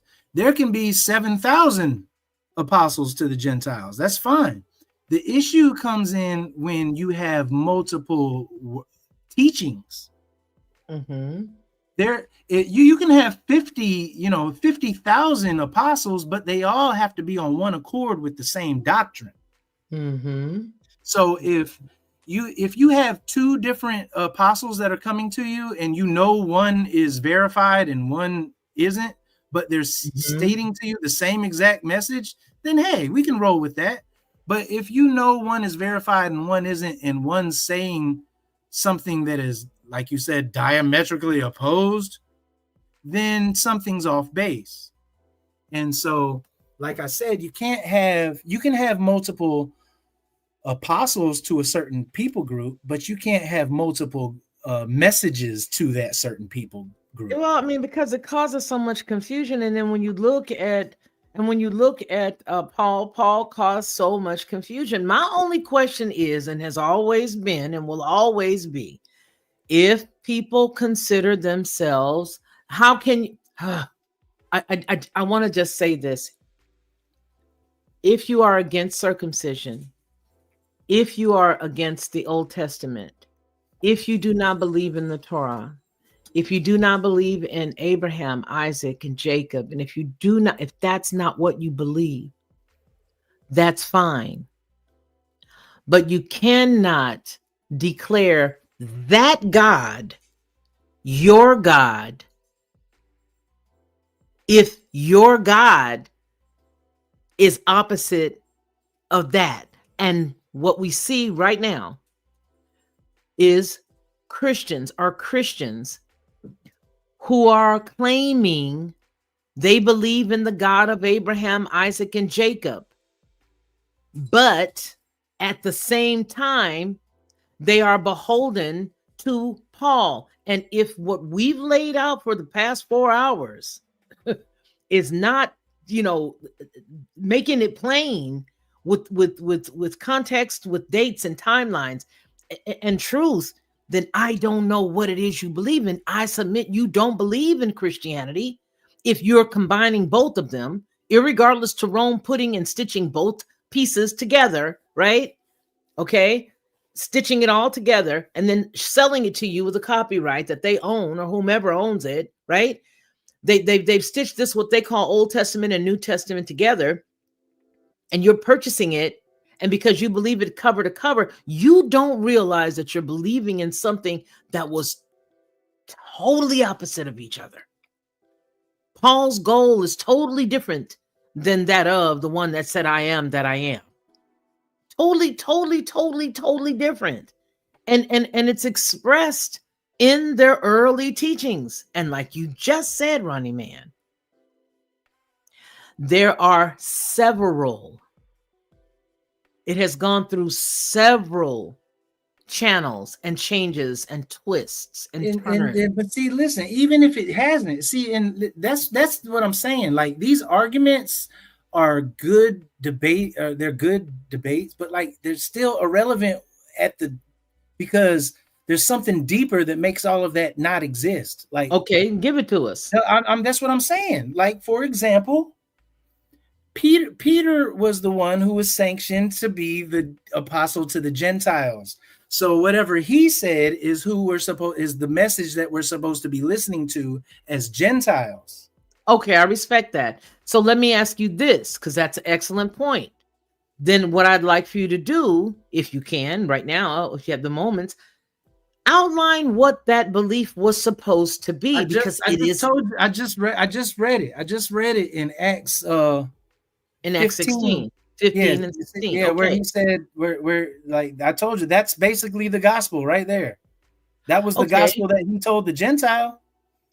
But now Paul, okay, so what is Paul's gig? Is it just an agitator? That's what we're saying. Like in the book of Galatians, he tells you that I have had a revelation, and no man has given it to me. Guys. So this is a private interpretation. He's a private dancer. He tells you in the book of Galatians, he said, I am the reason I'm here is by way of revelation. And the reason I'm talking to you is by way of revelation. And the revelation that I have is because of the revelation that I had. I'm like, yo, so apparently he had this revelation. And then he goes on to tell you that he saw Jesus, appear to him, and and all of the other stuff or whatever. But like, his version is what Rome sanctioned as the state religion, as the version of the state religion. But the point is that the set apart spirit told Cornelius to go get the word. Cornelius is already a part of the Roman military. Cornelius was a highly respected man in his community. Once he turned to the way, once he got converted by Peter, he would have in turn spread that actual real gospel amongst the high profile Romans, and the real Peter version of Christianity would have been spread that way through the Roman Empire. So apparently Yah was using the Roman Empire and that's why he's telling the Gentiles to come in, because he knows that the Roman Empire is going to put a stranglehold on the entire world and is going to run the show for the rest of the world, for the rest of time. So he's using them as his tool, basically, to get the word out. But they took the Pauline version and trumped that up over the Peter version, which is why there are excerpts in the Gospels that say things like don't believe, listen to what the Pharisees say, but don't do what they do. You know what I mean? Listen to everything that they say, but don't do what they do. And you have to be more righteous than the Pharisees, because Paul was a Pharisee. Absolutely, he was. Like, and so they're like, you got to do it better than that. Like, so what's crazy? So when we look at these gospel texts, we look at it like it's before Paul, but actually they're written to counter some of Paul's, mindset, some of his concepts. But he's sitting here going, writing to the Asian churches because he can't go there. The Spirit has blocked him from going there, so he writes to them. But listen, this is what I mean when if all you have to do is continue to read the New Testament, because the book of James completely counters anything that Paul has to say. The book of Jude doesn't have the same theology. And then when we get to the book of Revelation, the writer John, he writes to the 7 churches in Asia. Why? Because he's countering all of the churches that Paul has infiltrated and gave false doctrine to. If you go back, he's like, yo, these 7 churches in Asia, let me tell you, you're off base. And he goes to Ephesians and he says, hey, the church of Ephesus, I see that y'all done saw a couple of apostles that said that they were liars, huh? Well, I'm glad you have this going for you, that you know how to, you see a lie, you know a liar when you see one. So I'm glad about that. But all of these doctrines of Balaam, you got to get rid of that. And basically, that's a metaphor and an analogy for Paul's teachings. Paul's teachings is the teachings of Balaam. What's the teachings of Balaam? That you cannot curse anything that Yah has blessed, but they can curse themselves. That's the teachings of Balaam. And that's exactly what Paul comes in and does. If you do according to what's supposed to be done, then, then you're going to be in the kingdom of heaven, in the kingdom of God. But if you don't do it, then, I'm just saying, are you with me, Miss Felicia? Oh, I'm here. Okay, yeah, I'm just I just want to sort of, I've just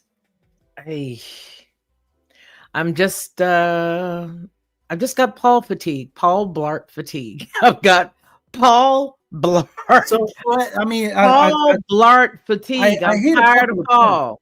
I hit a couple of points that are huge and major, and I hope people really grasp it and go seek it out for themselves.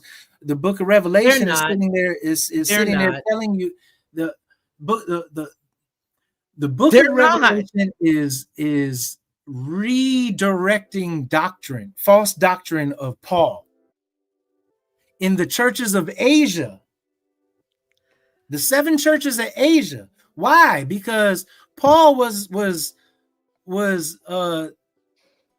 not permitted to go to Asia, but he still gave them, the churches in Asia, all of his doctrine.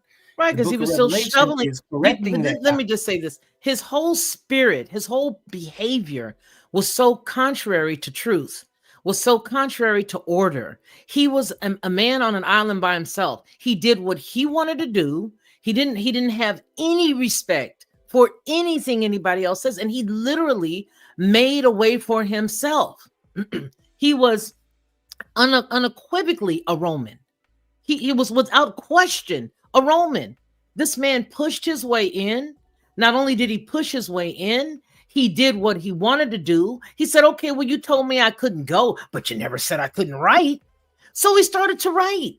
He took his little nimble fingers and he began to write. But you were forbidden. You were not supposed to have anything to do with it. And here you go. So this is the thing. He had free reign. He wouldn't set yet. He had free reign. He has free reign to the Greeks. But now, you know what? I'm going to say this. It is indicative. The way that his behavior is indicative of those who refuse to see the difference between right and wrong right now today.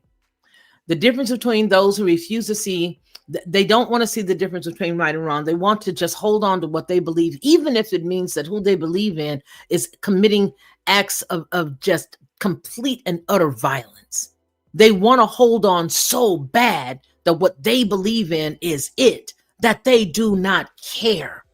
Shedding innocent blood, everything that they love to put up, all the Psalms, and they like to put these little wonderful little booklets, little things when they're greeting people in the morning with Psalms and with Proverbs and all these other little things.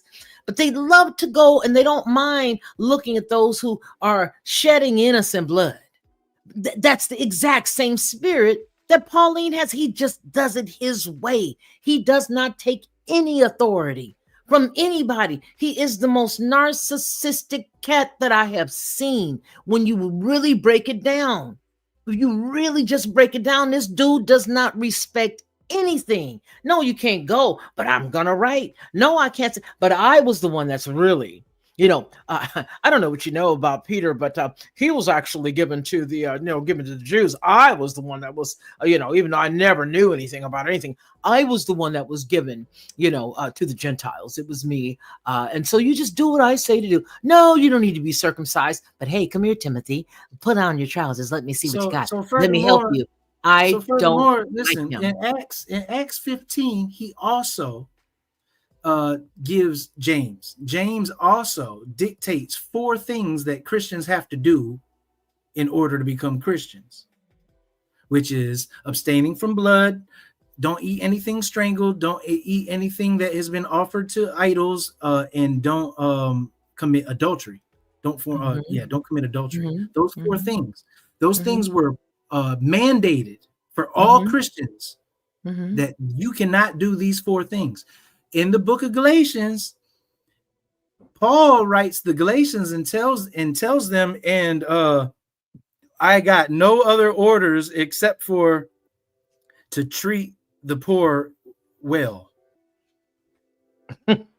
So he completely disregards the 4 mandates that James, who was the leader of the church, of the movement, he completely ignores that mandate, and he tells the Galatians, hey, there ain't no mandate. All you gotta do is make sure the poor is all right. So he completely flips the script in every way possible. Absolutely, he does. So he's an agitator. He's a false doctrine is what I mean. There you go. You have to be able to point out which one it is. And I'm telling you, to the Paul lovers, it's not looking good. Like Paul is and I'm being generous when I say this, he's a candidate to be the wrong, to potentially be the wrong doctrine, according to what we've been going off of. But this absolutely is the Greeks. He inadvertently, so he can't go to the Asia, right? But so that means inadvertently he can go to all the Greek. He can go to anywhere he wants to as far as Greece is concerned. Okay. So he goes to Greece. Like it's okay that he went to Galatia. Okay. It's okay that he went to Corinth. You know what I'm saying? Corinth, it's okay. Yeah. It's perfect for him. Corinth was the best place for him. But that's fine. Ephesus, that's fine. You go there. But this is the thing. Everything that he taught there is irrelevant because it's not the sanctioned gospel that the apostles that are supposed to go to the Gentiles are supposed to be preaching. You see what I'm saying? I do see what you're saying. So what I mean is make all the churches you want to, as long as it's not in Asia. But the churches that Paul made, he didn't give them the sanctioned doctrine of what the rest of the apostles were teaching. He gave them something different, and then he said, this is what Jesus told me, so it trumps all of everybody else. Hello. Yeah. So hello? I mean, yes. Can you not hear me? I hope you can hear me. Okay, but nonetheless, all of it boils down to Paul had a different doctrine, of course, but the thing is that it wasn't sanctioned according to the set apart spirit. And that's another thing. That's why you have excerpts in the gospel account saying that people can blaspheme the Father, people can blaspheme the Son all day long, but you bet not never blaspheme the Holy Spirit. Like these these are all little teeny digs at Paul's doctrines, because they were written after Paul's letters were circulated, and they're reeling it in. These gospel accounts are reeling in Paul's version. That's why Jesus is always pointing to the Father in the Gospels, and he's never pointing to himself. Why? Because they are being in direct opposition to Paul pointing to Jesus all the time. Once you know this, you have to make a decision.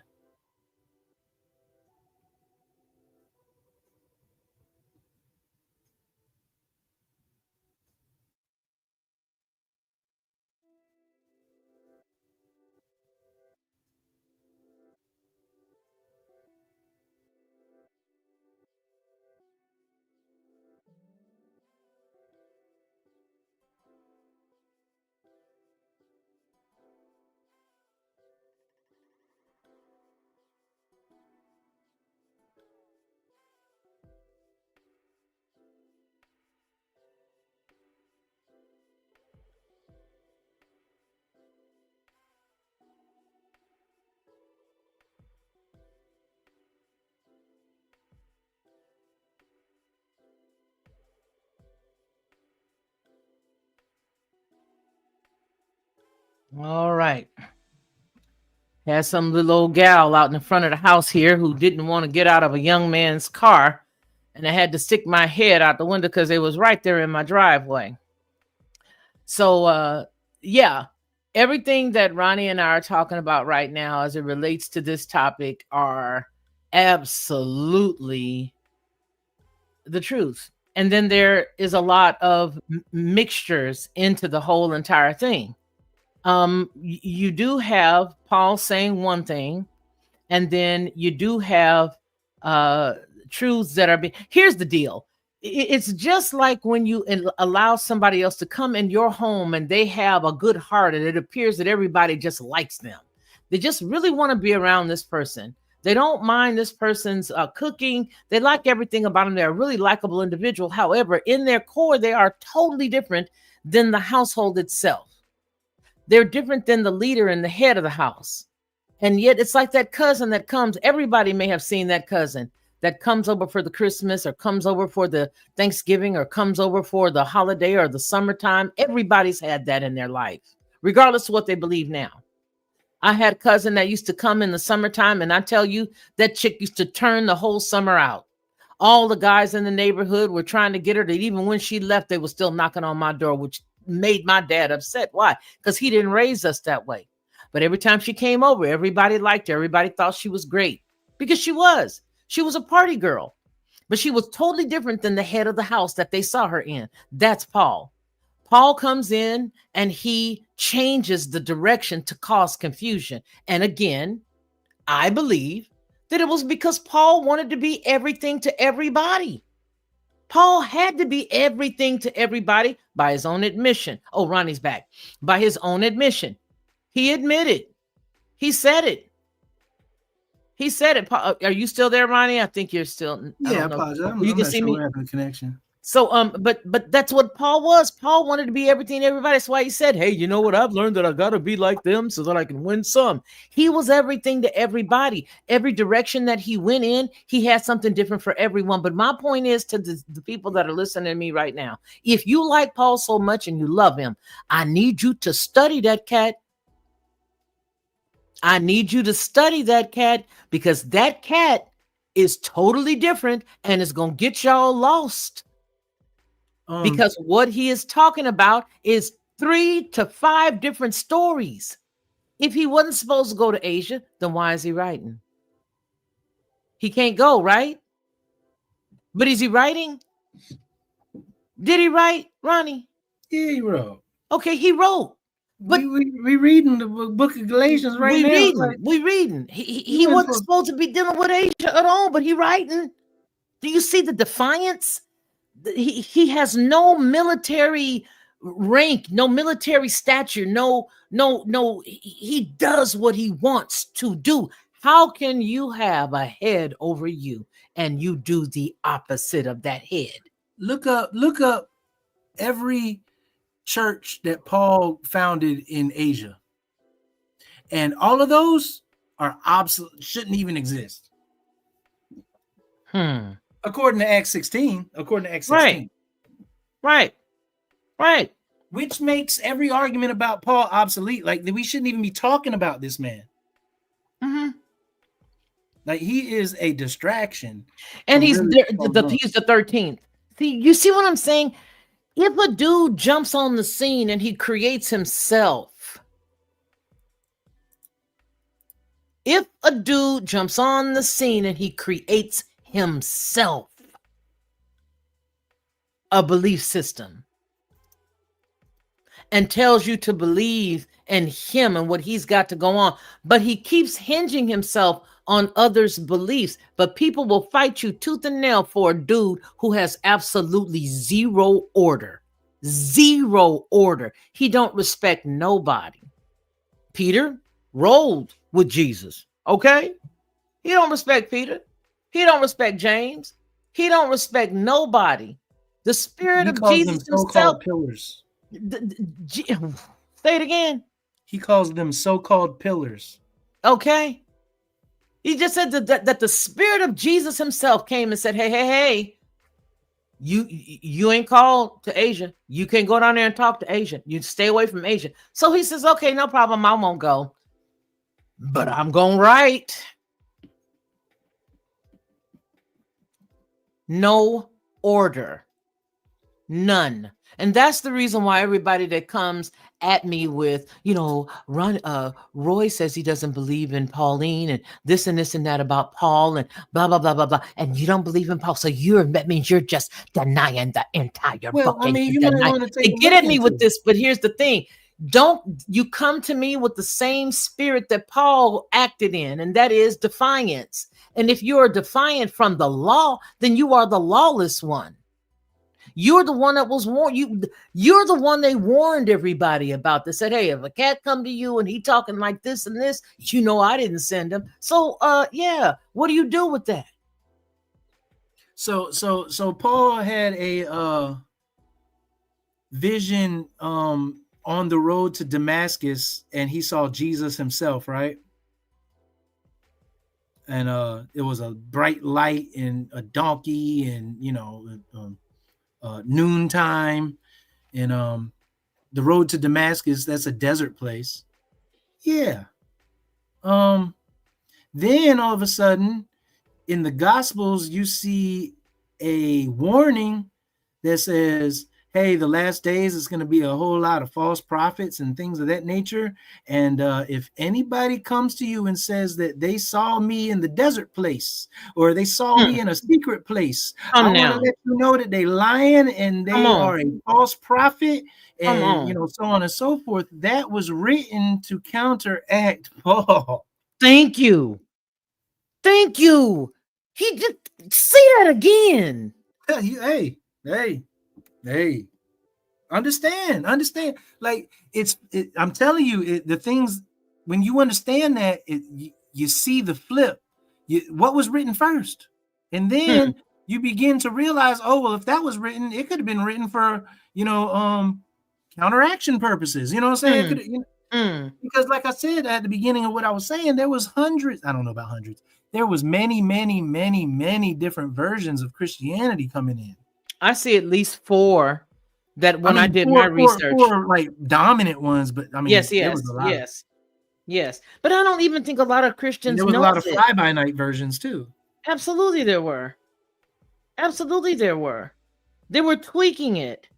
Until they got it right. But my question is, and will always be, to anybody who keeps trying to shove them down my throat in the chat and in the comments, is how can you forget the fact that this cat is totally opposite of everything?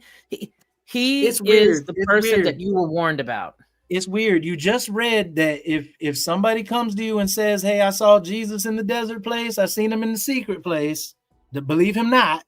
You just read that, and then Paul comes in on the scene and does exactly that, and you're like, woohoo, Paul. Yeah, he said he saw them. Amazing. It's cognitive. I don't know. It is cognitive dissonance, and it's exactly Project Bluebeam of the past. So Project Bluebeam of the day says, hey, look up in the sky. There's Sky Daddy, and you're going to believe that your tax dollars didn't pay to put that picture or that essence up in the sky. Oh, but you'll believe it when you see it on Instagram. That's number Project Bluebeam right there. See everybody believing that's Jesus. That's Project Bluebeam. He is the Project Bluebeam of the past. You were Yeah, they warned. started moving. Yeah, that's wild. You were warned that this cat was coming. You were warned, hey, if somebody say they see me in the low, I see him in here. Low, I see him there. I see him there. He said it ain't me.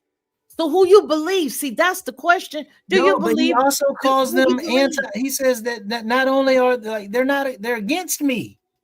Like he makes it abundantly clear, like they're not my people. Those are the ones who are against me. Mm-hmm. And that's the Mm-hmm. one who man. Mm-hmm. It's a special case.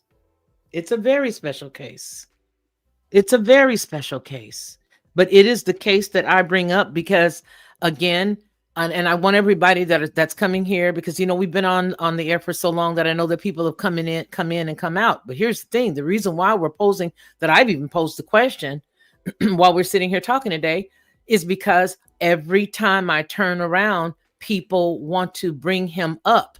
And I made, what was that? How many was it? 3 years ago when I had that thought process that was, you know what? Hey, everybody is upset about this. Everybody's upset about that, but nobody has considered Ezekiel. Everybody loves Paul. Everybody loves him, but no one has considered Ezekiel. But when you look at Ezekiel, Ezekiel was that dude. Ezekiel did what he was told. Even when he was pulled at the back of his head with them locks, or he could have just moved out the way, metaphorically or physically, his head was held back by his own locks, and that scroll was shoved down his throat. The dude was submissive to Yah. But this cat, you cannot make this cat a hero when he is totally opposite of everything of order. Everything that you were warned about, he is. And if you don't believe me, look at what you were warned about, and then I want you to look at the attributes of Paul. It is impossible for you not to see that. As intelligent as everybody that I ever speak to on either headlines or here at Lockhart, you guys are the most intelligent. I say that to you all the time, that you guys are a brilliant bunch. But how are you going to be so brilliant that where you see and you know what the attributes are, and yet you welcome this cat? Why? A cat that never even walked with one Jesus, a cat that refutes Peter. And I know a lot of people get upset because they say, well, you know what? Because, Paul was against circumcision. Okay, cool. Paul was against circumcision. So if you're against circumcision, that's great. You're against it. So then you are a Pauline. You follow Paul. That's who you follow. So do not have anything to do with the God of Abraham, Isaac, and Jacob. That's all I'm saying, because you cannot believe in that God and still rock with Paul, because Paul is totally the opposite. He went and sat down with everybody in Jerusalem and listened to everything they had to say. And then he turned right around and ran back to the people and said, now, they're trying to brag on your flesh. So you don't have to be circumcised. You ain't got to be circumcised. Look here, let me tell you, just sound just like Reverend Porkchop. You don't got to be circumcised. You can do. You don't have to be. That's bad, because they want to brag about your flesh. And I'm going to keep up bringing the fact up that in sheer Diddy fashion, he took Timothy in the back room and circumcised him. If you cannot be any more, which is it? You do believe in circumcision or you don't believe in circumcision? You know that you wasn't supposed to go to Asia, so you started writing to Asia. I mean, that's like stalker vibes. You ain't supposed to be in Asia, but I'm gonna write you, baby. You don't believe in circumcision, but come here, Timothy. I'm just asking for a friend. That's all I'm saying. I'm just asking for a friend. Which is it? I mean, you either know that if somebody says, I'm going to drive this piece home and I'm going to pass it back to you, doobie of the day.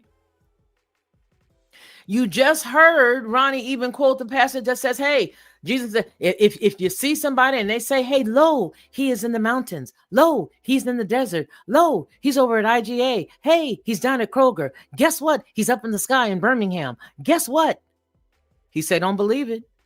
If they a liar. I didn't send them. But as I was riding on a donkey, one of the most premier asses of the day, as I was riding in, I had a shiny light.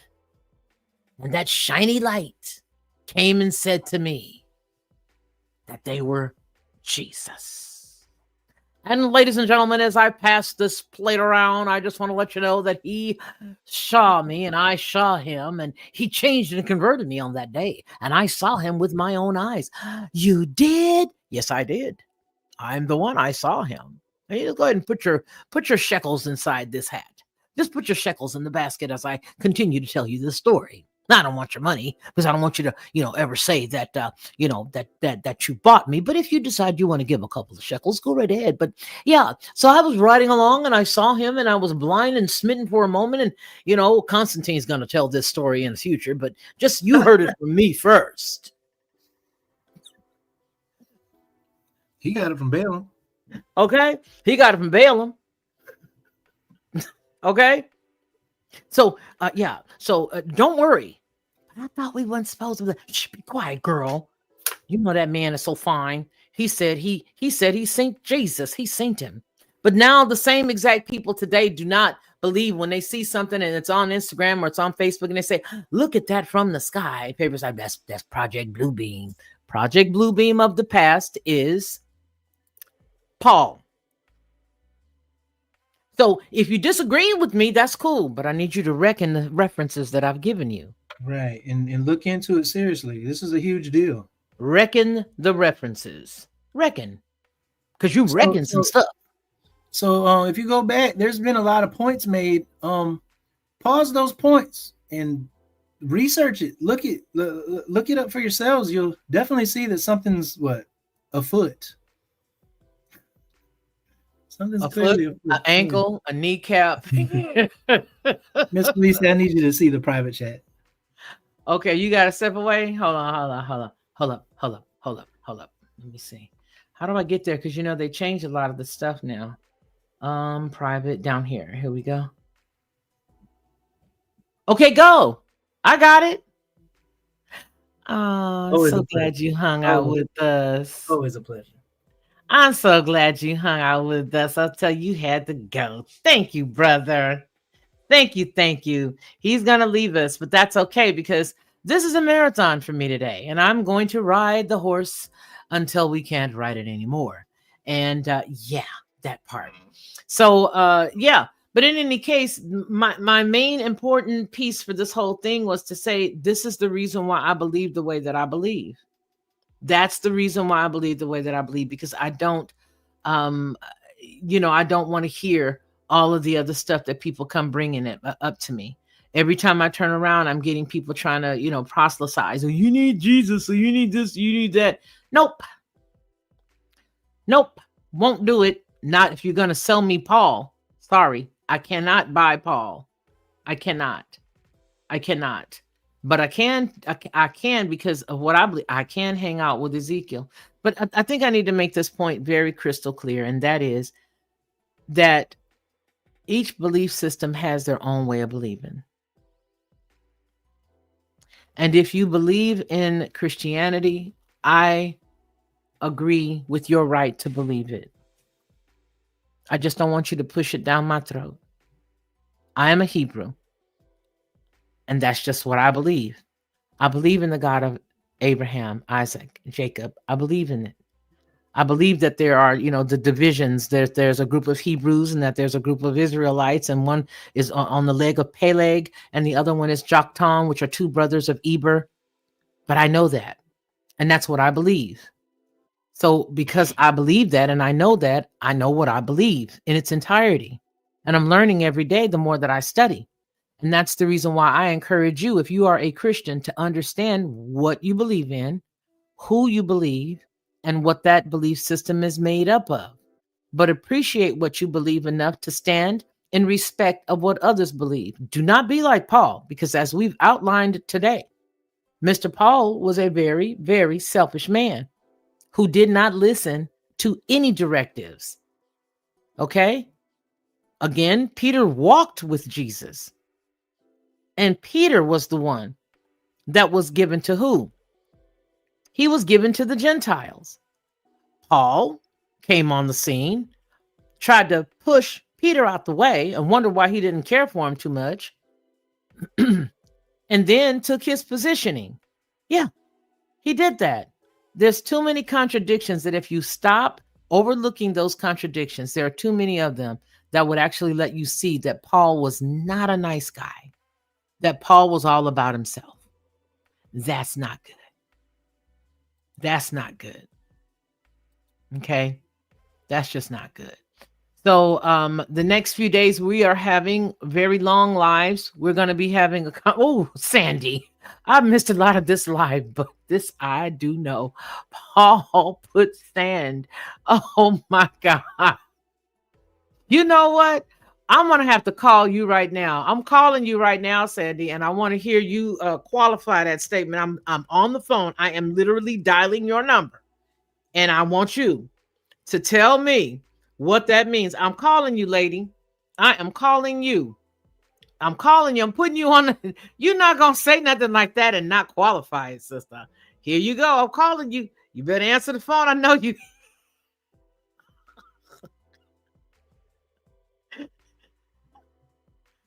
Okay. You're on the speaker. You're on the speaker. Maybe I should have rephrased. Okay. Okay, go ahead on. Tell us what you mean. Tell us what you really mean. Well, if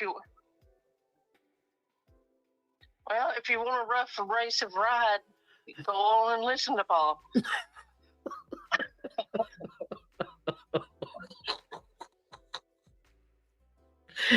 Oh my goodness. You know, it's Cal can get it.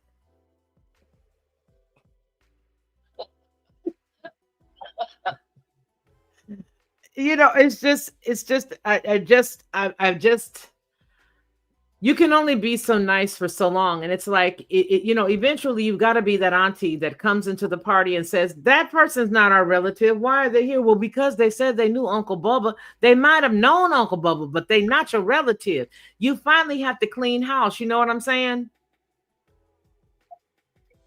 You're breaking all up. I didn't make it out. Okay, here's what I said. Sometimes you can have a person that is at the cookout and you know doggone good and well that they're not supposed to be at the cookout. But when you get there, they're there and you're looking at your relatives and you're like, why is this person here? Well, because they said that they knew Uncle Bubba. Well, they may have known Uncle Bubba, but that's not our relative. That's how Paul is to me. Yeah. He was admittedly a Roman. I mean, hello. It doesn't take a rocket scientist. Mm-hmm. Mm-hmm. Sorry about that. Maybe I need to take that out of chat. No, it was hilarious. And I was like, oh no, we're not just gonna let that sit up here without you verifying. What do you mean he put the sand in the Vaseline? And then Charlie got a microphone. He got a phone receiver. What else is that? A phone receiver, a microphone, and a phone. Help him, Lord. All right. I'll let you go back into the chat. Love you. Love you too, baby. Bye. See what I'm saying? Like I said, no, ma'am. You're not going to be over there doing that without me knowing what you're talking about. That was hilarious. But my only point to everybody is that no matter what you believe, please make sure that you get your election and that it is sure. That no matter who it is or what it is you believe, understand who you be out there in the middle of the playground windmilling for. You know what I'm saying? Yeah, okay. So if everybody wants to come, I'm going to open up the phone lines. I'm going to drop the link down here. And you guys just come on in. But you have to be verified before you come in. That's what I'm going to do. I'm going to drop it right here. And you will be verified before you come in. We'll have to verify that you do have a verified channel through YouTube. Okay.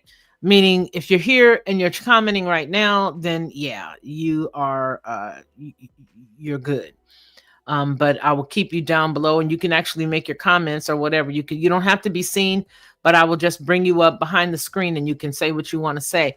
But yeah, and you don't necessarily have to agree with what we're saying. I'm laying out my thought process, and you have the right to, come in and say what you feel.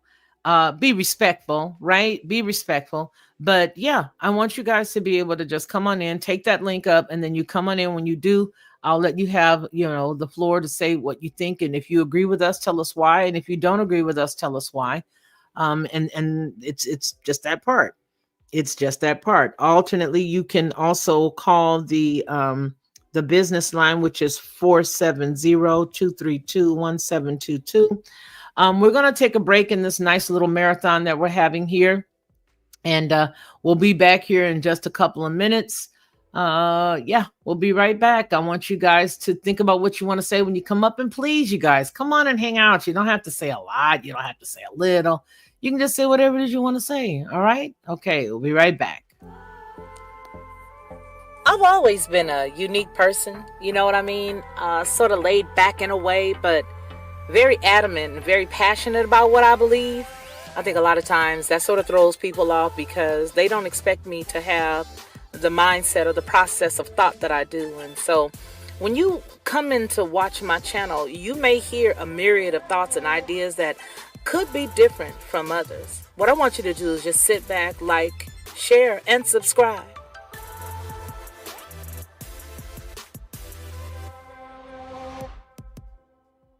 Hey everyone, it's me, Felicia, of the Lockhart Perspective and Headlines with a Voice. I want to tell you a little secret. This is what I used to do, because I don't do it anymore. I would go to the store, buy the barbecue sauce, pour it inside of a bowl, put a whole bunch of different spices, a dash of brown sugar, a dash of maple, and a dash of mustard, stir it all around, and everybody would be like, oh my gosh, this is the best, this is the best. But I was exhausted after all of that, and a lot of times I couldn't remember how many dashes of what I put in it. But I don't have to do that anymore, because now I just go to Judge Joe Brown's website and I order his 3-pack of bottled barbecue sauce. It is by far the best, and I do mean the best barbecue sauce I've ever eaten. And when you go to his website and you order his 3-pack, you'll see exactly what I mean. Head on over to jjbbbbq.com and order Judge Joe Brown's barbecue sauce. You'll be glad you did, and you're going to tell me about it. I know you will.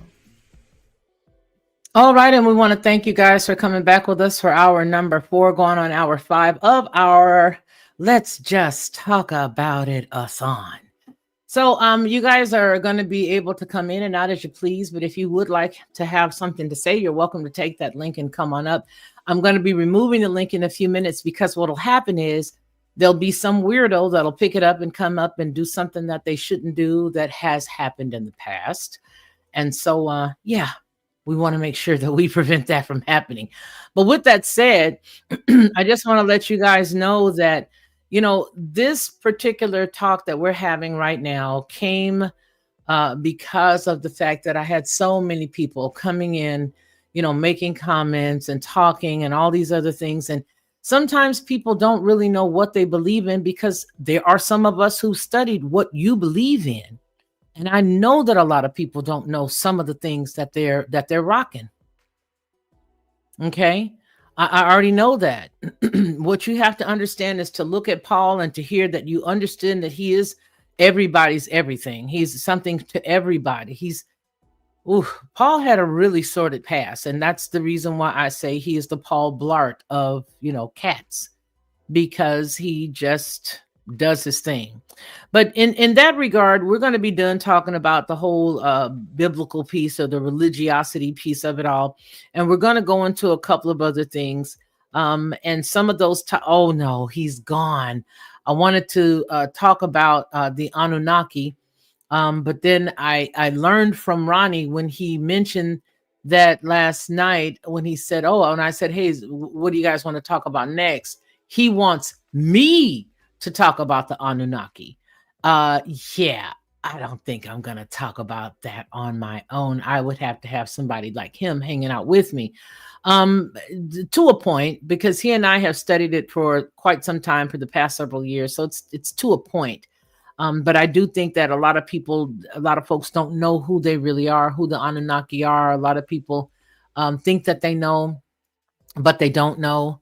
It's the same thing with this. You get a lot of ideas about what people tell you something is, and because that happens, then you believe it, and that's not cool. That's not cool. It's better for you to understand some information and get it on your own. And once you get it, like Ronnie said, to give you the information, allow you to go and pick it up on your own is far better. But I do have a conversation that I wanted to talk to everybody about. And let me go ahead and pull it up for you guys. Well, I am going to talk about this because a couple of years ago, I brought up Mayor LaToya Cantrell in the city in New Orleans. I brought her up because she was one of those people, was one of the women that we were talking about that was doing some stuff that she shouldn't have been doing. And this was during the same time, about maybe 2-3 years ago, when we had the beginning of the whole Fonnie Willis thing going on. We had her, I was highlighting a bunch of Black women who were acting unseemly, who were acting, like they shouldn't have been acting. And right now they're at I think it's second year. Her husband died in 2023. Yeah, he died in 2023. Let me double check that. So we're right here at the second year. Yeah. Oh no. 19. 19? Hold on. It couldn't be 19. That's when she got married. When did she make this post? 2019. 20 years. I couldn't let this day pass without wishing my husband a very happy anniversary. Okay, 2019. But she was the mayor that was doing all kind of stuff that was not good. If you guys remember that. She was the mayor that was doing all kind of bad stuff with a man that wasn't her husband. Well, I found out when I was looking over some things that her husband died only months after her lover's wife divorced him, and the lover worked for her. Do you guys know the storyline I'm talking about? I wanted to talk about that because I know that they were saying that he died of a heart attack, but there was never any confirmed reasons for his death. I don't know. But anyway, you guys probably don't even know who that is. LaToya Cantrell. Looking into some news, because we're going to be here for a minute. We're going to be online. So I'm going to take up if you don't have a topic that you want to talk about, I guess I'll just go ahead and bring one up. Let me go ahead and find one. But let me do this before I do. The thumbnail, you'll see Abraham, Babylon, and then right below that, you'll see Ezekiel. Let me go on ahead and clarify that for you guys. Hold on just a second. I need to clarify all of that for you. All right. Okay. All right. I'm going to give you a timeline. Okay. Ezekiel.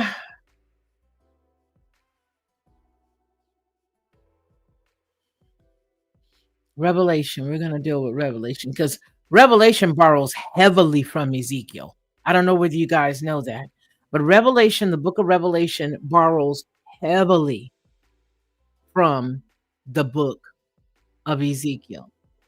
Right? But then it pastes Jesus into the center of Ezekiel's vision. All right. All right. So Ezekiel versus Revelation, or Ezekiel and Revelation. I'm going to give you the theme. I'm going to tell you that it was Ezekiel or Revelation. We'll go all the way. So the throne, the theme of the throne vision for Ezekiel is Ezekiel 1:4-28. 4 living creatures, wheels within a wheel, throne, and radiant figure. The book of Revelation under John the Revelator is Revelation 4:2-8. A throne, 4 living creatures, full of eyes, lightning, rainbow-like radiance. The scroll book under Ezekiel, that was Ezekiel 2:9-10. And it was given a scroll to eat, full of lamentations and woe. That was when I was referencing earlier when Yah pulled and snatched his locks back and shoved that whole entire scroll. Okay, all right. Now, Revelation 10:9-10. Given a little scroll to eat, sweet in the mouth, bitter in the stomach. Now, the mark, the theme of the mark and the seal under the book of Ezekiel, you'll see that in Ezekiel 9:4. Man marks the forehead of those who mourn sin in Jerusalem. Now, Revelation 7:3, God's servants are sealed on their foreheads, and that's exactly right. We are sealed. We're sealed. Gog and Magog, Ezekiel 38:39, Gog and Magog attacks restored Israel. And under Revelation, it's 28. Revelation 28, Satan gathers Gog and Magog for the final battle. The temple vision under Ezekiel 40-48, 40 and 48, the vision of a new temple, perfect measurements. Revelation 21:15-27, the New Jerusalem measured with a golden rod, like a perfect temple sitting. The final two is going to be the river of life, which is Ezekiel 47:1-12. River flows from the temple. Trees bring healing. Is the juxtaposition. Revelation 22:1-2. The river of life flows from God's throne. Tree of life brings healing for the nations. And then the final comparison is the glory of Yahweh fills the temple. That's Ezekiel 43:1-5. And then Revelation 21:22-23. The Lamb, Jesus, is the temple. God's glory gives it light.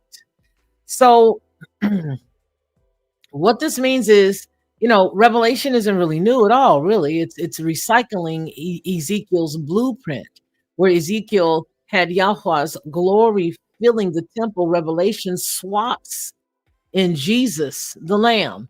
Where Ezekiel promised renewal for Israel or Yasharal, Revelation retools it as a cosmic salvation through Christ. And again, we're using Ezekiel as not as a God, right? Even though his name is God strengthened or strengthened by God, we're not using him, and I'm not by any stretch of the imagination sharing him with you as a God. I am simply telling you what occurred and what happened, right? That's it. I'm simply telling you what occurred and what happened and how it happened so that you understand exactly what's up.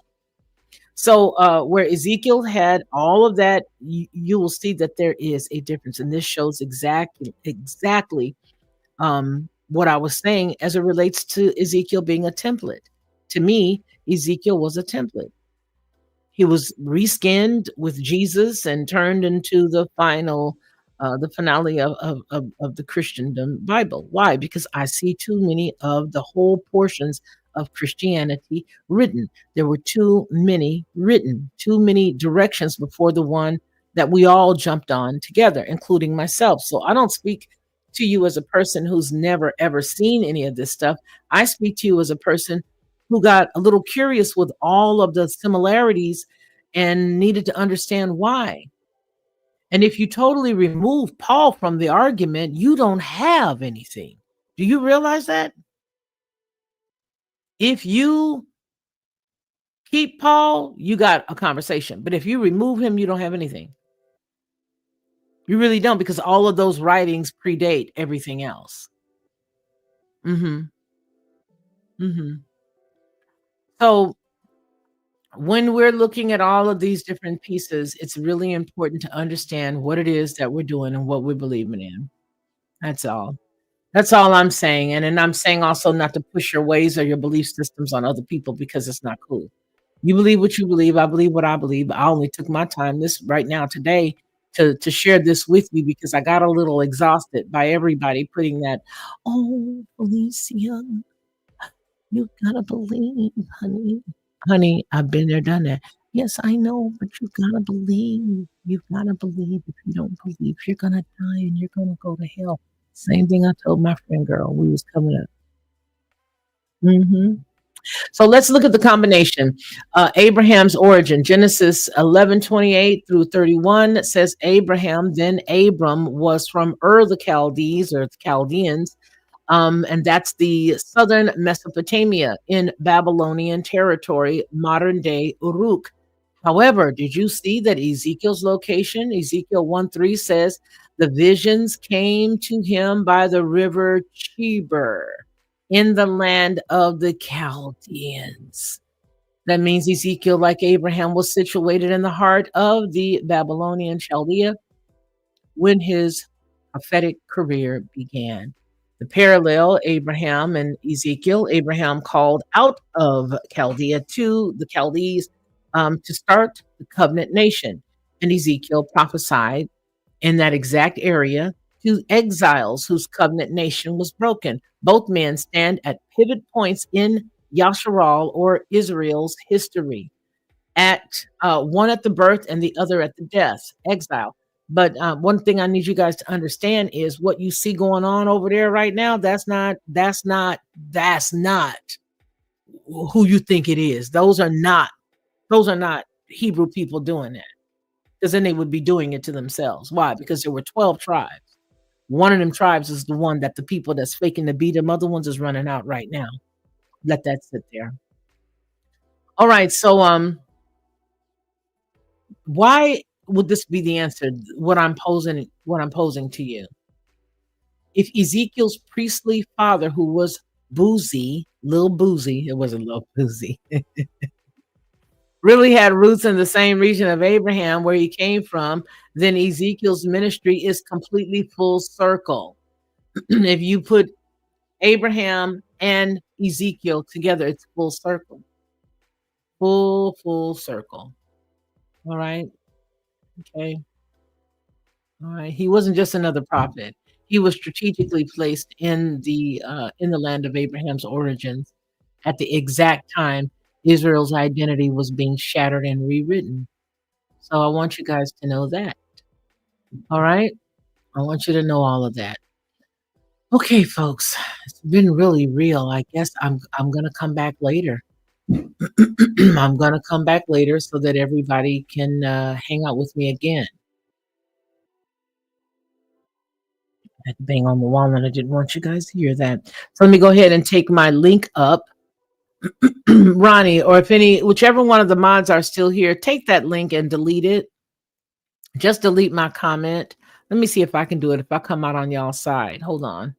I think I can side because I got to get this out of here. I don't want anybody to come in and be fishing around. What is this? Why am I blocking it? I don't want to do that. I just want to remove it.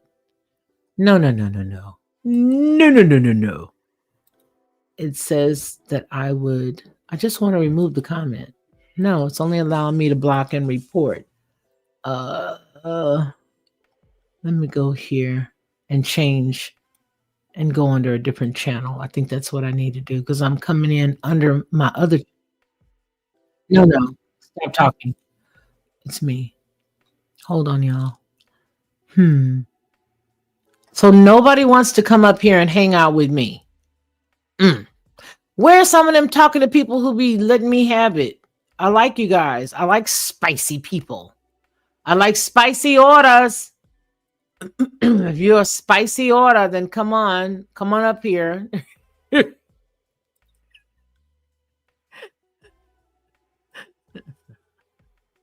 you're a spicy order, then come on. If you're going to be a spicy order, come be a spicy order, won't you? Let me see if I can do it here.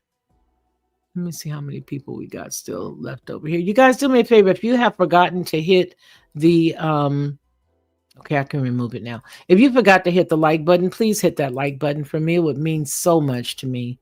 Okay. All right, you guys. We're all gonna run, and I'm gonna go cook supper, and then I'm gonna come back too. So we're gonna be cooking together. You need to come pick my butt up, Sandy. But you know the word you use. All right, everybody, listen, I think we've had a good enough time. I want to thank everybody who did decide to hang out with us for the 5 hours, but we are coming back. More than likely, we'll be on the headlines with a voice. And of course, we will not be talking about any biblical stuff over there. We only do that over here. And then when we want to make some references over there to comments or statements that are made, we will answer in kind. So with that in mind, we're going to go ahead and shut it down on this side, but see you guys in about an hour or so over there. So if you want to come over and hang out, you most assuredly can. We do appreciate each and every one of y'all for hanging out, for making your comments, for having fun with us, and saying all the funny stuff and all the stuff that you say out loud, that you think to yourself, that you say out loud with us. We appreciate you for doing that. So, okay, we gonna get out of here. You guys make sure that you take care of yourself. If you don't take care of yourself, trust and believe ain't nobody else gonna do it. I think that we have expressed that ad nauseum here. And then once you're done taking care of yourself, but the person is really worth it and you can, reach around and hold on to their hand and take care of them. All right, that's what I want you to do. All right, folks, for Ronnie Man is back. Let's just see what's going on. Hello? Hey, Yes, sir. are you jamming? Yeah, we're jamming on the one. We're grooving. Listen.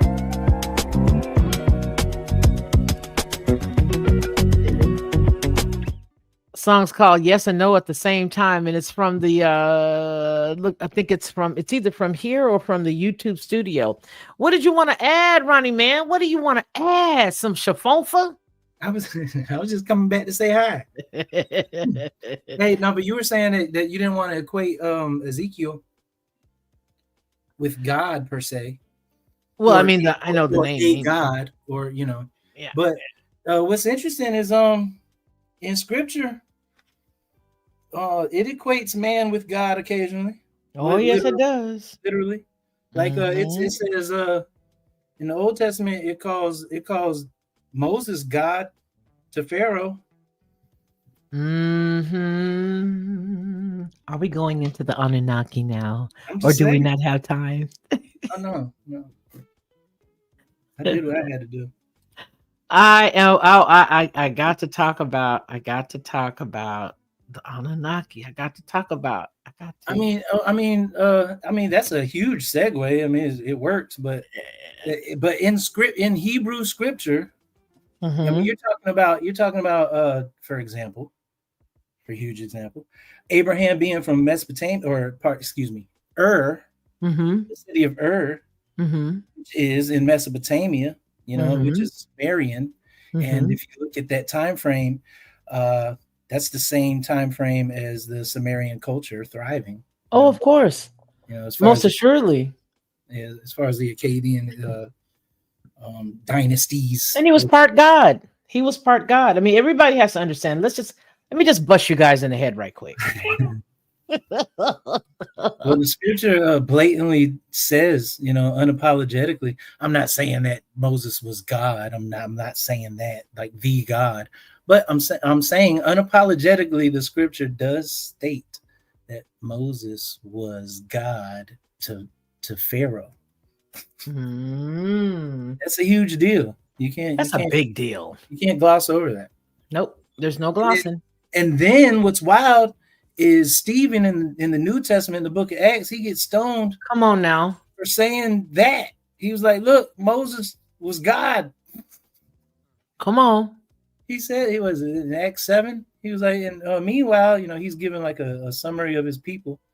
And he's like, meanwhile, Moses was God. There's places in scripture where men were God.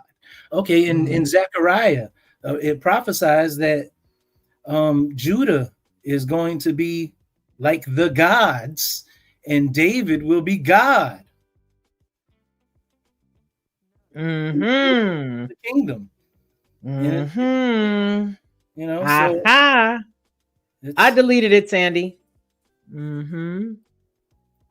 I mean, what I'm saying is not unconsequential. No, it's not.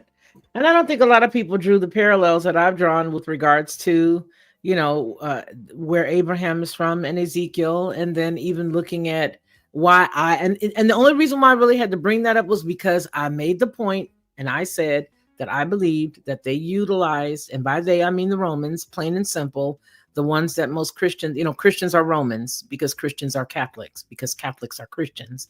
And the church is from Rome, and Rome is the Vatican. And you people who are sweet and loving and kind, but you are Christians, you are Catholics, and you're Roman. So the only reason why I said that was because I laid it out there that in my impression, the Romans utilized the life of and the obedience of and the warrior-like spirit of Ezekiel to create their example of Paul's idea of the Jesus? only where you see Paul, only where you see the Jesus piece come up.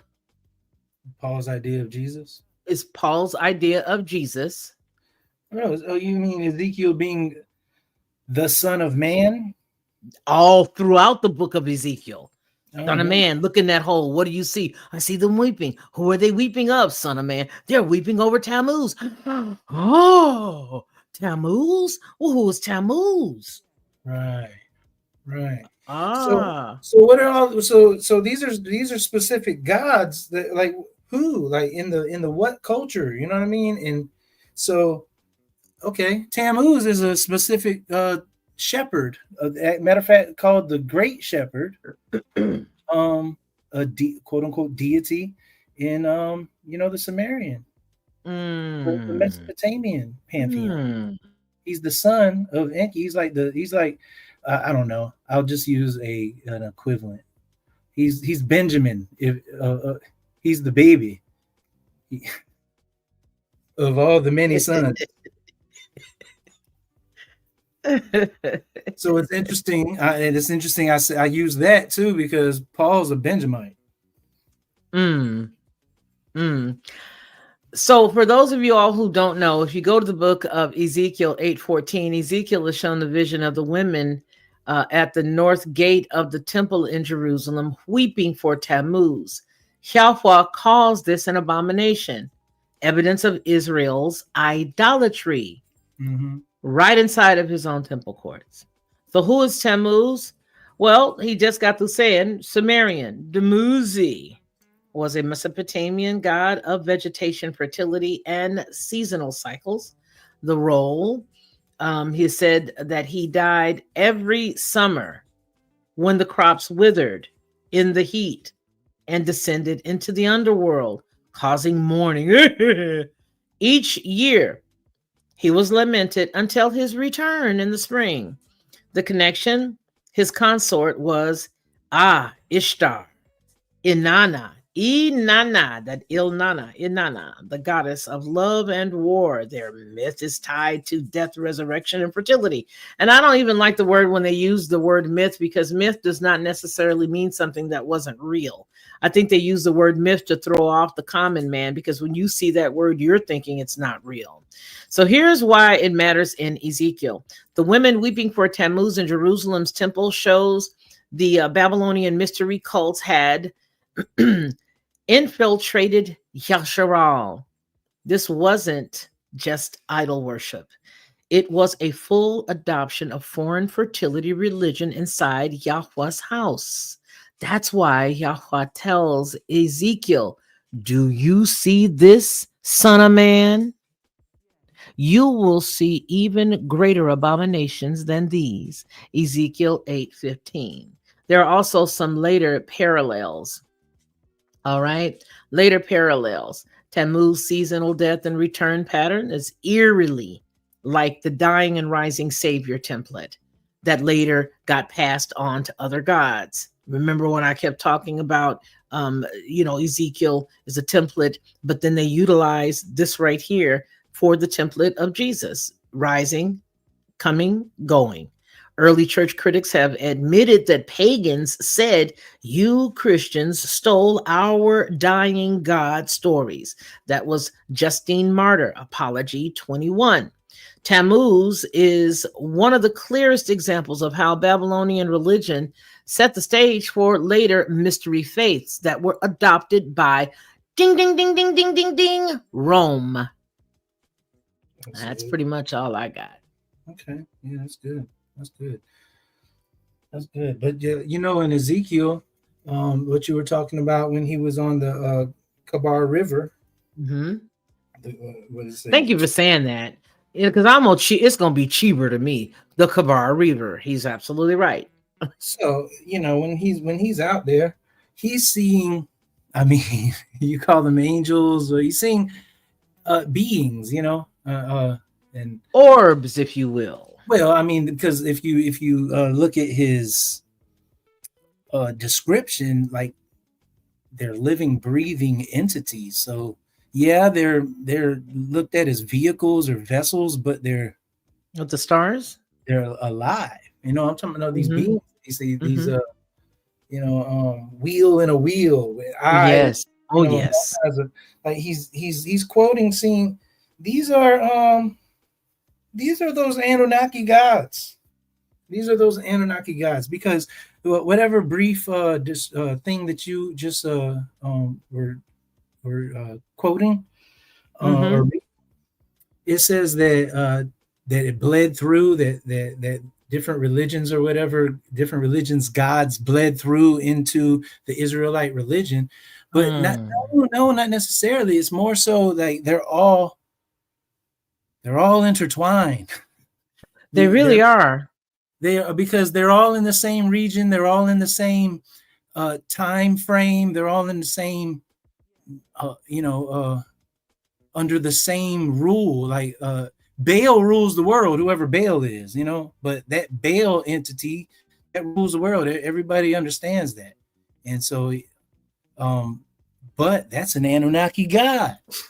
All of them are Anunnaki, quote unquote, Anunnaki gods. They're just another language saying the same, another language and another culture saying the same thing that the Bible is telling you, but the Bible's telling it to you from their culture's aspect and their people's viewpoint and perspective, and vantage point. Agreed. But yeah, he's looking at what we would call aliens today. And I'm connecting that modern term that we see, that we visualize in our head, with the ancient already understanding of what they call these Anunnaki gods. And Zeus. Zeus is an Anunnaki god, except for the Greeks called him Zeus. And he was a deity. He wasn't an El, because they're looking at it from their perspective and their culture.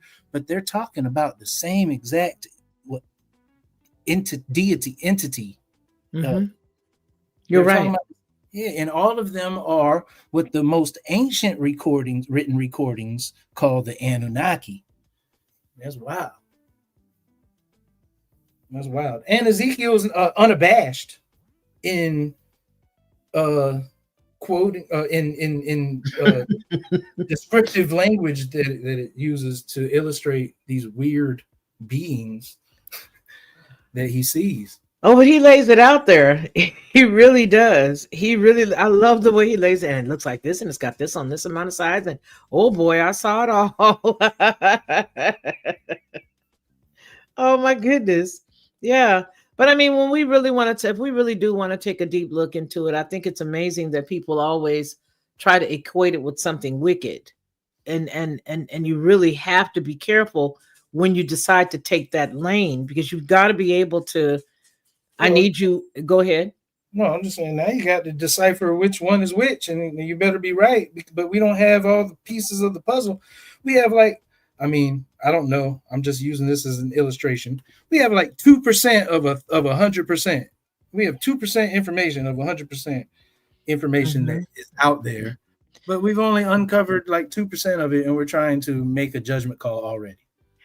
And that's the creepy part, because everything that we used to be afraid of once before, now we're understanding it a little bit more. I submit that that's the same exact way that we need to examine all of these things, because until you know who ENKI is, you don't know who you are.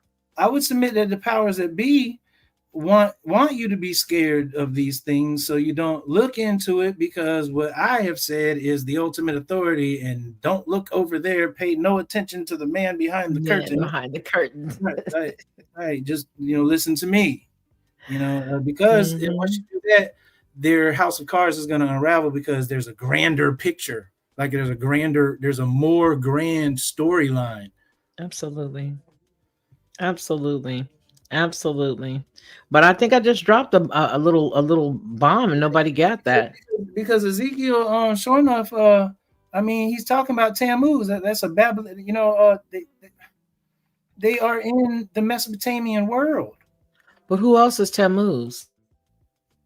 What do you mean, who else? Did you say who else is Yeah, Tammuz? they're crying over Tammuz, but who is Tammuz? Right, Tammuz is that resurrection god, the rising Ah, god. absolutely. Right. Absolutely. So Yep. so that motif is pasted onto the Christian dying and rising motif. Mhm. The image is that whole motif is that's the structure, that's the salvific structure that Rome decided to use for their Mhm. religion. Pagan, in essence. In essence. You know what I mean? Just in essence. You guys may hear my grandson. He's next door and he's recording his rapping. So if you hear him, I apologize. My wall is no longer on this side is no longer soundproof. So you may just hear him. Um yeah, but Tammuz, Dumuzi, that's Sumerian, Babylonian. The shepherd god, shepherd, The great shepherd, mind you. the great shepherd, lover of Ishtar, Inanna, same person, Inanna, Ishtar, dies each summer, crops wither, mourned by the women, returns in spring. Fertility, harvest, cycles, and renewal is the seasonal spiritual theme. hmm hmm That's the reason why I said, who else is it? Because it's a theme that's flowing through several different belief systems. But in this case, it is going to ring as pagan. It is. It's going to ring as pagan. It's I your know the perspective. archetype, the dying rise god archetype. There's several. Osiris, right? I mean, it's your perspective. Because I'm a Christian, Dionysus, right? I'm a Christian. So Mithras. I'm looking at Dionysus, right? Yeah, Dionysus. yeah, that's Greek. Yep. Okay. So he's pagan. But that's just because I'm Christian. Right. Whoa, oh my God, I got you. I feel you. You know what I mean? Because what's crazy is Jesus does the exact thing that Bacchus, that I don't know, that Mhm, Tammuz, that mhm, anyone that they mhm, do, but mhm, mine's not pagan though. mm, But it came from the same archetype. It is the mhm, same archetype, and it was mhm, pasted into the Jesus Christ figure. mhm. Their masquerade, you know what I mean? Yeah, I But do. yeah, but the difference is that I believe that Yahweh Shah was a real dude, and I think he had real teachings. I I do think too. they I do used too. that momentum. I don't think they used that momentum, but I think that momentum is what Paul viewed as whatever he viewed it as and interpreted as, and it became, it sidewinded into whatever it became. Well, see, But that's why I believe it was Ezekiel. I believe that they fashioned no, it. no, no. This is what I mean by that. It looks as though the historical Yahweh Shah was emulating the Son of Man figure that he apparently read about or knew about in the book of Ezekiel. But instead of Rome constructing it, I'm thinking that it was a real dude that was actually walking, teaching that concept that the kingdom was near and you got to come on with the come on, and this is how you walk, and you walk as the Son of Man. However, there's a whole other story to that too, because where do they get that whole concept from? Like you said, that whole Ezekiel was in by the river, what? Cheever, Chibber, Right, Bar. he was okay. Cheaper, whatever. But yeah, he was. That's in Mesopotamia. They're over there. Mm-hmm. They're over there getting all that information from over there. The whole concept of that entire concept comes from that Assyrian / Akkadian culture. Mm-hmm. The entire concept Mm-hmm. of Jesus being a son of man. Because listen, before that, there was no. You never heard about a son of man before Ezekiel. Before Ezekiel, you did not.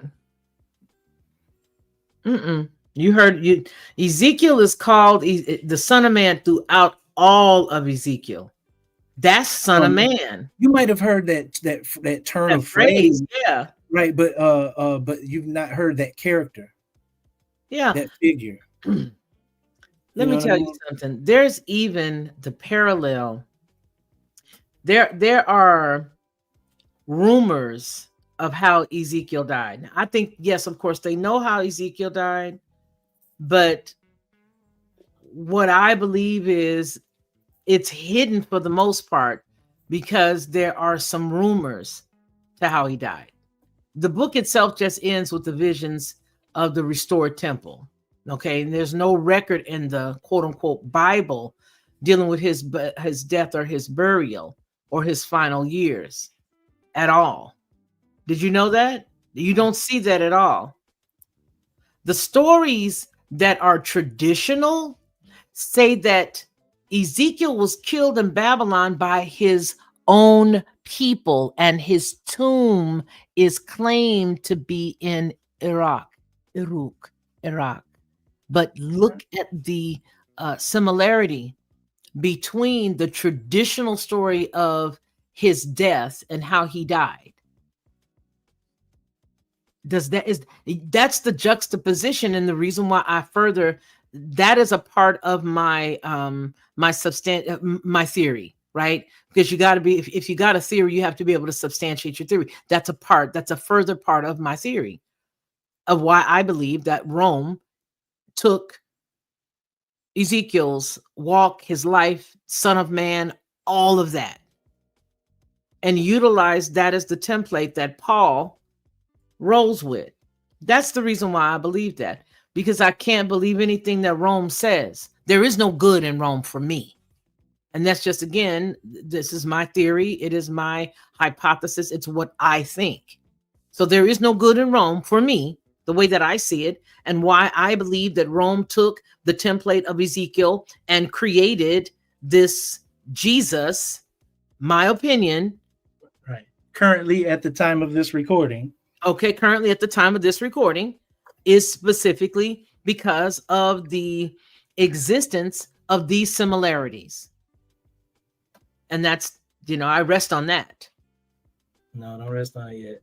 I'm just saying today, right now. Right. Just today, right now, because I already know you're going to bust me in the head. Well, I mean, because once we get all this information, we have to shift all the information that we've already tried to situate and categorize. Like, we're categorizing stuff too early. But because his death was not recorded and we don't know, I'm just utilizing the traditional stories that were left that do say that he was killed in Babylon by his own people. Right. And to me, that flows with the narrative and the theme of how Jesus was done. They say, well, the Romans killed him, or his own people killed him, or he was turned over by such and such, and all this other stuff. Or the Jews did it, and this and that. You hear all of that stuff, right? You hear all of that. This is still a portion of that juxtaposition. And as I said earlier, as I learn, there are some things that go away as I grow. But the point that I want to make to everybody is you have to be striving to know more and know better and to understand deeper, because you must, if you're going to hang your hat there. Some things are going to change. What you knew last year, you know not to be true this year, and so on and so forth. That's right. Go ahead, Ronnie. No, because for example, Ezekiel, he's talking in and around, I don't know, super ballpark, like the 500s BCE. That's when, and he's over there in apparently Iraq. That region, correct, is not over there in Jerusalem, in that region. It's more way to the east. So he's over there in that region. Why? Because they're going through the exile and all kinds of things like that. They're in Babylon. And then right after that, though, Babylon falls to Persia. Right after that, Babylon falls to Persia. Correct. And Persia has, but now Yah's people are in Babylon. But now Yah's people are basically in Persia because Persia took over Babylon. Mm-hmm. And they're bringing in their own religions now. Mm-hmm. On top of Mesopotamia's pantheon. Mm-hmm. And in their religion, they're on something else, man. They're on something else until like I was hinting towards earlier, until this dude named Zoroaster comes along. Mm-hmm. And he changes the game and turns the world on his head and comes up with monotheism. Mm. And that's quite interesting. His guy was Ahura Mazda. So while the Jews were in Babylon, which is now Persia, but it's Babylon. I mean, it's just they're in Babylon, but it's the Persian Empire now. Mm-hmm. And they're slowly absorbing certain aspects of their captors' religion. Okay, that sounds right. You know, and slowly being intertwined into the quote unquote Judaic worldview. And that's 500 years before quote unquote Jesus. So you got years for things to morph and things to grow and for new legends and new things, you know what I mean? So this is when the idea of Son of Man came through, when they were in captivity and in Babylon, in other nations' auspices, under other nations' auspices. Like they're slowly gathering all of teeny tiny little aspects of their captors' religions. And what's interesting is we have aspects and we believe in aspects of those now that initially weren't there when they were in their own land. So that's interesting too. In and of itself. If you're understanding what I'm saying, you know what I mean? Like I do. That's a whole bunch of consequences in and of itself. Because, for example, there was no Son of Man concept before they got uprooted and taken into captivity. Mind you, the Bible forewarns them, anytime you go into other people's nations, please don't listen to what they do about their gods, because it'll be a snare unto you. Wasn't that when there's a couple of pieces of that, and that is right. One thing that comes to mind is when was it Moses? Yeah, Moses comes down, and then you hear and then you hear Yah saying, "Hey, you know what? I'm very concerned about y'all because of you guys are going to be running around following other gods here in a minute." Exactly. You know, and that's and that's exactly right.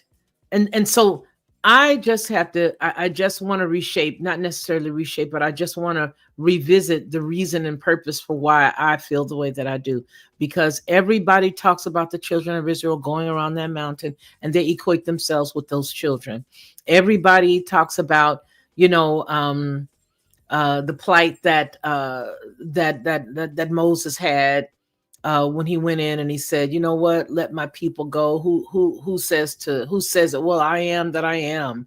Okay, well, they all equate themselves with that, but see, they got to understand that that's not the same God of the New Testament. It's just not. That's what I really want to drive home. I'm not saying it's Tammuz either, but it's more like. Well, it's more pagan than anything. It's more like unto Tammuz than not. Absolutely. And that's the reason why I said, no, I won't keep my hat there. But as I study, I see that the flies in the buttermilk. Oh, you can keep your hat there. Well, but you see what I'm saying? It's like Rome smashes the whole concept and the idea of everything. They renamed Syria, Palestine. They renamed Judea, Syria, Palestina. They renamed Jerusalem. Was it? How do you say the Aliyah? Was it Elia Capitolina? How do you say it? I'm not. Yeah, they renamed it. Rome renamed all of that region the same way they do stuff now to Oh yeah, shift and move Capitolina. things Yeah, around. yeah, yeah, yeah. Yeah, Exactly. yeah, Capital. Capitolina. Yeah, it was Capitol Hill actually. Yeah, It was huh, huh, Capitoline Hill. That was huh, actually the name of it. huh, Capitoline. huh, huh, No huh. exaggeration. Capitoline Hill. Mm, Seriously, that's the name of it. mm. And Yes, they ma'am. banned, they banned the Israelites from even entering into Jerusalem. And it's man, and that's Right. the reason why I keep saying if we just consider these things, we have to consider these things when we say what we believe. And it's my highest hope that people would listen to what I'm sharing, listen to what we're sharing, do your independent study and come up with your own answer with the Ruach. Allow the Holy Spirit, as you say, to lead you and to guide you, because once you do that, then you will see that there was definitely a road that everybody at one point felt like they were on. And as they were headed down that road, that enemy ran all the way down at the other end and turned that sign. Okay, good, good. So hit reverse. All So right. if we're on that road, that means that all those forks in the road, if we're hitting reverse, they end up on one road. There you go. That's true. That's the original game plan. All the forks in the road was people making other Come executive. on now. There you go. That's So, what we're saying. so Yes. you have to go back. I mean, at least like maybe you don't want to adhere to original road, but at least you have to know your roots, where original road came, where what it looks like, what it is, who you are, and how I you like it. were made manifest or what have you. I like it. So on original road, that's what I'm doing. So I'm talking about even before exile in different people's religions slowly, bleeding through, like the blurb said, like slowly bleeding through into the culture. Like these things happen, and as I said, the Yah said in the scripture that it was a snare unto you if you adhere to it. So that means you have to go back to the original road just to see what wasn't the snare. You know what I mean? The basics. Mm-hmm. Mm-hmm. And they came up with the Son of Man concept when they were in Persia. That didn't exist when you read Pentateuch, when you read the Torah. The Torah, you know what I'm saying? Or if you're reading even the prophets, up until a certain point, up until when they're exiled, mind you. Right. Because Daniel, he's highly Babylon, like he's talking about some other stuff. And Ezekiel. But Ezekiel, he was like, that was like transition exile. Like Daniel was full on exile. And now, but in Daniel, now all of a sudden you have a resurrection concept that didn't exist before we got exiled into the Persian culture. So that makes you have to question what was the Persian culture talking about, and what did they have to offer. So it turns out that Zoroastrianism has a savior called the Saoshyant. And this is a savior figure that comes and redeems the world and gives it its reward, and all the righteous people get to go to not heaven but like a paradise place, and all the other people get their due deserve. And it's a battle of good and evil, which didn't exist, and then it's an eschatology. At the end times, a savior is going to come, and he's going to bring balance, and he's going to be the judge of the dead and all of this and that. He's called the Saoshyant. And he's the savior-like figure that did not exist in the Hebrew religion up until we got exiled into Babylon, which turned into the Persian Empire. And then the Romans, through conquest, right, ruled that whole area. Well, the Greeks and then the Romans. But yes, so these aspects don't even really exist I'm talking about that on that original road. on that original untainted road before all the forks. Concept didn't even exist, and we were still on the road to getting the promised land if you just do the right thing. You know, and now all these savior figures and concepts, but they actually come from different cultures that we were exiled to, and then we have adopted them over, you know, millennia, over a long time. And then by the time the first century comes around, we have that this Jesus figure, we have Yahweh Shah, who believes in a lot of those aspects that the culture got from the Persian exile. So, you know, it's interesting, but there was never I'm not going to say supposed to be, because I don't know what the end times actually is going to look like. But as far as historically, there was never the end time figure. It was, let's live life abundantly right here, right now. Honor your mother and father so you can live a long time and enjoy all the fruits of your labor. That's what it was about. And then now, excuse me, with if you ask me, a control tactic mechanism by saying, hey, if you don't do good now, you're going to reap terrible rewards in an afterlife thing, you know, and you need to accept our version of salvation in order to make it work. But it's really a societal thing. It's a cultural thing. And every culture has their, you know, version of their religion.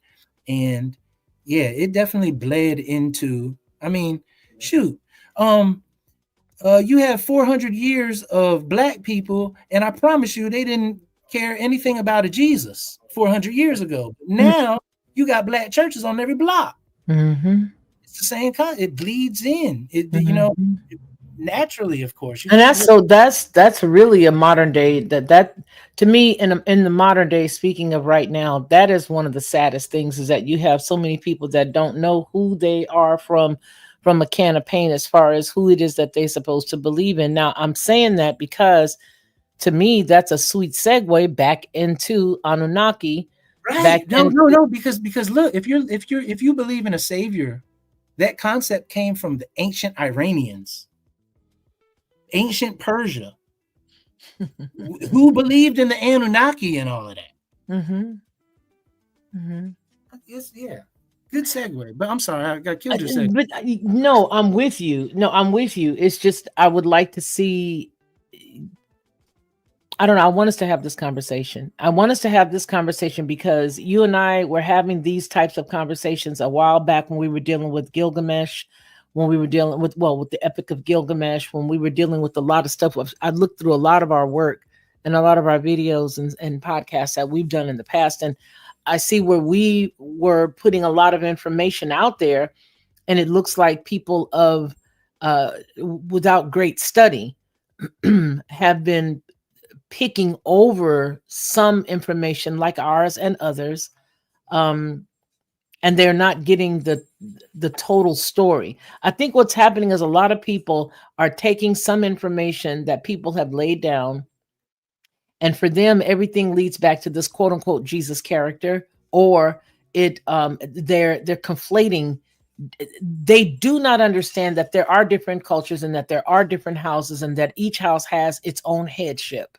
And again, it goes back to what you and I had made a comment for before many years ago. You mentioned, hey, you guys look at this passage in the Bible. It says not to talk about other people's gods because they still have power. And then I believe at one point you used the reference where Michael would not even go against the quote unquote devil or right. Satan, because, he said, the Lord rebuke you. He did not rebuke him himself, but the translation comes out to the Lord rebuke you is what he said, because he understood that was still a God. And I think that's the painful piece that people who were raised in Rome, as I was, the Roman mindset, as I was, we've been so boogeymaned out that we don't understand what's what. And I think once we sort of drop all the fear and the boogeyman stuff, as a great scientist or a forensic specialist, or even to have a very just sad statement, even as a coroner. Coroner goes through things in a forensic uh, fashion to find out the why. Um, and I think that's what we have as a responsibility when we believe in anything to do. We have that responsibility to take something and just peel back all the layers until we've nothing but the structure to then be able to see through. Does that make sense? Okay, I hope you can still hear me. Yeah. Oh no, I hear you just fine. Can you hear me? Yes. No, I hear you perfectly. But I think that that's a responsibility, that if you're going to believe in anything, no matter what it is, that you, like a scientist, really do study it. I made this mention about a car that I had that I absolutely adored, and I know I talked to you about it, and I think I may have mentioned it publicly. But I had my BMW 740i. My favorite one is a 98. This is my favorite one. I love the body style. I love the vehicle. I studied that vehicle so well. I knew everything I needed to know about it. Why? Because I invested my time and my money in it. And I thought, for me, I better understand this vehicle. What are the attributes? What I can do, what I can't do. And I found some stuff I could do. I did not know that that sucker could get down the way it would get down. They had another speed in it. But if you tap something, it'll make you go even faster. That if you smash down just right on that accelerator, you was going to get an extra burst of something. That vehicle was off the charts. But my point is, if you're going to believe or have or drive or be involved in anything, you really should know the origins, which is the reason why I think a lot of Black men end up getting into, especially some of these are in the clergy, end up getting into things like Masons, and some of the women end up becoming Eastern Stars, and the Red Hat Society. And a lot of people don't understand origin of things. That's my greater point. You must understand the origin, the history, how it arrived to where it is when you came upon it, so that you don't align yourself with something that you in your core don't agree with. I agree. And that's why I'm doing that's why I continually do what I do. And that's why once you start digging, like, so much information becomes prevalent and you have to sift through it all. But man, when they say, I don't know, what do they say? Rightly divide the word. You got to be rightly dividing that thing, because if you're juxtaposing it to the wrong information, then all your processes were right, but you came up with the wrong conclusion, because you're off base or something. So you have to be if you're gonna be knowledgeable, you better end up being very knowledgeable.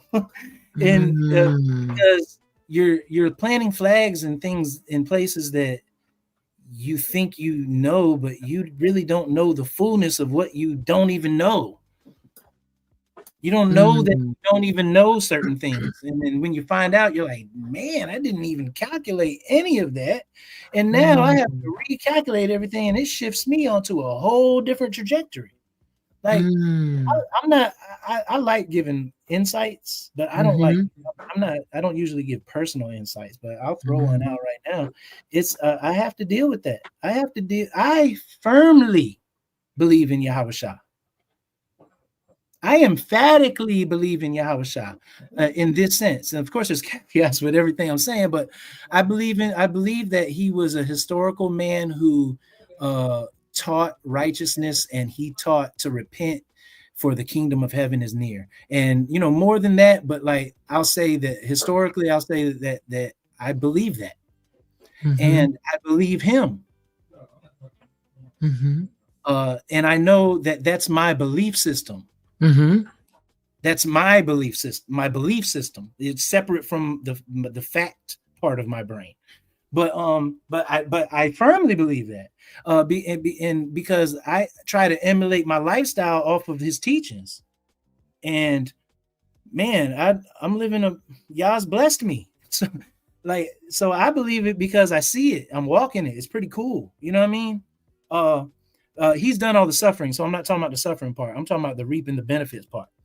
But nonetheless, I know, as a matter of fact, that whole concept came from a whole entire different culture, from a culture that was oppressing you, basically.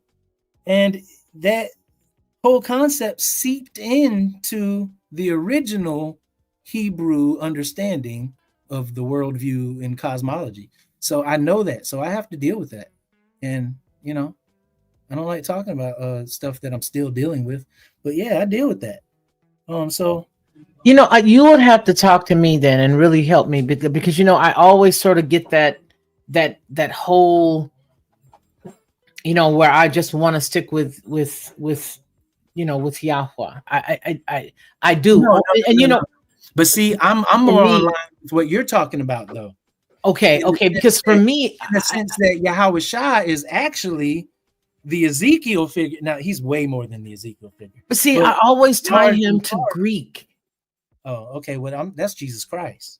Right. That's why Christ. when I say Yahweh Shah, then I see Yeshua, then I see Iesos, then it moves to the Latin and it goes from that to then Isus and then Jesus.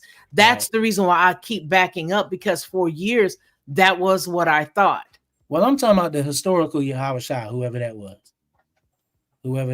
and whatever ripple he made in history. That's like, I'm not even talking about any accounts that we can read about in any sacred books or anything. I'm just talking about the historical person that created a wave, that, you know, just him. But I know by reading, I have access to, you know, the word of Ezekiel, and it matches up. So really, Well, he's, yes. I see he's emulating Ezekiel. So, you know, like in that sense. So really, I'm on board. But if you really look at Ezekiel, they're talking about the Melchizedek order. So that's a whole other thing. Yes, a whole different conversation. They're talking about Absolutely. the Melchizedek order. They just don't say, hey, this is the Melchizedek order. But they're telling you how to run the Melchizedek priesthood in the whole entire book of Ezekiel. And mind you, they're getting it from Mesopotamia. Oh, my bad. Didn't Ezekiel get all that information when he was in Mesopotamia? Well, how could he not? I mean, you're there in you know, he's there in Uruk or he's the Cal, you know, that's basically who they are. But I think that's So in even the ancient, but I think that's even something even more to really bring to light for folks, because yeah, I don't think that they realize that it is listen, the whole Mesopotamia piece predates even the whole Genesis piece. the whole Genesis piece is the Mesopotamia There you go. is a piece of the Mesopotamian piece. You see, but I'm just saying Okay, let me say, everything comes out of the something. entire Genesis is only a small fraction of Mesopotamia. larger Mesopotamian piece. Exactly. And that's what I think that I would love for us to explore, Okay, you yeah. know, So with everyone. in the ancient world, each city or city state or, you know, nation, quote unquote, was like a huge city, you know, town, a group of civilized people dwelling in a community, in a large community city. Each those had their own specific patron deity. All of them. We're gonna be thinking, would Memphis and all of that stuff be a part of that? Yeah, because Okay, you know, but exactly. Egypt had its own culture going on too. But we're talking Memphis is Egypt, and so that's a different culture, but Yeah, same that's a different concept, culture. Same not the same concept. concept, a Okay, okay, similar concept, okay, a okay. very similar concept. But we're talking about the Sumerian culture, you know, the Akkadian, Absolutely. Mesopotamian, you know, that whole thing. They This is pretty much where Zachariah Ascension sort of set his hat on some of those areas, right? but I mean the we believe it. We just believe it from the biblical aspect. From Correct. it's the same story. Correct. Correct. The Amana and all of that good stuff. I hope we're going to talk about all of that. I mean, because I that's really want to all. dig. Well, all I'm saying is that in the ancient world, each city had their own patron god whom they served, uh, who they served, and the thing is that God structure, that pantheon, it was Hmm. a hierarchical structure. Okay. So yeah, all of them were gods, but all of them might have been lesser gods, or even servants, but they were still considered gods. They were just servant to the more mighty God, so on and so forth. Or they were a son of the father of a the father is a mighty God, so that makes the son a mighty God too, but he's mighty God junior, and so on and so forth. But all of these gods had, all these cities had their own gods. And like I said, they all had a hierarchy. At the very top, there was like the top three. There was the top three, who was On, Enki, and Enlil. I should say it was On, Enlil, and Enki. On, Enlil, and Enki was the three, at the top. Correct. The quote unquote, if I may, the Holy Trinity. Come on. Oh, my bad. No, I'm with you. I'm tracking, because I know we're not necessarily all using these the word concepts. holy. All these concepts come from somewhere. Yeah. Right. So, right. The original three. But they had sons, they had cousins, they had brothers, they had servants, they had wives who had attendants, who had they had consorts. I was going to say concubines, but whatever. They had consorts. Yeah, whatever. So, and their consorts might have been awarded a city to rule over. Things like that. You know what I mean? So the thing is, every city had a major, a deity attached to that city. The thing is, you wanted to be a part of the city that had a major deity attached to it. And then, in the Hebrew aspect, that's Yah. So you want to be down with Jerusalem, because Yah is one of the major deities. Correct. Yah and Baal are the two major deities of the quote unquote New Old Testament. And then you have the Spirit of the Lord too, whatever that is, but that's a whole different ball game. Yeah. But at least Baal and Yah in the Hebraic aspect, that's the two major. So you want to be down with one of those cities. And so in Jerusalem is the city of Yah. But Jerusalem wasn't always the city of Yah. David made that happen. Like, where was Yah's city before that? You know what I mean? Come to find out, Yah didn't have a city before that. When we read Genesis, it says that the Most High, El Elyon, granted Yah his inheritance and gave him the people of Israel. So that's interesting too. So now, this is in the Hebrew Bible. It says that El Elyon gave Yah his inheritance. So El Elyon gave Yah his inheritance, and how is Yah the Most High? Elyon means the Most High. So the Most High gave Yah his inheritance. So that means that the Most High, we're conflating these because the Western mindset, the way we've been taught it, that there's only one God, monotheism. That's right. That's not true. Monotheism actually started in ancient Iran with Zoroastrianism. Yes, we believed in one Elohim being Yah, but we didn't think that there was only one God in the whole universe. We knew that there was multiple upon facets, all types of different gods. It's just we only worshipped our Elohim. That was, and that's what it's incumbent upon. You're supposed to worship your city's Elohim. That's what whenever I say whatever house you belong in, you should follow the rules of that. You've heard me say that before, right? So it's like whatever house you belong in, or whatever city you belong in, not sojourning through. You both belong in. Then that's the house that you get with the house, get with the city. Right, exactly. So in the story that I'm talking about in Genesis, where it said it's not Genesis. Did I say Genesis? In Deuteronomy, actually. Nonetheless, in the Torah, it tells you that El Elyon gave Yah his inheritance, and he gave him the people of Israel. But in that same story, it tells you that he gave, check this out, all 70 of his sons their inheritance. Who? 70. All 70 of his sons their inheritance, and he gave them all regions and people groups of the world to rule over according to the number of men. So he divided them up evenly, but he gave Yah a special inheritance in the people of Israel, but they weren't really numerous. Like he didn't really get a good inheritance. He didn't get a good inheritance. He didn't get the good one. Yeah, but and then it goes on to tell you that we be vexing him, like we're in his inheritance, and we vex him left and right.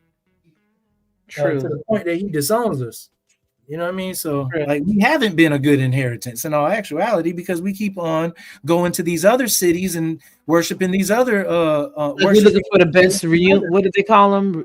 Those, what are those things called? Everybody having a, what are they called in the church when they have the guest speaker come? The revival. It's like everybody's running after the next new good words. Like, go run over here, go to that revival, eat after that table. You don't even know what kind of cat that is, but you're willing to go. But you're willing to believe it. And that's the truth, folks. Have you ever noticed that? How some people will always, It's called adultery. And that is the reason why it says that Yasharal has a whore's forehead. You're not supposed to do that. It's called adultery. See what I'm saying? So these ancient deities, they take it seriously. They consider it adultery. Like, you keep on stepping out of my house and going over there across the street. Like, come on back. And then you done messed around. Now you're not coming back. Now you're outside in outer darkness where there's weeping and gnashing of teeth. You have no home to go to. And this is the whole cosmology of the ancient world, actually. And every deity had their own city, and Yah is actually remember when we glossed over the point that every culture, they're saying the same deity, like Zeus. That's Baal.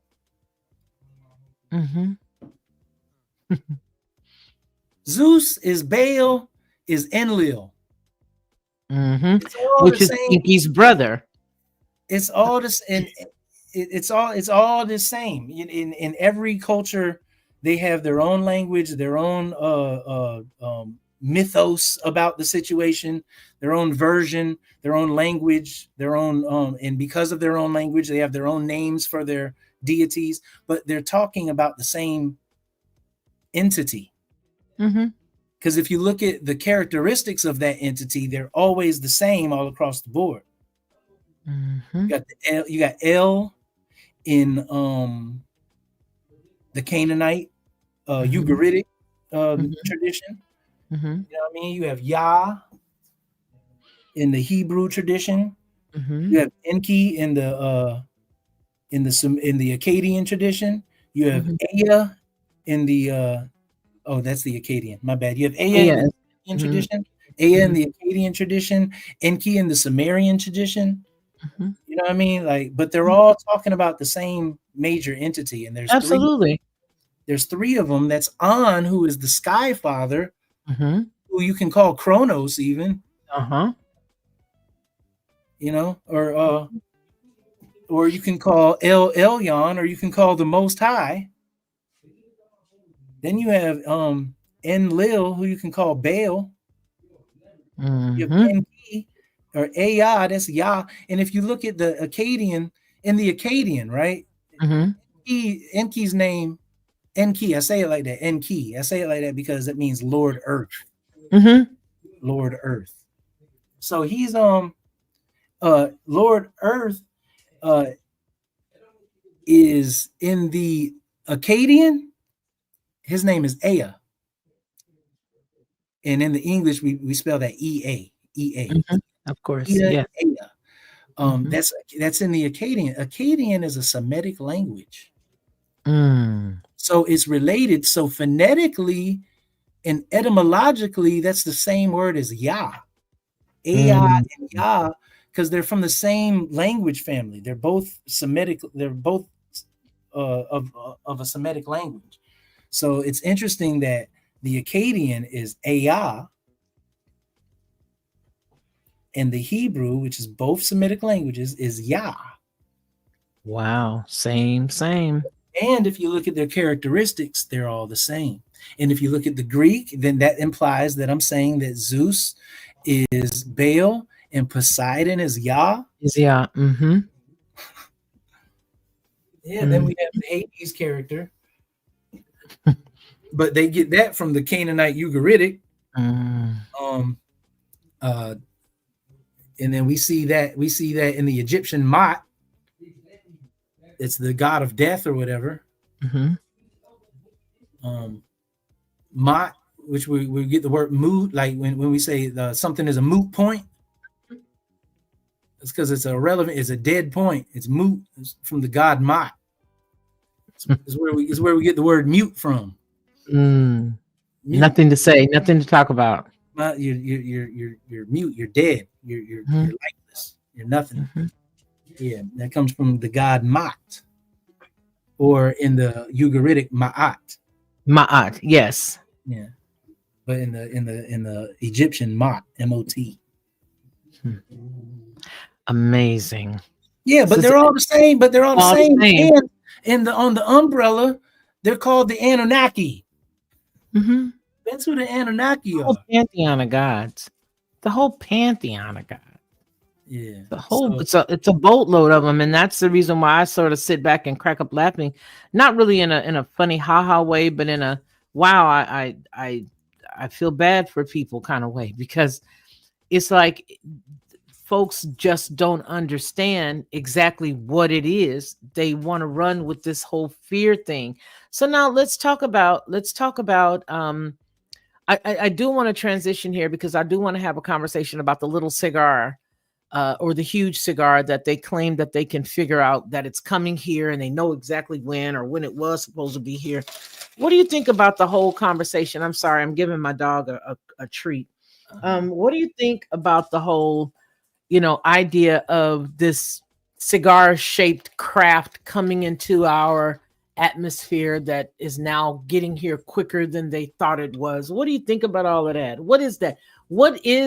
I don't know what you're talking about. You're talking about and please forgive me, the Hawaiian named what is or something like that? Okay. Well, I mean, I think that a lot of people don't even think of it as that, right? I mean, really, I really do believe that there is some stuff going on in the cosmos as it relates to portals and as it relates to all of that kind of stuff. I don't believe that what we're being fed now by this willing media and willing, Pentagon drop of paper and information. I don't believe that. I believe that that's manipulation to serve a different purpose. But as I've known about Nibiru and all this other stuff, I want to talk about. Okay, so I mean, so what could it be? A reconnaissance craft for Nibiru? Is that what you're saying? I don't believe that it's that. I believe that in order for them to be able to tell us that it's coming here at an even faster pace and all this other stuff, that they already know that it's something that they put in the sky. I don't believe anything that I believe that anything that's coming from another area or someplace we're not ready for. We wouldn't even know if it was gonna come. Well, I don't think like that, so I don't know. But this is how I do think of it. Since you asked, like, what's your thoughts on that? Oumuamua or whatever, right? I don't know what that is. This is the thing.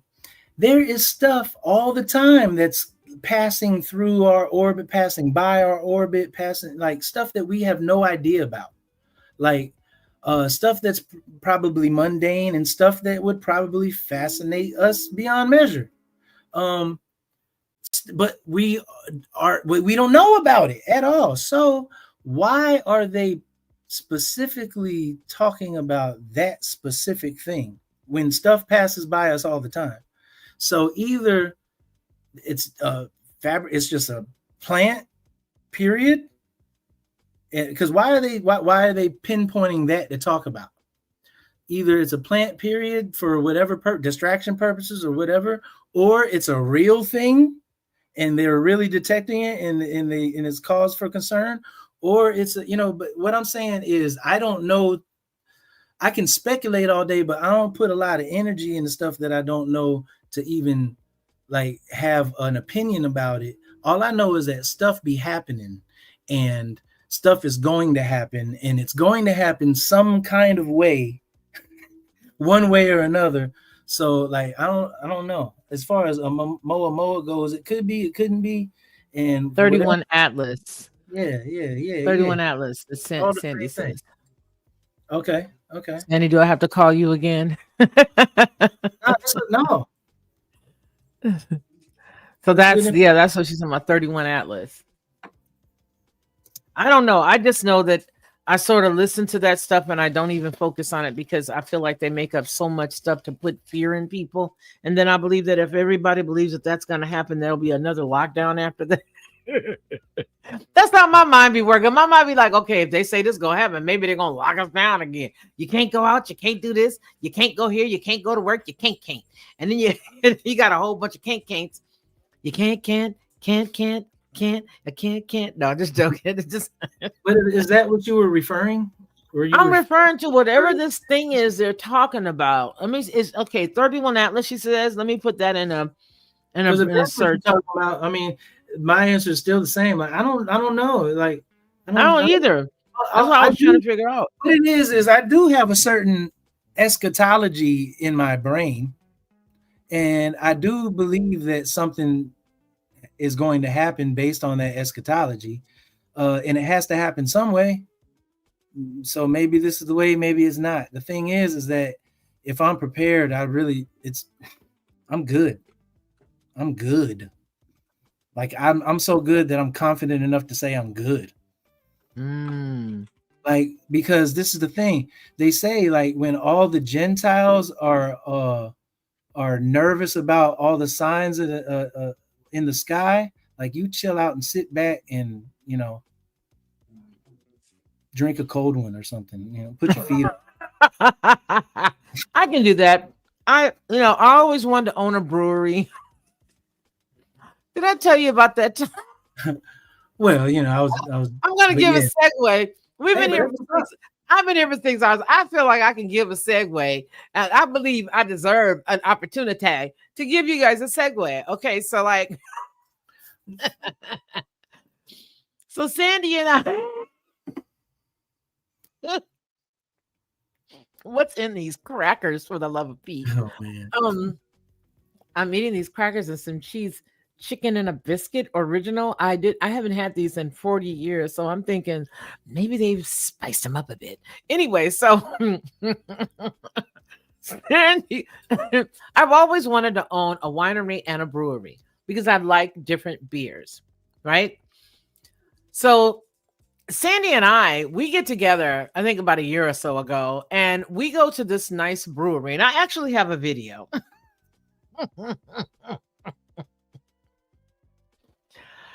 But the brewery that we went to, they have, and there she is laughing in the chat. The brewery that we went to had local beers. I don't even know how to say it. And I know you don't know, Ronnie, because I know you don't drink, but I drink. I had the beers. I was with Sandy and we had beers. And we went to this brewery. And while we were there, we had I forgot what they're called. Oh, what are they called? Yeah, it was a Back 40 brewery is where we went. But what are IPAs? It's an IPA. Okay, so anyway, I did not know that the beer at the brewery was stronger than a beer that you purchase when you get a beverage from the store. So we're all sitting there. It's Sandy, it's myself. Do you see her laughing, Ronnie, in the chat? No. She's laughing because she knows what happened. She knows. Okay, so I get there and I literally made this video for everybody in the very beginning because I was like, okay, I'm gonna capture our time together and show everybody, Sandy and I hanging out and having a good one, blah blah blah, having a good time.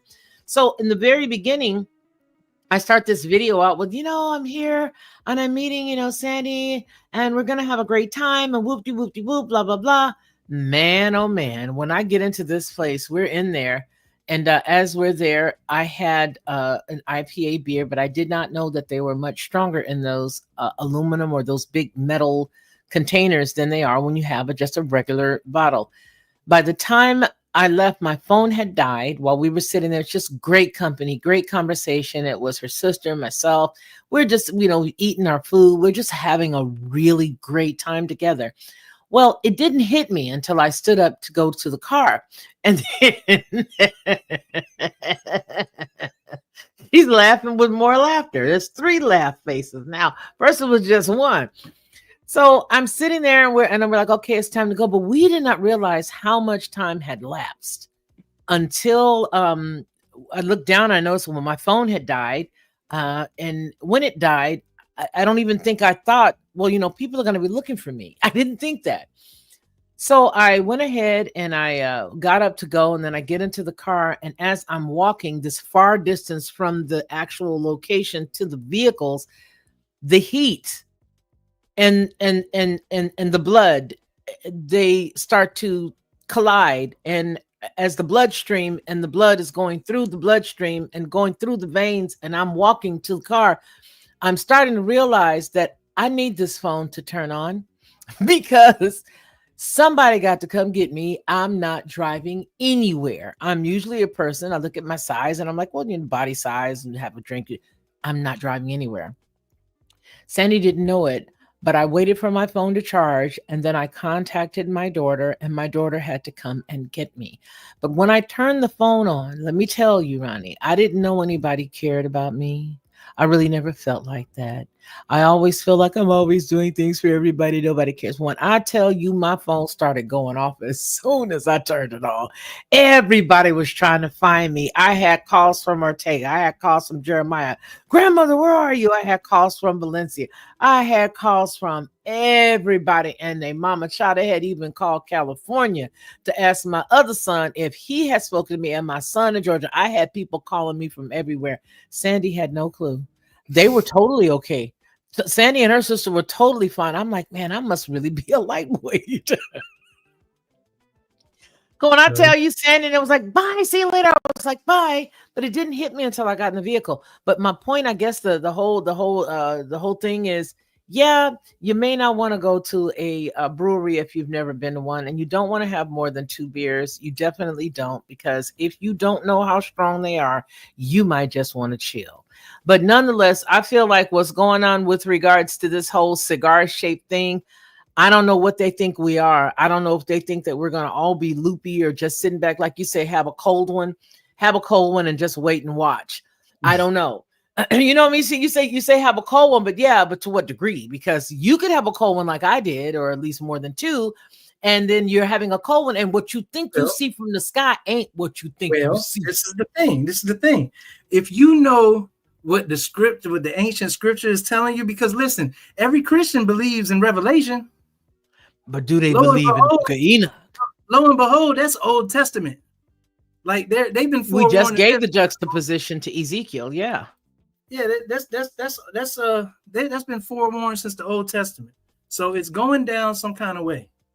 The thing is, it's already told you when. It's just Christianity tells you pay no attention to that. And the church fathers said we're cutting ourselves off of from the Judean, umbilical cord, and we're separating ourselves. You said what the church father said, like they've completely separated, completely. But in Jeremiah, it says, do not learn the ways of the nations or be terrified by the signs in the heavens, though the nations are terrified by them. So it's interesting that those 2 things are together, because we were talking about learning the ways of the nations and certain things bleeding, certain religious things bleeding into the culture. and then you asked me a question about what, three-eyed Atlas or Oumuamua, whatever it was. I looked it up, and I'm sorry, you guys. Buddy gets a little excited. So it's the 31 Atlas is an interstellar object that's currently traversing our solar system, not a spaceship as I thought it was, and it's headed our way. Here's what we know. What is 31 Atlas besides Buddy barking incessantly? Well, ladies and gentlemen, it was first detected July 1st of 2025 by the Atlas Survey Telescope in Chile. NASA and ESA classify it as an interstellar comet, not a spacecraft. Its trajectory shows a coma. I thought it was going to be comet tail, typical of comets, a coma tail typical of comets.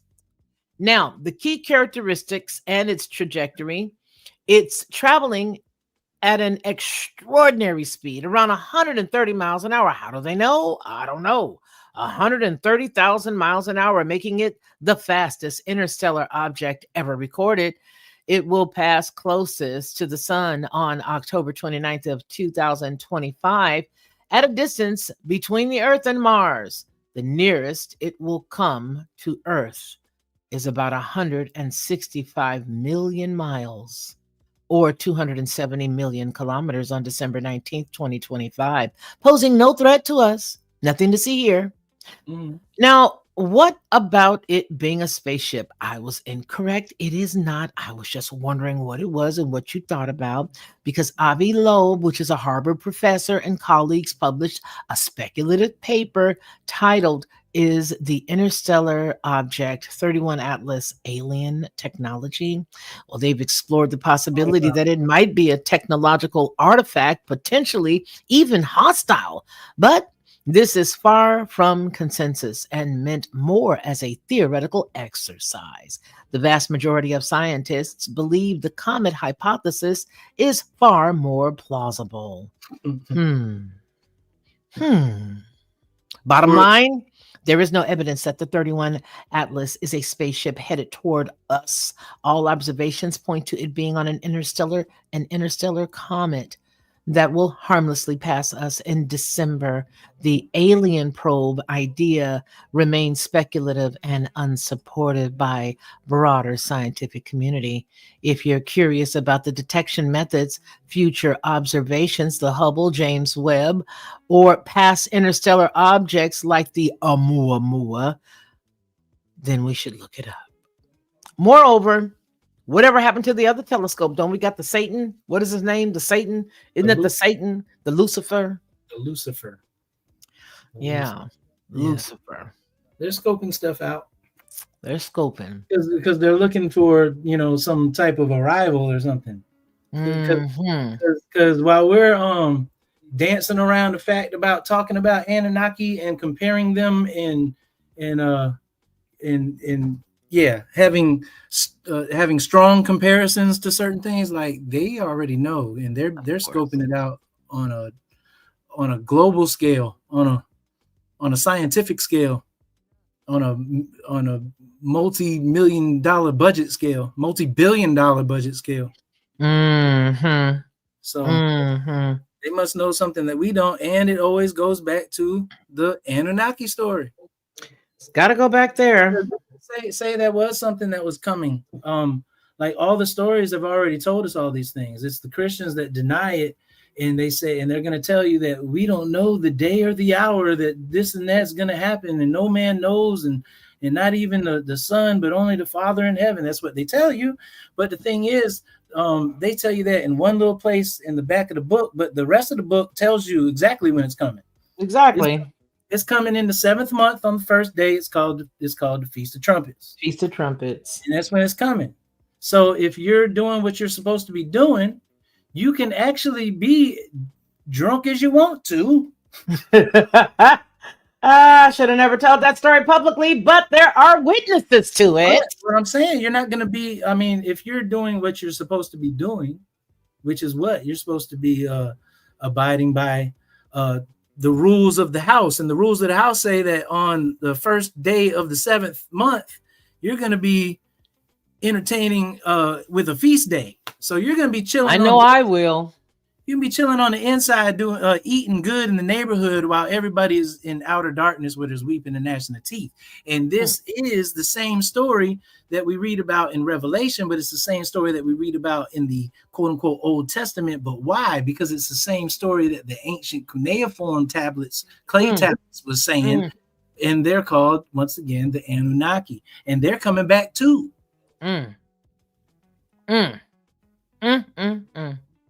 Is ENKI our God? ENKI is the what? Is he the one that created humans? Linguistical equivalent. Yes, ENKI is the one who created mankind. Yes. And then the other one didn't want mankind to hang around? Yes. Say that again. The other one, Enlil, didn't want mankind to hang around? Kind of. Yes. Yes. And so when ENKI was they were all hanging out and they were like, hey, let's make them. Yeah, let's make them. And then, Enlil was like, nah, I don't want them. No. Well, I'm going to preserve them. But what happened? Tell us what happened. No. Tell us what happened. How did it work? The creation of man according to... I know. Anunnaki. Go ahead. The cuneiform. Yeah, go. Okay. No, so they had lesser gods. They came to Earth. They had a project. Do I tell you what the project is and everything? I mean, was it gold? Yeah. Was it slavery? Gold and humans? They were seeking out gold. They came to Earth to seek out gold. Okay. And while they were here, they had but they weren't here. ENKI came. ENKI came here first and foremost, and he established the place. He fashioned and he fashioned the earth. That's what it says. It doesn't say he made the heavens and the earth. It says he fashioned the heavens and the earth. So that's what it says in the Hebrew text. The equivalent to that in the Anunnaki tradition is that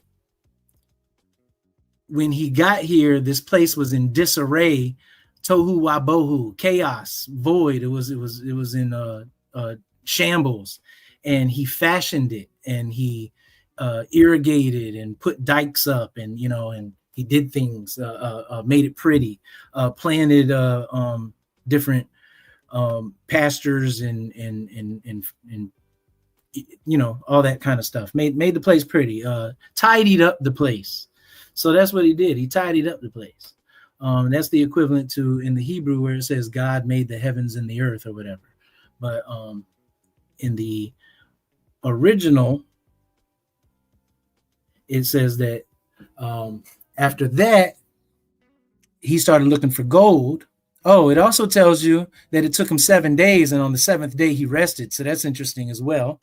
So on the seventh day they all rested, and it says that he looked at the moon cycles and was very interested in those. He was checking out the moon cycles. And then the seventh day they were finished with their work, interestingly enough, and then they rested. And they started going back, right? So there's parallels all in and out, and it's not so much that they're parallels. I'm just emphatically already stating that Genesis is regurgitating the same story that everybody knows, that the whole entire ancient world already know. It just is. Everybody understands that that's is. So they were doing that. Then they started mining for gold because they needed it for their land for some odd reasons, a whole bunch of different reasons. So they needed gold, and so he got a whole bunch of people to come to Earth, and those are what they call the lesser gods, and what we would call the equivalent of the angels. And when they got here, he put them to work, because they were working and they didn't want to work anymore. So they put the lower angels, the lower gods, the lesser gods, to work. They did that for They did that for a long time. And then they revolted and said, we don't want to work no more. You just got us as slaves. We're not working anymore. Then Enlil was like, okay, kill everybody. The the thing is that he was ENKI, amazing. yeah, And I'm not talking was like, bad okay, about you and me. you're going against my orders. Okay, just kill everybody. So ENKI was like, hold up. There are people, there are brethren. We can't kill them. Like they've been slaving for us forever, and our payment is just kill them. Like, nah, man. Like, yeah, we don't want them to revolt, but they do have a good point. We've been slaving them forever, man. So they were like, well, what are we gonna do? They came up with check this out. They had a council. And they got together in the council, and they came up with a game plan. And ENKI was like, hey, I can fashion some humans. So that's what he did. And of course, we get that story in the Bible when Yah created Adam, and the Elohim, plural, created man and woman in their image. So that's what was going on. It's just the ancient Anunnaki story just has a whole lot. I'm saying Anunnaki story. It's not called the Anunnaki story, but we're talking about the Anunnaki. But these ancient tablets tell you much more detail of the bullet point presentation that Genesis is giving us. Right. And so when we consider the ancient tablets, we're talking about the Sumerian or the cuneiform tablets. Absolutely, those clay tablets that are hidden below the Vatican, fractured. Oh, that too. Or I can even say hidden or nicely secured for whatever reasons. Oh yeah, in a Smithsonian somewhere, or in a British museum somewhere, or in a French vault somewhere. Absolutely. Yeah, they're holding on to them for us. But yeah, those tablets, those clay tablets that are like 4,000, 5,000, 6,000 years old, that they're finding in the desert sands. And when we and we can translate them because of the Buhestan.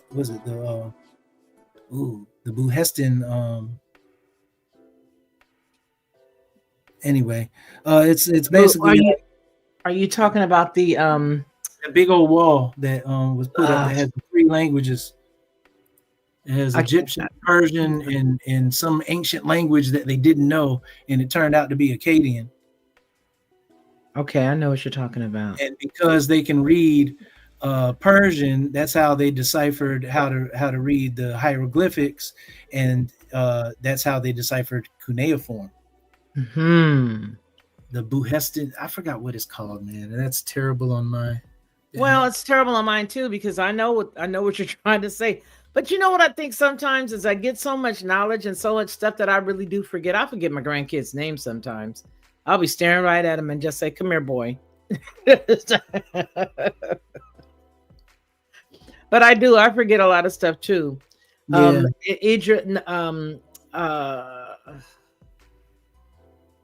I forgot it. I can't think.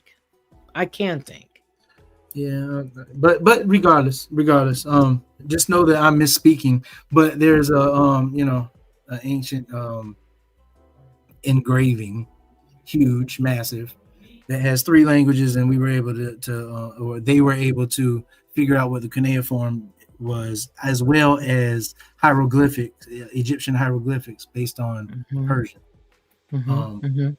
So that in and of itself. I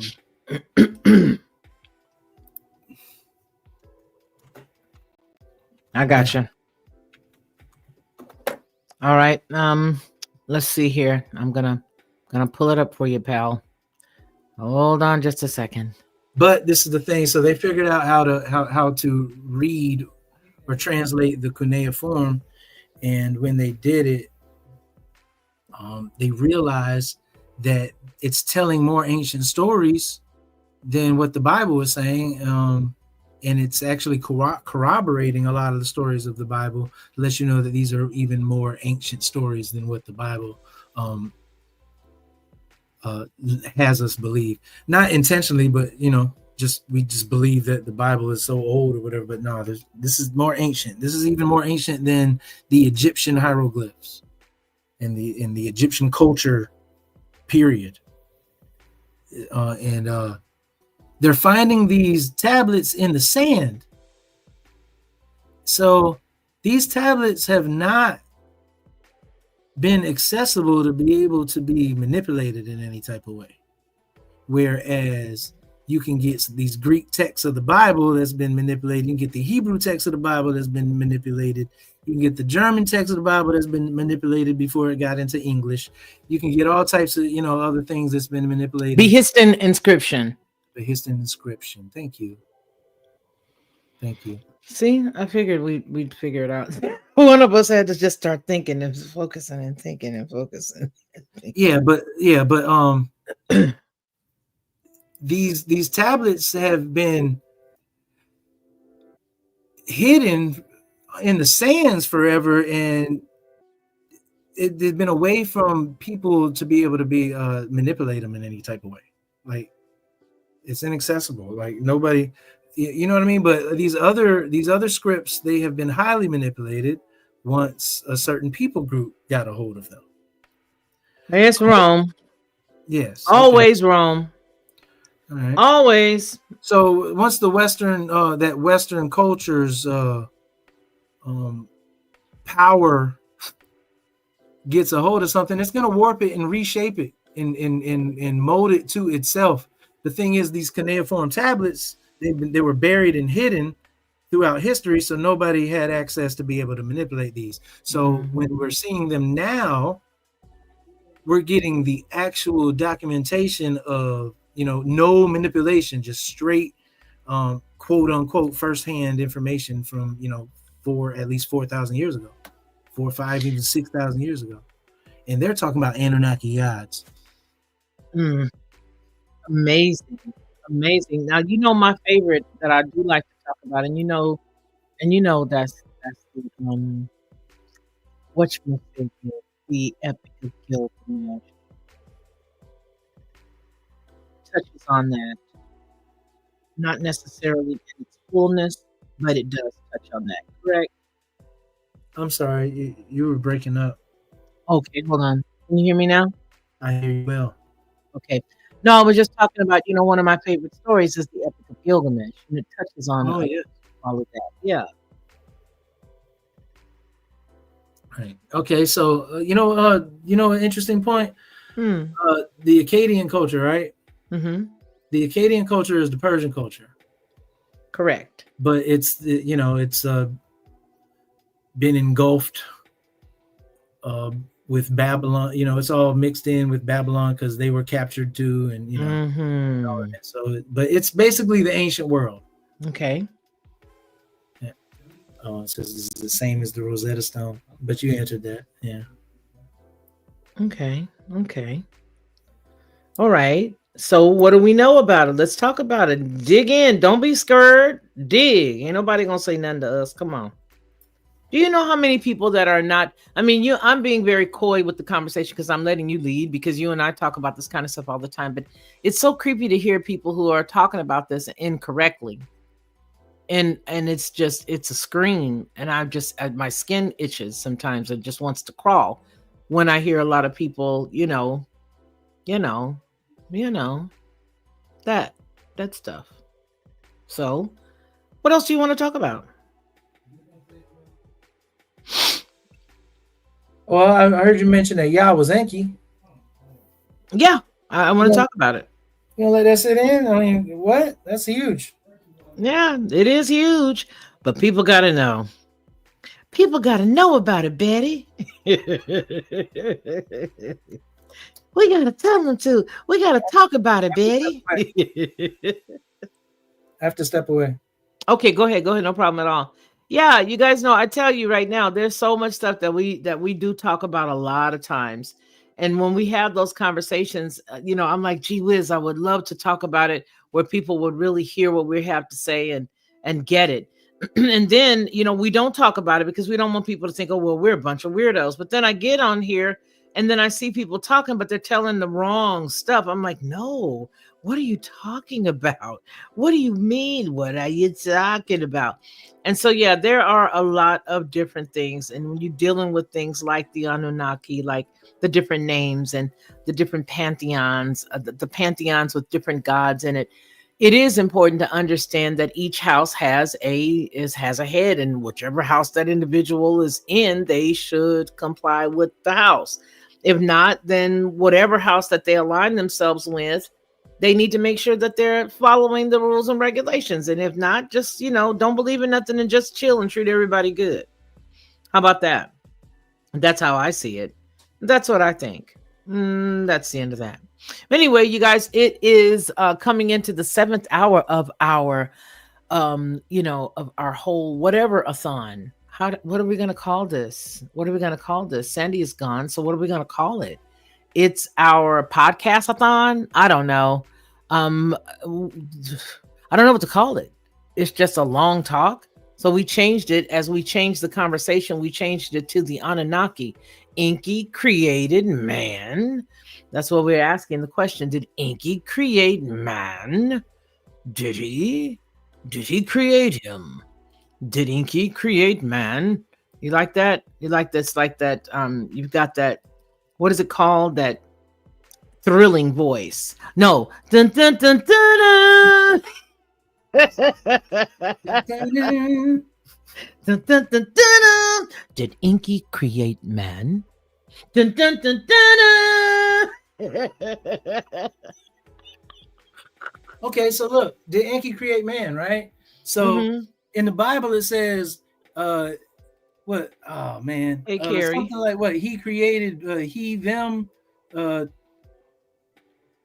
He created man. Created he, them. He created them. And she, them, and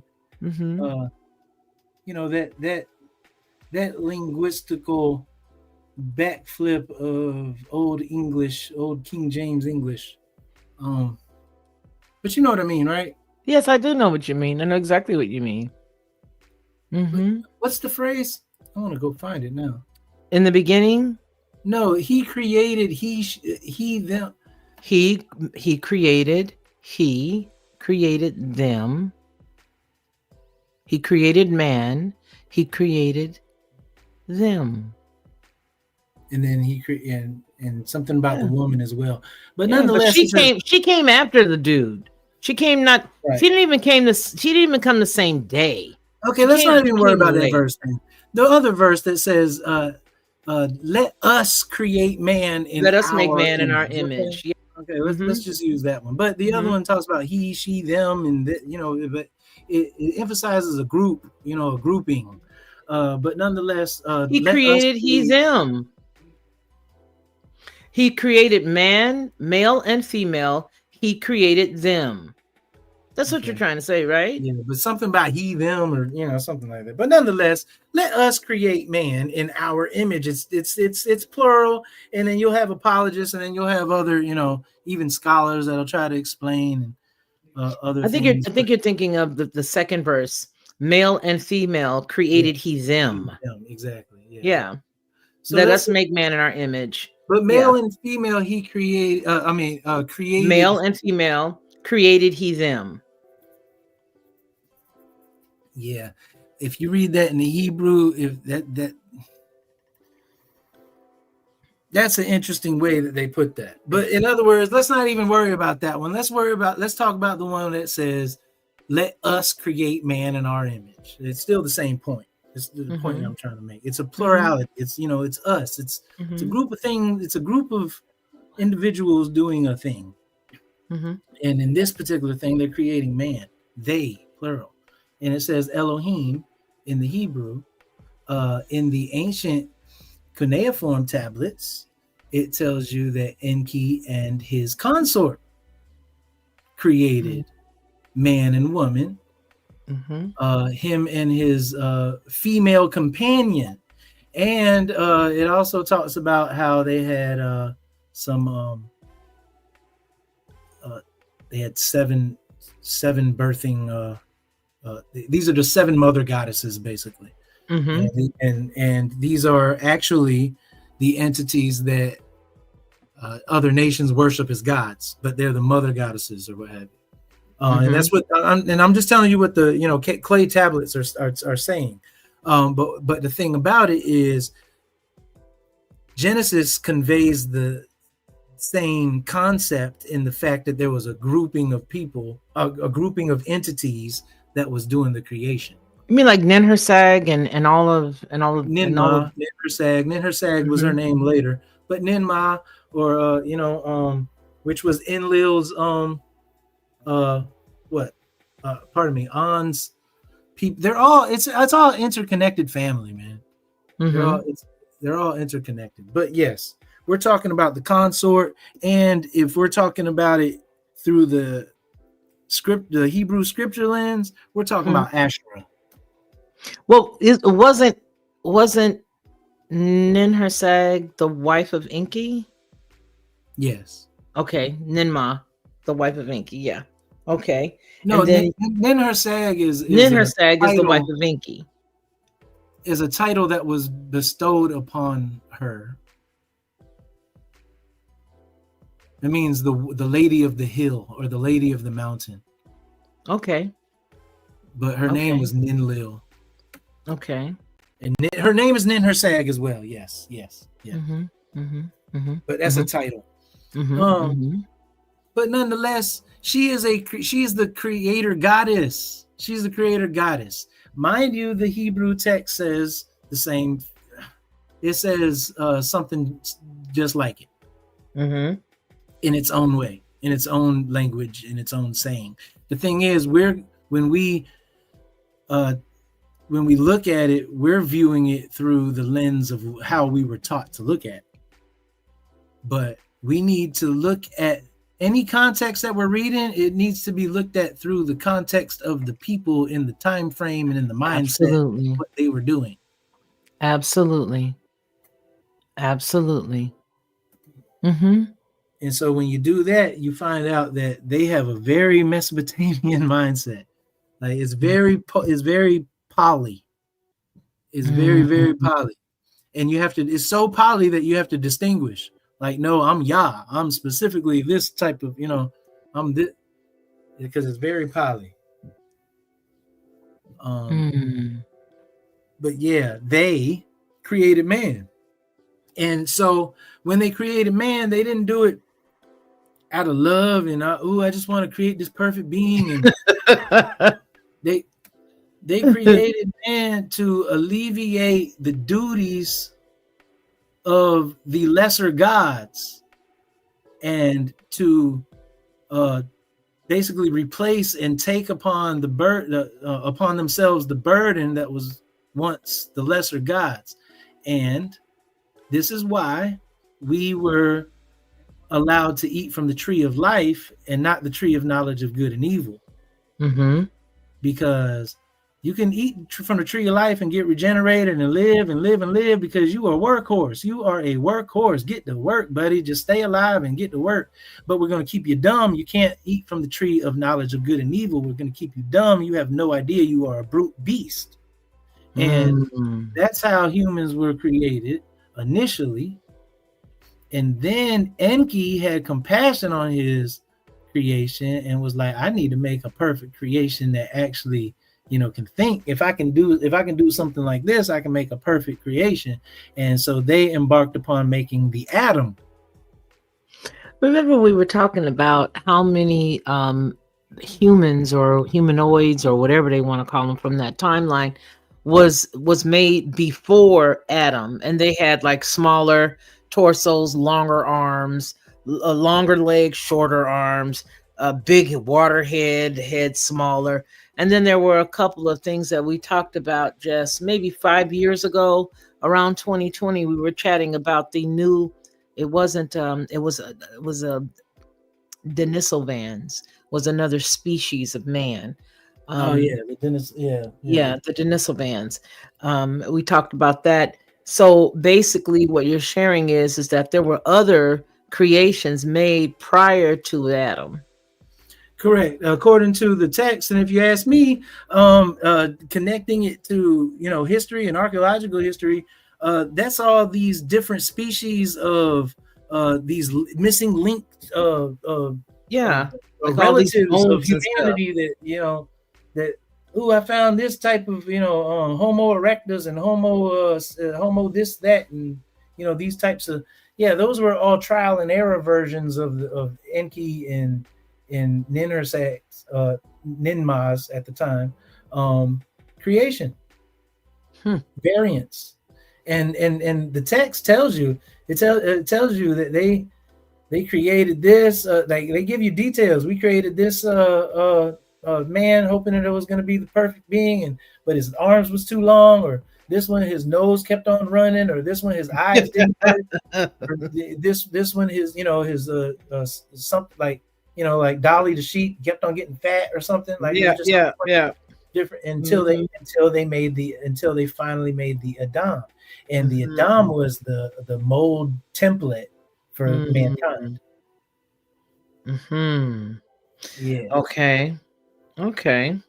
That makes good sense. So when you juxtapose that with the Hebrew text, you have Yah, who is the parallel, quote unquote, to Enki, who created man. It's but the text says, "Let us." Is Black Spring here? Hey, Black Spring. Hey, Carrie. Yes, that is true. It does say, let us make.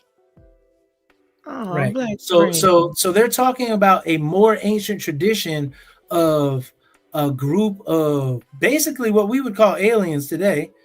Came, but they were so powerful that we revere them as gods, and they are gods. And as a matter of fact, one of them is my Elohim now. His name is Yah.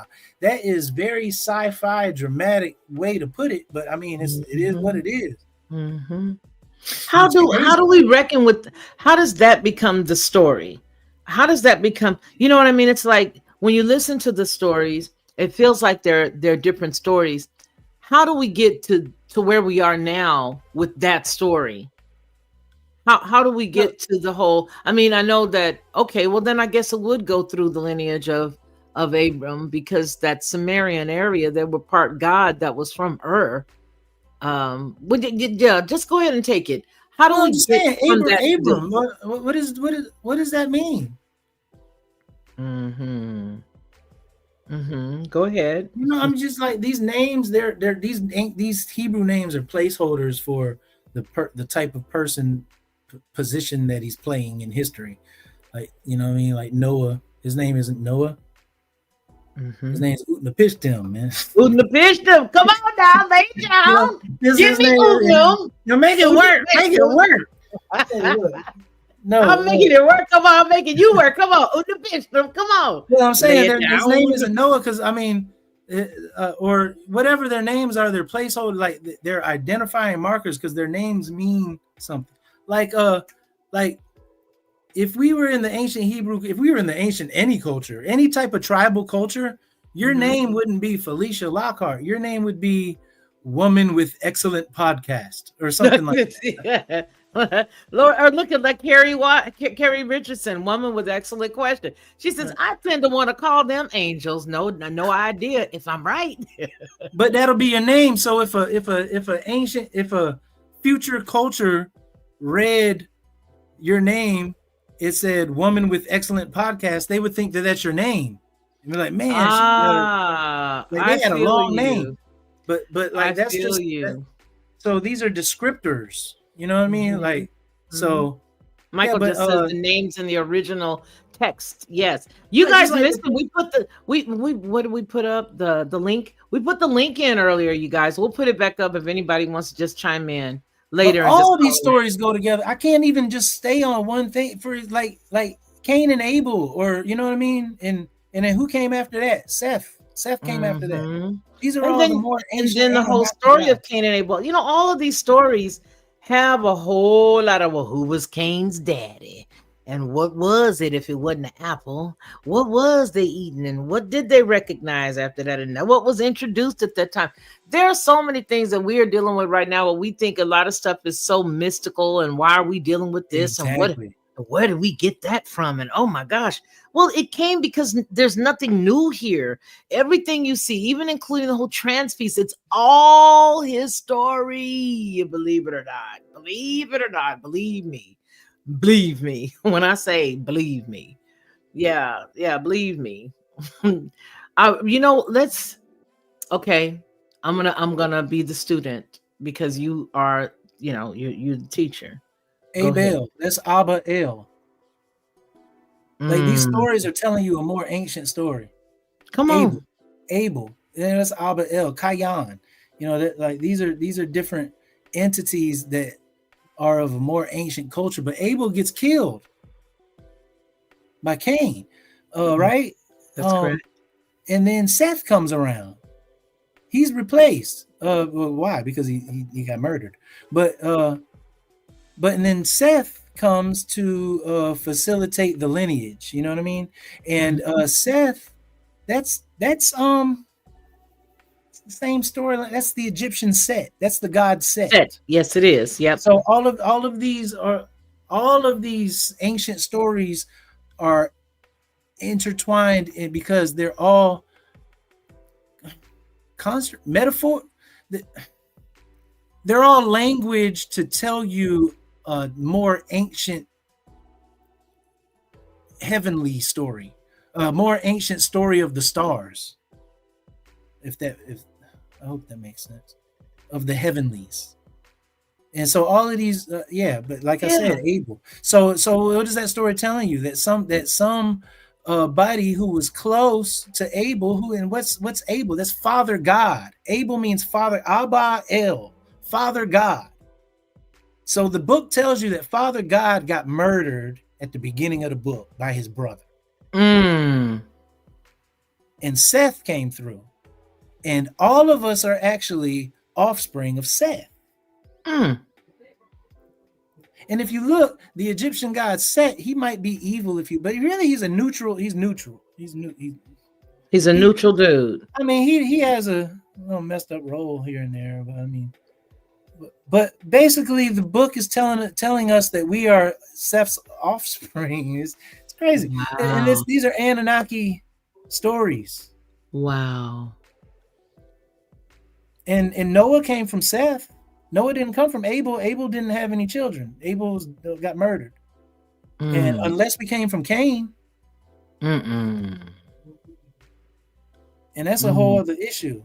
But if you let narrative explain itself, most of, I'm not going to say all, but I would like to say most, I don't know, but it implies that at least most of Cain's offspring got killed in the flood. You know what I mean? So like only Noah's people survived. So that's Seth's bloodline.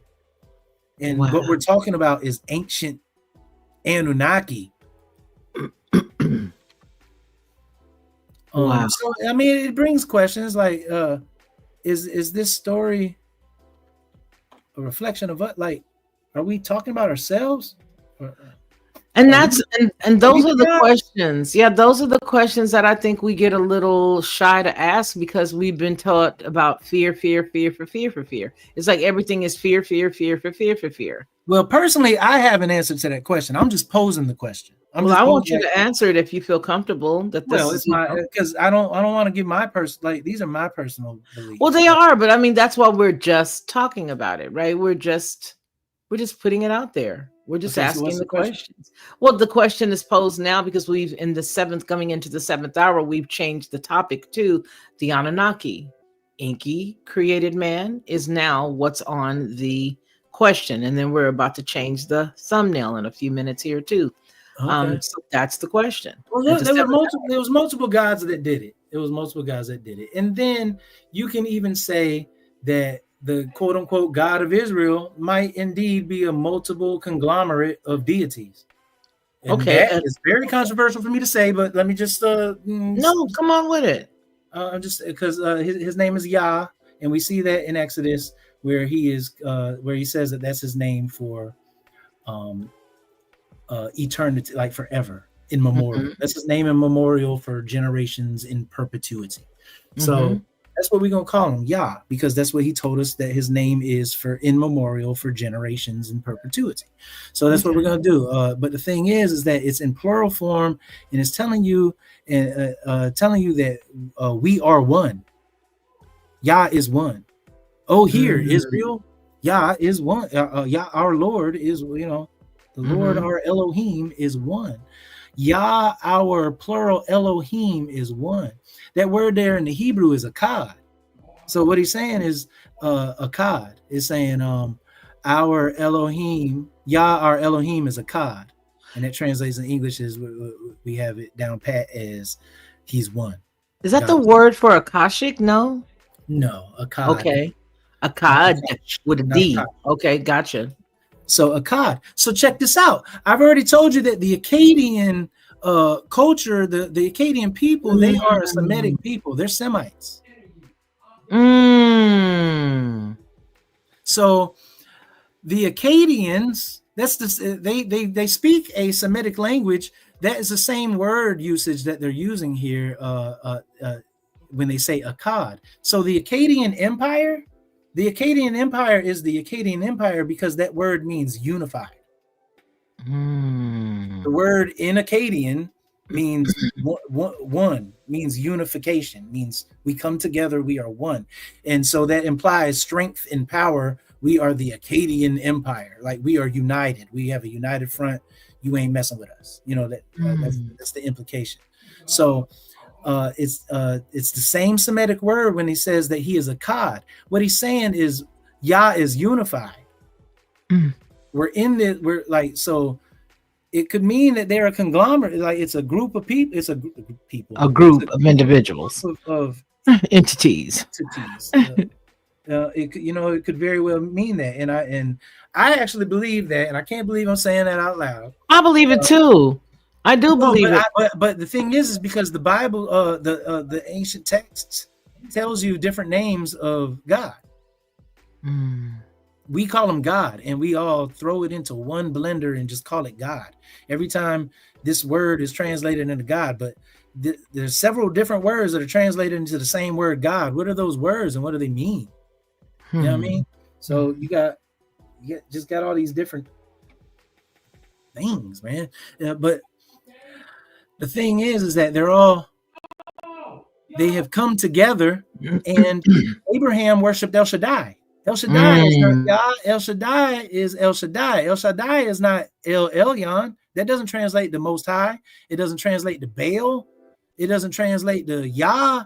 It doesn't translate to, like it's a specific El, and that El's name is Shaddai. You know what I mean? So he worships El Shaddai. Wow. You know what I mean? Like so because each one L means God. Yeah. Whoa. So these are interesting concepts, but you have to really, really, really, really deal with them. Like you have to like once you understand, once you see it, like we have to come to some type of reconciliation on what's going on. And El Shaddai, that's not Yah, and it doesn't say the Lord God either. It says El Shaddai. Correct. So El Shaddai, the English translates that into Almighty, but there's no word. Almighty is another word in the Hebrew. Okay, what is it? Shad means breast. Okay. So Shaddai in Hebrew means my breast. So the El of my breast. So basically, that's a nurturing mother goddess. Wow. Huh. And listen, Abraham came from Ur. Wow. Listen, Abraham came from Ur. Just guess, who was the patron deity of the city Ur? It just happened to be the fertility goddess. Her. Just happened to be the fertility goddess. This is why Sarah can get promised. I don't care if you're 99. I don't care if you're 108 years old. I don't care how old you are. I can make you have a child. Why? Because she's the fertility god. She's the one who does this. Oh my goodness. So wait a minute. So who is the ones, and why would they then decide to take out? Because every time you read anything, take it out. What it is when they translate. By the time they translated it into English, you have 1,500 years of tradition, and they see that something don't add up, and they have to just translate it into something that works for the. So it can't be a chick. It's got to be a dude. Wow. That is a mother goddess. Her name is El Shaddai. Look her up. Look up the goddess of breasts, because that's what it is. Wow. El is God, and breast. It's if you're talking about breast, it's not a dude, so At it's a all. goddess. Which would make sense to give life.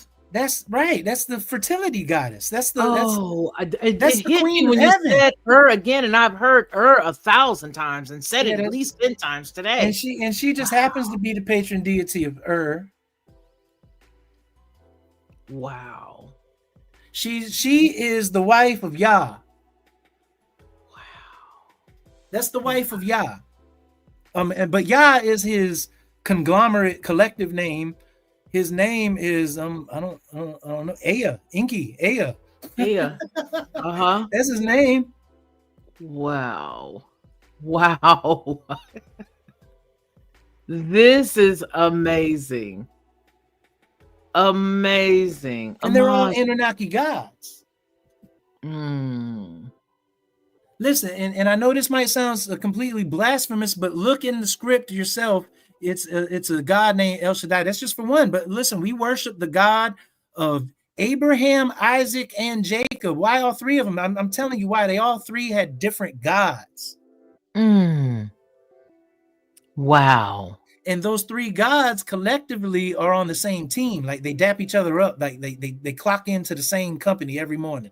Like we are Team Yah. I love it. Wow. They have councils. They have like moral. Like they keep morale high. Okay. All right, what are we gonna do today? Yeah, like clock Come in on, team. and it's Team Yah, and it's a conglomerate. Because Jacob, right? He didn't deal with El Shaddai.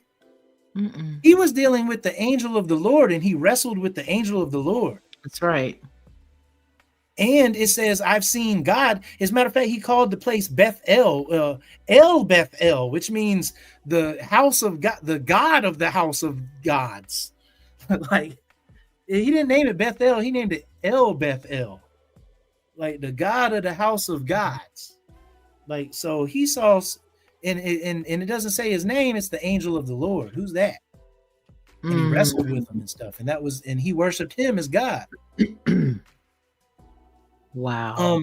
Isaac had a ram in the bush that saved him. You know who the ram is? I'm afraid to ask who. Marduk is the ram. Marduk is the ram. Right. Marduk is the ram. That's right. Wow. Wow. Wow. Please understand what I'm saying, man. It's crazy. Yeah. Yeah. So tradition teaches, this is from Michael Powell. So tradition teaches Lord of Lords, host of hosts, etc.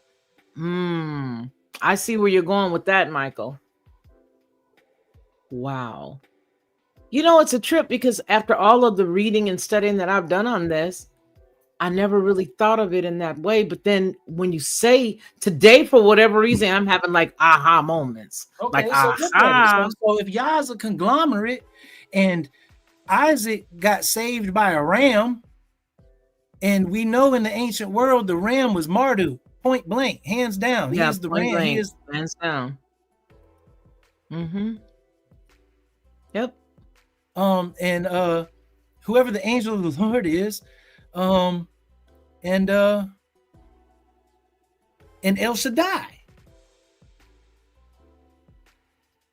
I submit that the angel of the Lord is ENKI's emissary, because you don't see ENKI, you always see his angel. You always see his messenger. You're about to mess some people up now. I know exactly where you're going. But it represents ENKI though.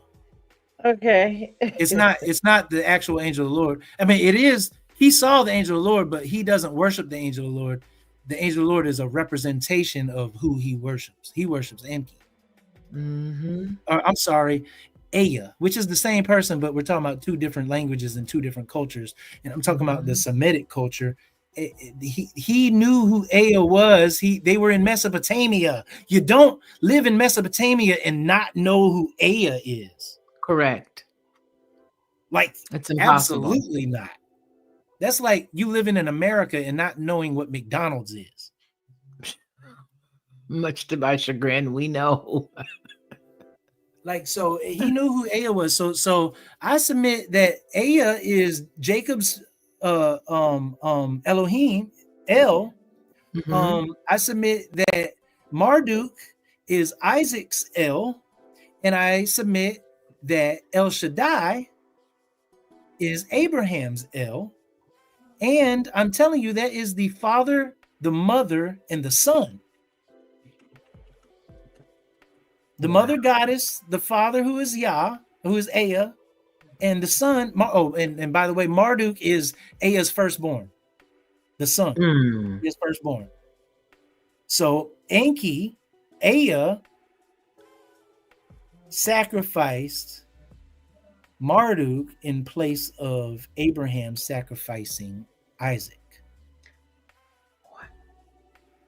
Either that or it's metaphorical, and Isaac is a representation of Marduk, and that's our grandfather. Wow. But wow. I know I'm going very left field for most. But actually, you're not, because I know the way you study. Yeah, and I know the way that you do all of your study, Doctor. I know how you do you. I know. And I know that, as people will. And here's the thing. I think that, when we first started having these conversations a couple of years back, it did throw a lot of people, because a lot of people are like, really? But now that more people are really onto it, and that's the sad part. I told you that too. You know what I mean? It's like the sad part is that now that a lot more people are into it, it's like, okay, now they're a little softened to it. But the part that's the trip is, even with that, you got to be careful who you get it from, because I've heard some people's stories, and I'm like, I'm sending you messages. I'm letting you know I have a sharp tool version. I'm trying to tell you. I know. I have a sharp tool version. I know. And I was telling you, if you remember, I told you this a long time ago, more than 5 years ago. I said, what I'm telling you now is fringe, but I promise you 5-10 years from now, this is going to be regular information. You said that. You said that. You did say it, and you've never lied. You ain't never lied. You ain't never lied. That's the truth. Lo and behold. And lo and behold, here we are, and people, and that's why I'm saying that I find a lot of people that, are talking about it, but they are not talking correctly. Because they're grasping, but they're teaching as they're learning, which I can see that. But still, I don't know. That's the reason why I'm glad that we're at least broaching the topic, so that when we do an in-depth study on it, that people here especially will have at least heard about it. And then it's the best part is that you can always ask questions, and you can always do your own study, and you can always chime in on things. That's the most important thing, is to be able to know, hey, if I go over here, Ronnie and Felicia, they're going to allow me to ask questions and to challenge certain things, because that's the only way you can learn, is by challenging what you've heard. And then by challenging it, sometimes that's when you do get the opportunity to learn more. That's how I see it. That's just the way that I see it. You know what I'm saying? That's how I see it. I feel like if I study some of it, then when I'm listening, I'm going to get the opportunity to ask more questions. You know what I mean? To ask more questions. And that's the most important thing. That's the most important thing. Yep. Right. So you want to take any questions out of the chat, or you want to just keep going? Tell me what you want. I haven't even seen the chat. Yeah, I was just talking. We're just talking. Yeah, we're just talking. You want me to give a question though? So okay, a book, Marduk the Mighty. Recommended reading. That's funny. Okay. Hey, whatever. Hey, the Mighty author. The author is Andrew Matthews. Recommended reading is what he's asking. I tell my family, read everything. I don't care if it's ingredients. I don't care what it is. Read everything. Get all the information. Get all of it. You say get it all. Get it all. In a second, being able to decipher with discernment. That's the thing. I could see that. In a second, I'm going to leave you to talk to the people because I'm going to step away for a second. That is terrible because you can't. You're about to step away for a second. Man. Yeah, because I'm actually doing something totally. Never mind. What you doing? Creating something? You over there creating something? No, I'm on what I told you earlier. Okay. Oh, okay. All right. Well, I'm gonna put on a commercial because my door is ringing, which is what I was waiting to happen. Forgive me. No, it's okay. I'm gonna put the commercial on, and if I come back after the commercial's off, you guys just go ahead and tell stories and jokes inside of the chat. Okay, bye. I'll be right back. Hey everyone, it's me, Felicia, of the Lockhart Perspective and Headlines with a Voice. I want to tell you a little secret. This is what I used to do because I don't do it anymore. I would go to the store, buy the barbecue sauce, pour it inside of a bowl, put a whole bunch of different spices, a dash of brown sugar, a dash of maple, and a dash of mustard, stir it all around, and everybody would be like, oh my gosh, this is the best, this is the best. But I was exhausted after all of that, and a lot of times I couldn't remember how many dashes of what I put in it. But I don't have to do that anymore because now I just go to Judge Joe Brown's website and I order his 3-pack of bottled barbecue sauce. It is by far the best, and I do mean the best barbecue sauce I've ever eaten. And when you go to his website and you order his 3-pack, you'll see exactly what I mean. Head on over to jjbbbbq.com and order Judge Joe Brown's barbecue sauce. You'll be glad you did, and you're going to tell me about it. I know you will.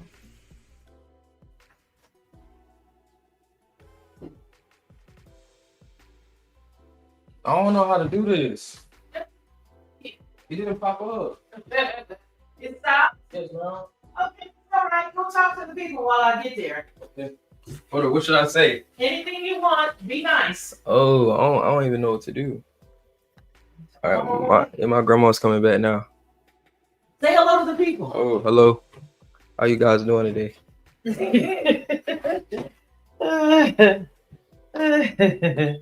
Okay. This is our Jeremiah, you said that with your chest. This is our whatchamasigamathan. All right, did you hear Jeremiah talking? Yeah, he said it with his chest. Oh, that's it. Can you believe his voice went from being squeaky to that? That's all right. So long ago. All right, folks. So I'm glad that you guys are hanging out with us. You guys are some troopers. I'm loving it. I'm just loving it. So I guess I'm going to have to try to find this book here that Michael just mentioned. Okay, so a book, Marduk the Mighty, author Andrew Matthews is recommended reading. Like he said, read even the ingredients. I'm going to see, can you get that from Amazon? Because I like to have the hard copy of books. Hey, I'll give you some Come on, what is it? It's in that vein. I mean, okay. Read ENKI and the World Order. Oh, I like that. Looks like I got 2 books coming in. Read ENKI and the World Order and read the Enuma Elish. Yeah, now the Enuma Elish, yes. I'm very aware. ENKI and the World Order. The Inky and the Brain. The Inky and the Brain. Inky and the World Order. Who's it by, do you know? Not that it would matter because it's cuneiform. It's a clay tablet. Oh, okay, got it. It's an ancient story called ENKI and the World Order. Okay. It's on a clay tablet. So I guess you wouldn't read it because it's in cuneiform. Well, but no, they probably have gone through and they translated. I think Oxford translated it. What I would like to do is see, because secretly I've been learning cuneiform on the sneak tip secretly. Really? Yeah. So I would like, but no, not reading it. But just being able to identify what I'm looking at. So I actually would love to see a tablet next to a translation and match it up, see what it looks like. But nonetheless, yeah, the Enuma Elish.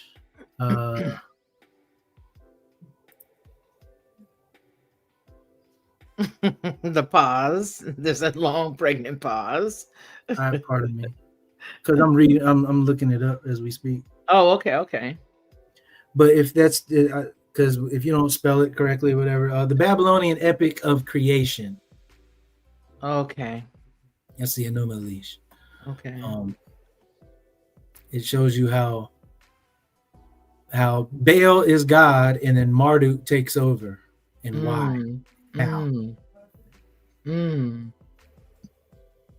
Do you care to elaborate?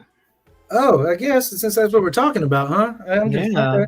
Yeah, no, but I want to elaborate on something totally different. Well, do it. Okay, so listen, what we're talking about here in the Enuma Elish is this just one portion of, you got to go in and look at it for yourself. I'm not giving you a whole lot of background information if you're not aware.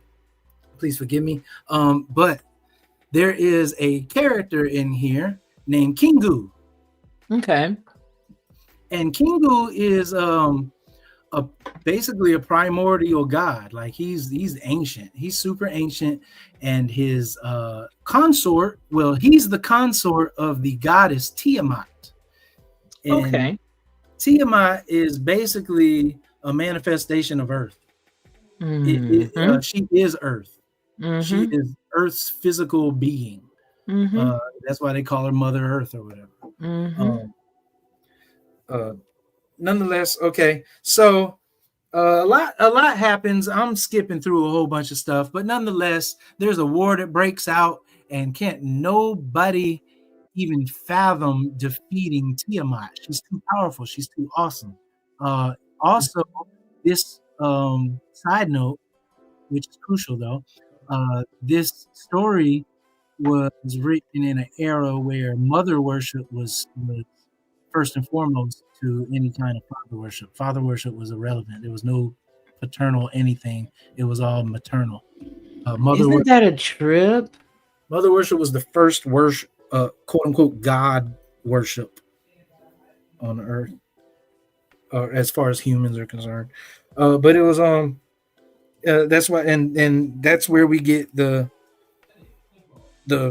idea of Mother Earth. Anyway, her name in this epic is Tiamat, and she goes to war with her children, and her children just happen to be ENKI and Enlil and all of them, and they, for other reasons that we're not going into great detail, but internal strife and family affairs and things like that, and then so literally family affairs. Wow. Yeah. So yeah, I know the story. Go ahead. so they end up killing the father of the gods. The Greeks call him Kronos or whatever, Abzu in the ancient text. They end up they kill him, and they can't kill her though. They are trying to kill the primordial gods because they heard the plot that the primordial gods are trying to kill them. They're trying to kill their children and it's always a noise issue. They're too noisy. They get on my nerves. We're just going to start over from scratch. And what's interesting is you see that personality trait in the scriptures when Yah tells Moses, look, man, I'm tired of these people. I'm just going to start over from scratch. Like it happens often. Well, I mean, the same thing was just like, I hate I ever created them. They're driving me bats. But that's because there are multiple gods here that are having differences of opinions. It's not like one god that's having a nervous breakdown, having multiple, having conversations with himself. Is there any god that ever says, I can't stand your kids, they're too loud, looks like you're going to need a post-abortion? Yeah, that's Enlil all day long. That is trademark. That is hallmark. That is benchmark. Enlil. Yeah. So, wow. So what's the dude's deal? I mean, he just likes solitude, or what's the deal? No, he just wants everybody to be quiet. He wants some peace. He wants some peace. But nonetheless, nobody can beat Tiamat.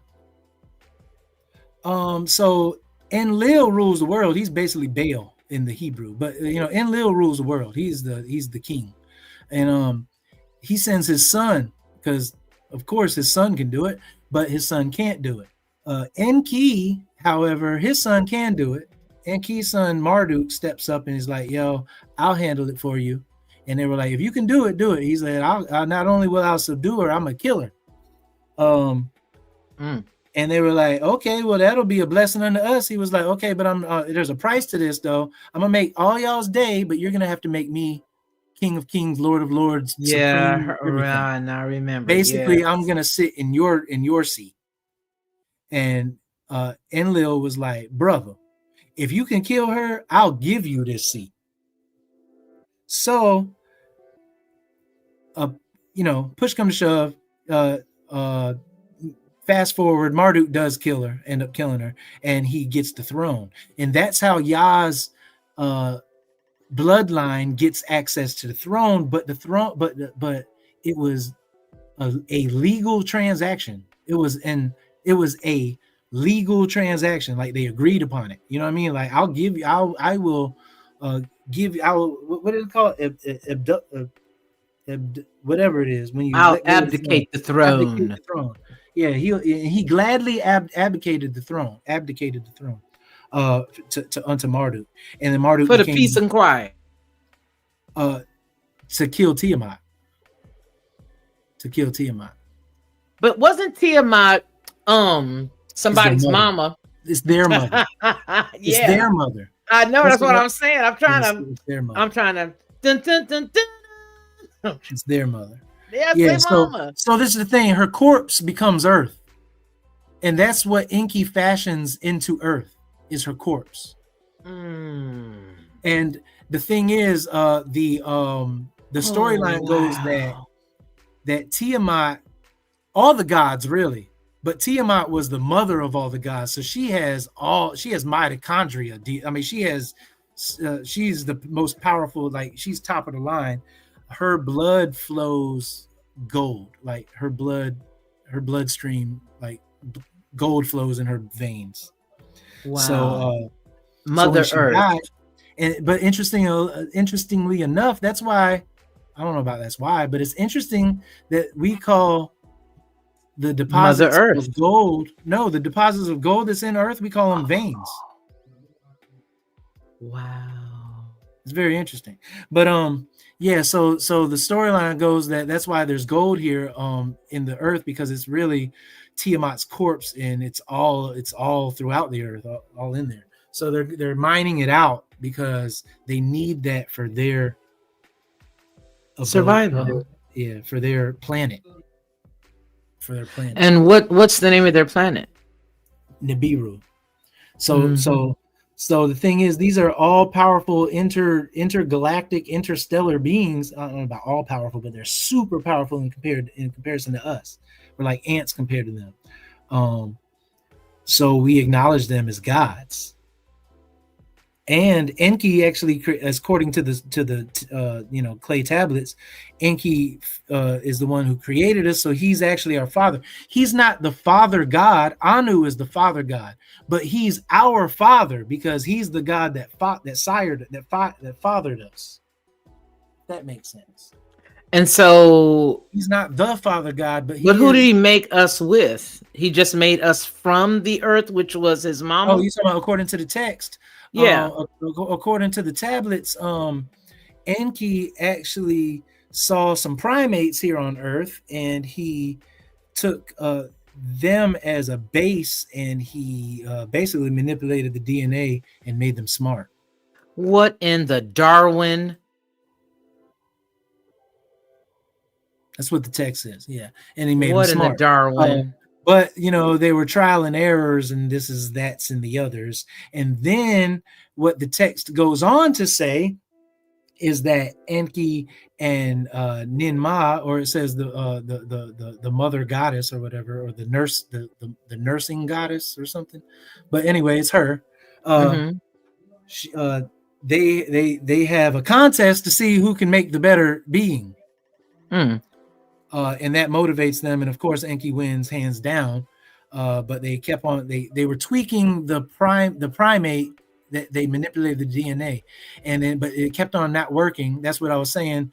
There was defects and things that needed to be worked out. So the text says that they added that what they were doing was trying to create something with their home planet in mind, and instead what he decided to do was add earth soil into the admixture. And when he did that, it kind of, it worked because of the atmosphere, because everything worked out, and it Is that the reason why we can ingest gold and our body needs it? Also, that's why that. Yes. Well, I don't know about that's why, but I mean, it's very. I mean, wow. Mm-hmm. You know what I mean? Yeah. It's very interesting. It's also interesting their reasoning, because science has proven that as well. Like it states that they were mining gold because their atmosphere was falling apart on their own planet. And when they were mining the gold, what they do is they break it down into powder and they put it into the atmosphere, and then it sustains the warmth, and it basically maintains temperature. And so they're like the major alchemists. They are major alchemists. Absolutely. Major alchemists. So yeah, absolutely. On quantum level. On I was about whatever to say, that's me. I love everything quantum level.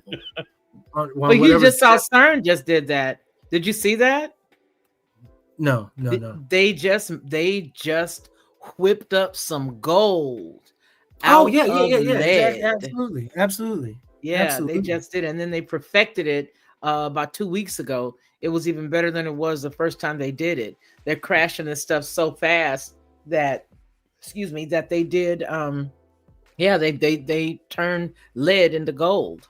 Well, scientifically, there's precedence for what the Anunnaki was saying, because they were trying to maintain and sustain their atmosphere by using the gold flakes, and science has proven that you can actually do that. Like you can, like iron, ion, but gold on a powdered level. It actually sustains itself in the air, like it up in the atmosphere. It actually does maintain, and it can fill a hole that will block UV, because it's a conductor. I mean, it does anything you want it to do, man. Well, yeah, they even use it in spaceships. No secret. I mean, shuttles and stuff like that. It's a major component.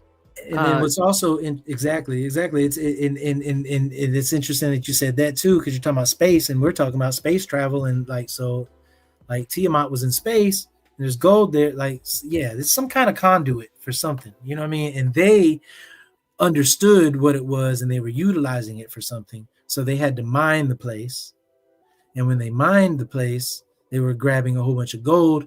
They got tired of the labor, and they switched it up, and they created a proto-human or whatever. And then, we were eventually created under the template of the atom. That's crazy. So, and we see that in Genesis, where it says that we were created in His image, because the clay tablets say basically that we have its DNA in the admixture, and and then it tells us that we were created of the earth, the dust of the earth, and that tablet tells you that they couldn't figure out what was wrong, and they finally put some earth into the admixture and then created the perfect human. So that's interesting that the Bible conveys that aspect as well. But mind you, these stories are Anunnaki stories. I'm gonna end all of my thoughts by saying that, to drive that home.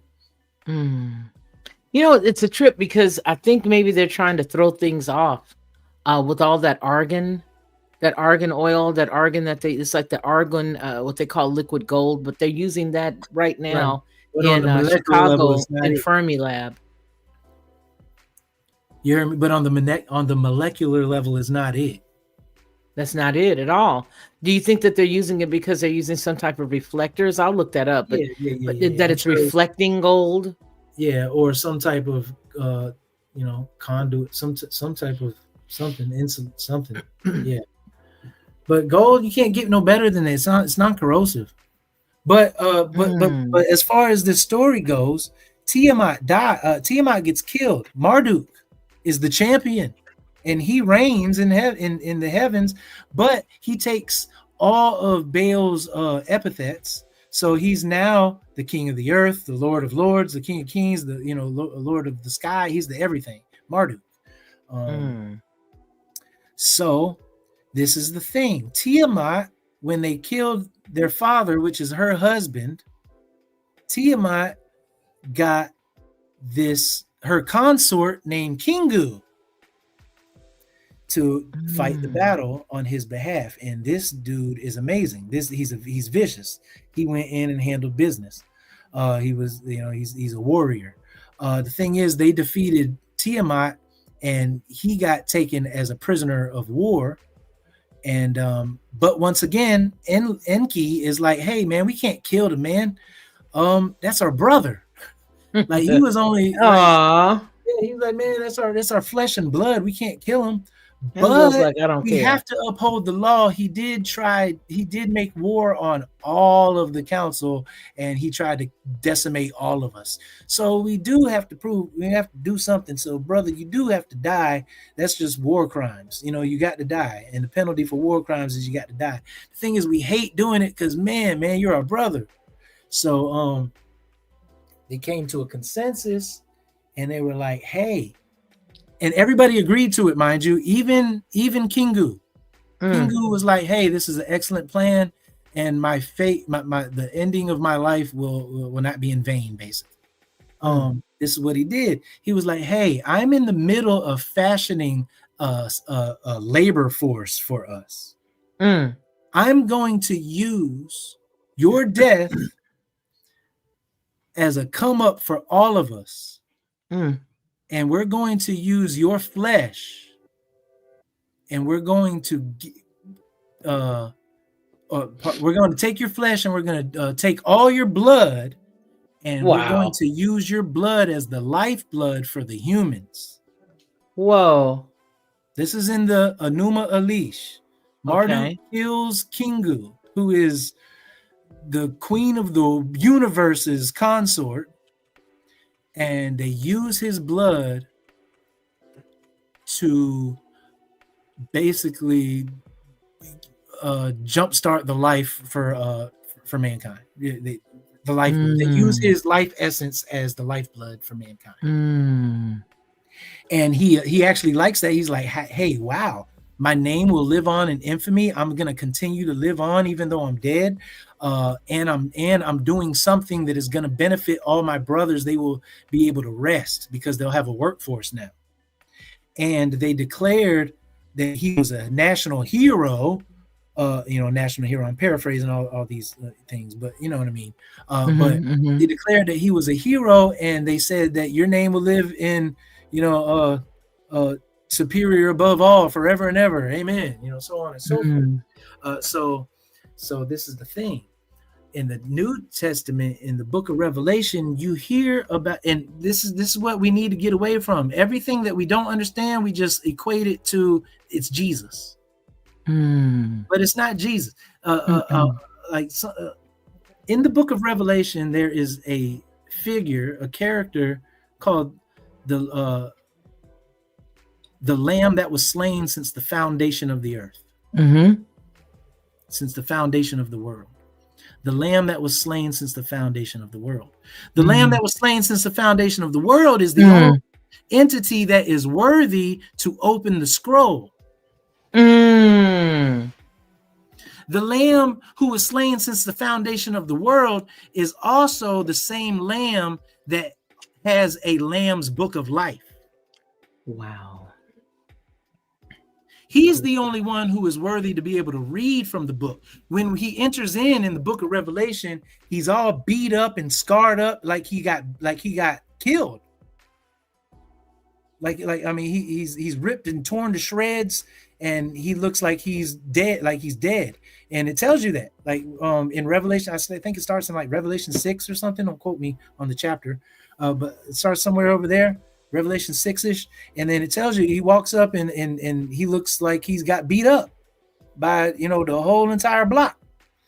And it says that he's the only one who's worthy to sit on the throne, and he's the only one who's worthy to open up anything. You know why? Because that, and then before I just lay it all down flat, That's the only place in the Bible that you see anything about a lamb's book of life. Pardon me. A lamb that was slain since the foundation of the world. That's the first time you are introduced to that character. Who is that? What is that? There's no Hebrew precedence for it biblically.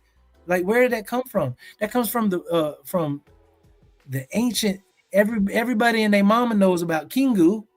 Kingu is the lamb who was slain. A lamb is just a metaphor, analogy word for something that was sacrificed. And that's why the ram that was in the bush, it was a ram because it wasn't a lamb, because it wasn't a baby. It was a ram. It was a grown up. It was a grown up. So Marduk is the grown ram and not a baby lamb. But nonetheless, going back to this, Kingu is the lamb that was slain since the foundation of the world. Wow. Wow. And that is in the book of Revelation. And I'm telling you, you're not going to find any precedence for it in the Hebrew text. It's like, where did this come from? This imagery is weird. It's not weird. You got to look elsewhere. That's Marduk. That's Marduk's game plan. So Tiamat, that's like the dragon serpent, right? Yeah, you can say that. Of Mesopotamia. I don't know what it is. Just a But you know what it makes me know. The reason why I'm asking is because you remember we were talking about Quetzalcoatl, the plume serpent, the Mesoamerican. Yeah, but that wouldn't be Tiamat. That's actually Ezekiel. there's a whole lot. There's a whole lot, man. That's actually, we'll have that Quetzalcoatl conversation. Conversation when we have Kukulkan and okay. When we have an Ezekiel conversation. Yeah, well, I'm putting it all together.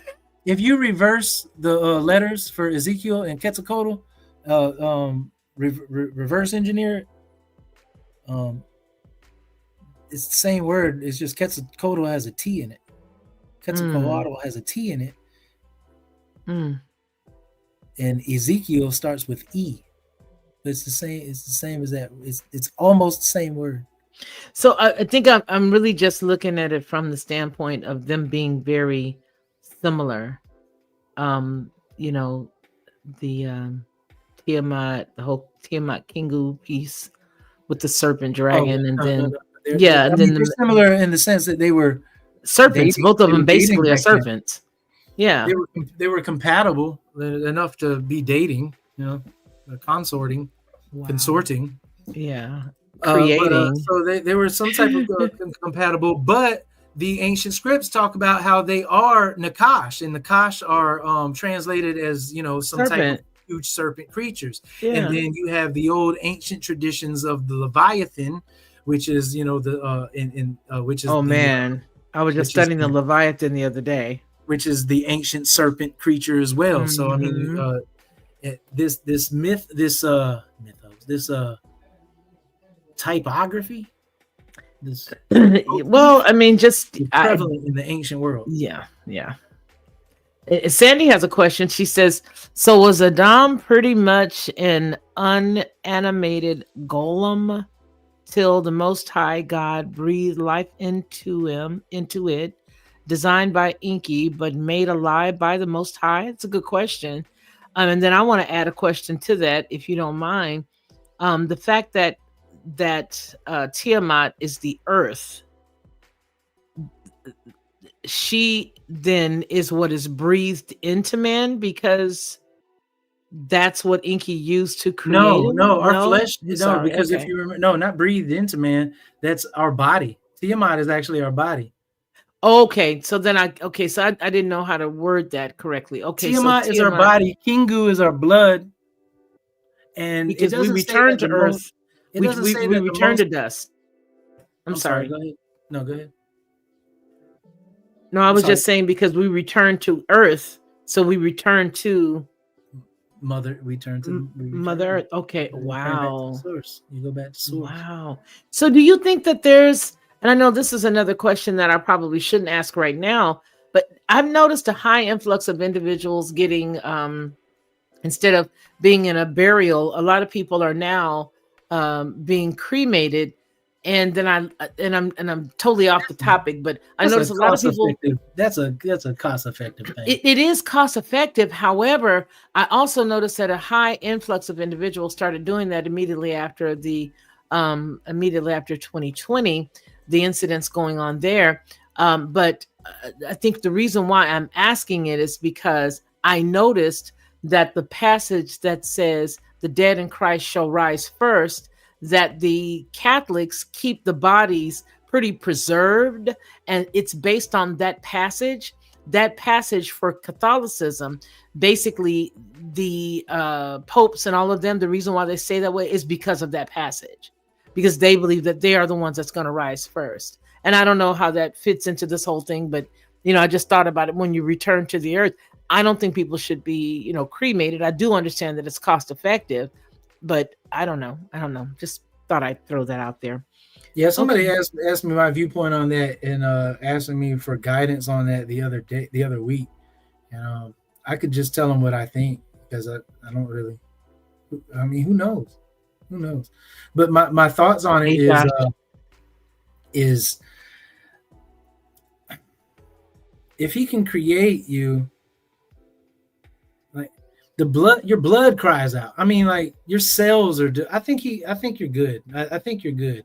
However, I wouldn't do it personally, because if our eternal punishment supposed to be like this damnation hellfire thing, and I'm supposed to be getting burnt up for eternity, and I'm trying to escape that, like me just psychologically, I don't want to put myself through fire at the end of my life and burn myself to ashes. That's the very thing I was trying to avoid for eternity. So like that's my take on it. So I wouldn't. And then I think there's so much stuff that's interwoven. I don't believe, and we're talking about beliefs and we're just having conversations. I personally believe that we're energy that goes into a body when we come here, because we existed before we got here. That's my personal belief. And then I believe that as energy, we just move from one dimension into the next dimension. Just like when I left, and I always use this analogy, when I left my mother's womb, I left that dimension and came into this one. And when I leave this one, because that was my earth suit, being inside of my mama's womb. And then when I left that water, when I left all of that and came here, now I'm here. And when I leave here, I feel like you go somewhere else. I can't see burning the bodies, and I don't care who it is. I can't see that. And I think it is, again, because I just don't think that that's something that people should do. Hey, Josh. The ancients placed bodies in caves. Yeah, I mean, listen, even though I'm no longer, practicing Muslim, I told my friends, I was like, hey, when I go, wrap me in a sheet, put me in the ground. Don't be sitting around holding me for no 4-5 weeks and months and waiting for cousin Bobo and them to get there. Wrap me in a sheet, put me in the ground, period. And that's I don't want nobody doing none of that to me. Don't be burning nothing. Don't be doing nothing. Just stick me in the ground. Wrap me in a sheet. Don't be paying all that money for no box that they're going to switch out in the middle of the night. You done got all Then I got all these people, all these boxes with all kinds of rubies and stuff all in there. You got the gold plates, you got the gold handles, and you got some mahogany wood. Dude, if you don't put that body in a sheet and put it in the ground and leave me alone. Well, I wouldn't say that we have our blood or what have you. I guess we have trace amounts because we do have gold in our body. But we definitely have layers and layers of minerals that people don't even understand. We've got so many minerals, which is the reason why the food that we eat, especially here stateside, is so depleted and devoid of those minerals, because some of those minerals have to be added back by food from the earth, which is the reason why a lot of the food from the earth is tampered with. The food from the earth is tampered with because that's where we get rejuvenated. And, I'm even thinking of things like nightshades, like bell peppers and things of like that. There are so many different trace minerals and minerals in and of themselves and different things that we don't get nearly enough, which is why a lot of us are literally emaciated in our spirit, inside of our cells. Our cells have not received any of the nutrients that we need on an average basis. Now, I know that my sister, okay, I know that my sister Man, she be getting down with all of that goodness and feeding you really good. But not a lot of people eat like that anymore. They don't have the knowledge. She literally knows what to do. There's not a lot of people that know that. Hey, everybody, I see that we have 6 heads here. Do me a big favor, you guys. Hit a 1 in the chat if you can. If you're driving, please don't. But if you are available, please hit a 1 in the chat. And if you've not already hit the thumbs up, hit the thumbs up. I'm doing a head count because I know that sometimes this counter will say one thing, and then as soon as you guys start to put that 1 in the chat, it, for whatever reason, gives me the real number. So if you don't mind putting a 1 in the chat, it'll be greatly appreciated. It will actually help us a lot. And what helps us even more is by you making sure that you hit that thumbs up. You don't got to do anything else. You don't got to send a super chat. You don't got to send a Cash App. You don't have to send a PayPal. You don't even have to use that link that says buy me a cup of coffee. You don't have to do any of that. I just need to see a 1 in the chat to let me know that you are here. But on the serious side though, Ronnie, seriously, that's the reason why, I ask a lot of those questions. Thank you, Sandy. That's the reason why I ask a lot of those questions, because I know that, Rome is real smart. I mean, they literally equate themselves with the saints of God, because they actually are, if we know what that term even means. If you really know what that term means, then you get it, right? Well, you do get it. The saints of God and the set apart ones of Yah are two different groups. Things. Right. 2 different groups.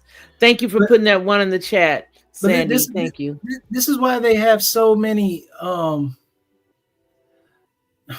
I don't know. Say it. We're here just to chill, so just say it. Go ahead. No, I don't want to say it.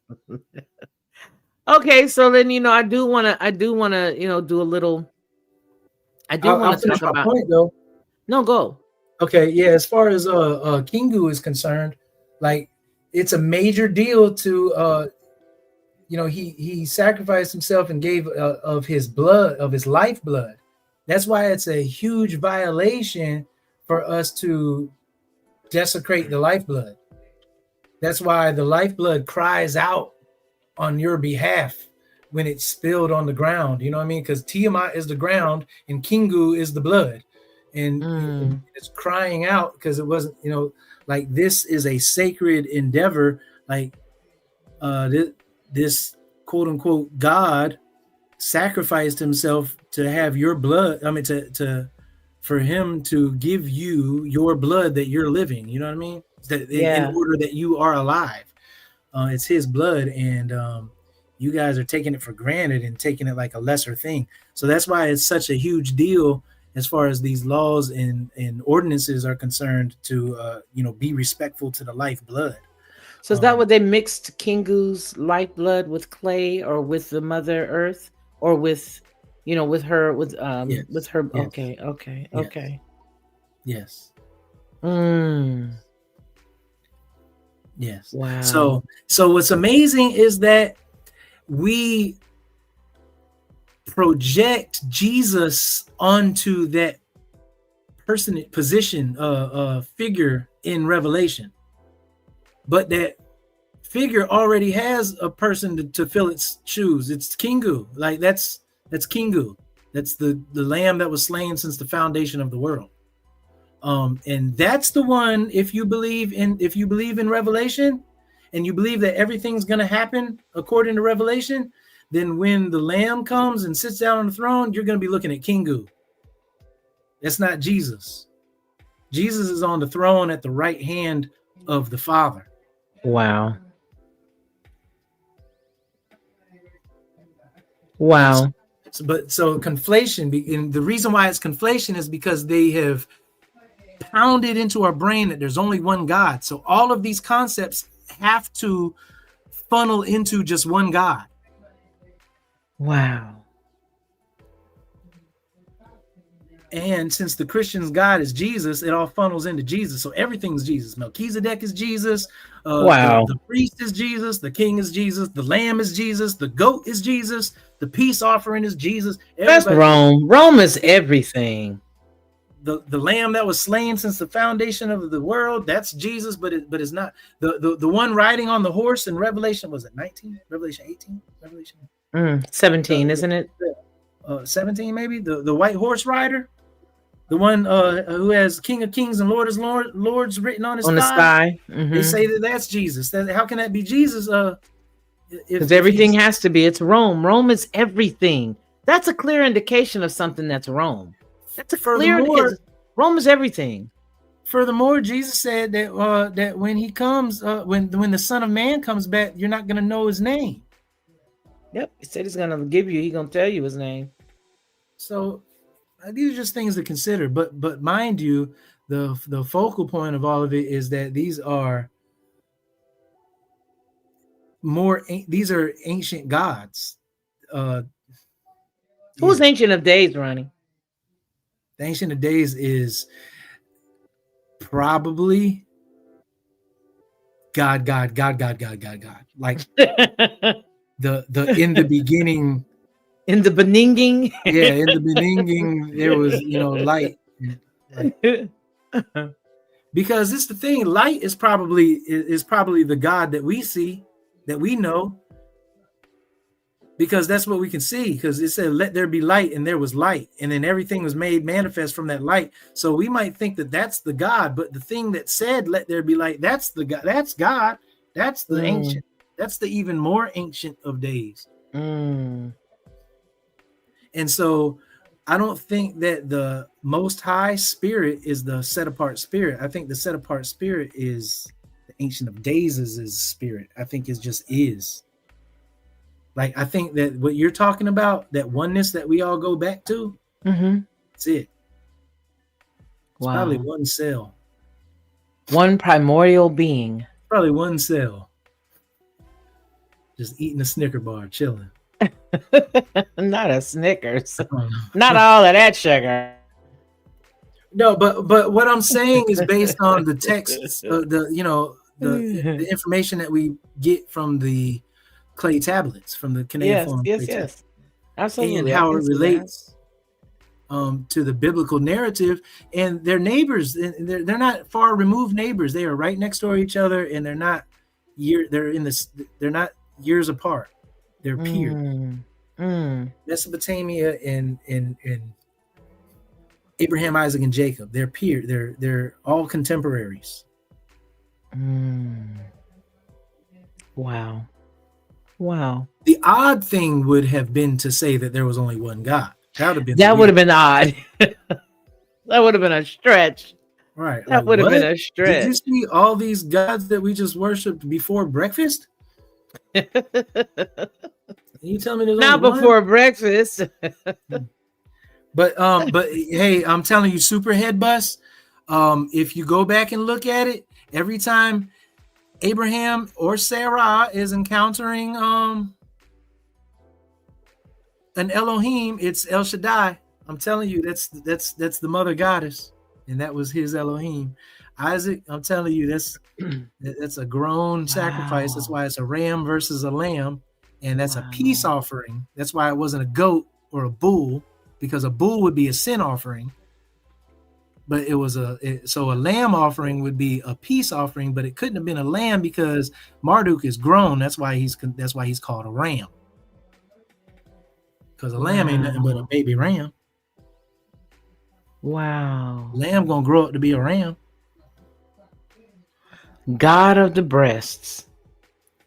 Yeah, the many-breasted one. The many-breasted one. Yeah, and you'll show some images. This would imply a nurturing maternal deity, provider of sustenance and life. Some scholars think it originally meant God of the mountains. Huh. So check this out. From Sadu Akkadian mountain. So Jacob's Elohim seemingly was the angel of the Lord. That's who he was encountering. That's who he was talking to. That's who he was interacting with. Angel of the Lord, that's a messenger of Yah. So that's Yah's emissary. In the Sumerian culture, Yah has a messenger. Yah has a chief messenger who is his chief advisor, chief vizier, vizier. And his name is Isimud. Mm.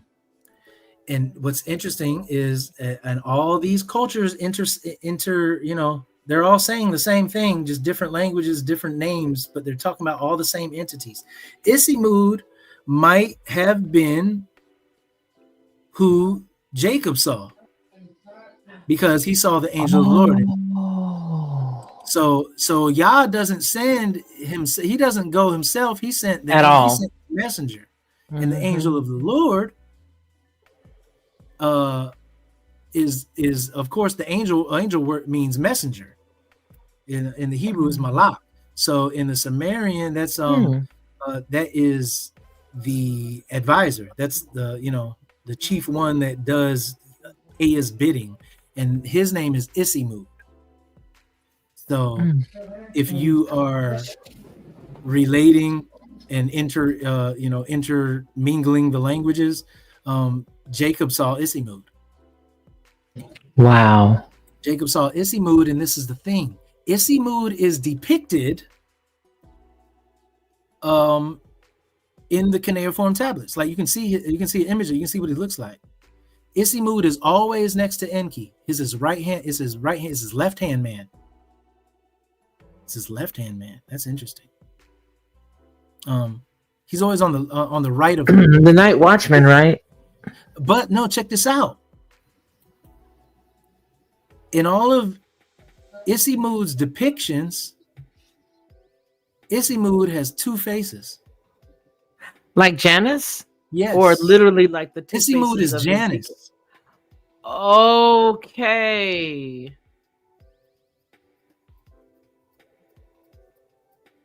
So he's got like half God face, half human face. Well, no, it doesn't say all that. It just says that he's two-faced. Like one face is one way and one face is the other way. Like Janus. It's so he never has to turn his back to his God, to his Elohim, and he is a direct messenger to God and Elohim, and to humans and via Elohim, and he never has to turn his face away from his Elohim. Wow. Sandy has a question. Think of Teton Mountains when we were talking about the breasts. Teton Mountains. She's making a statement. Yeah, so that's interesting. Janus.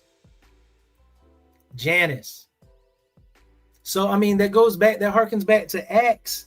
In the Acts account, when it tells you that the set apart spirit set up Peter to go holler at the Gentiles. And of course, Janus will come because Janus apparently is one of Rome's chief gods. So it seems like Janus done snatched Rome up for Yah, but it's Peter's version, not Paul's version, that gets the people in. Did you hear me? Did you hear me? That's me. Yes, I hear you. Listen, the Bible, the New Testament, the Old Testament, of course, but the New Testament, surprisingly but emphatically, is telling you that you need to steer clear of the Pauline Doctrine and you need to get with the Petrine Doctrine. The Gospels tell you, hey man, your name is Peter, and I'm going to build my assembly on you. You are the rock that I'm going to build my assembly upon. He didn't say Paul.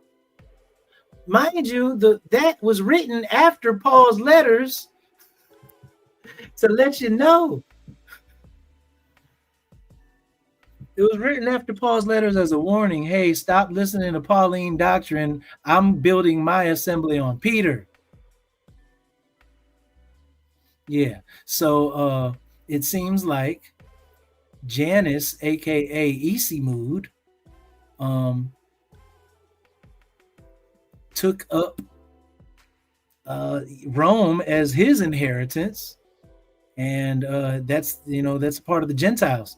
that can come into the fold of Yah, but they have to do it by way of the Peter doctrine and not the Pauline doctrine. See, I like that. I absolutely like that. I really do, because first off, because it's truth. And then second of all, I think I'm going to do something on Peter himself. You want to come, I want you to be there, but I really want us to talk about the whole Peter piece. And there's so many things that I really want to delve into.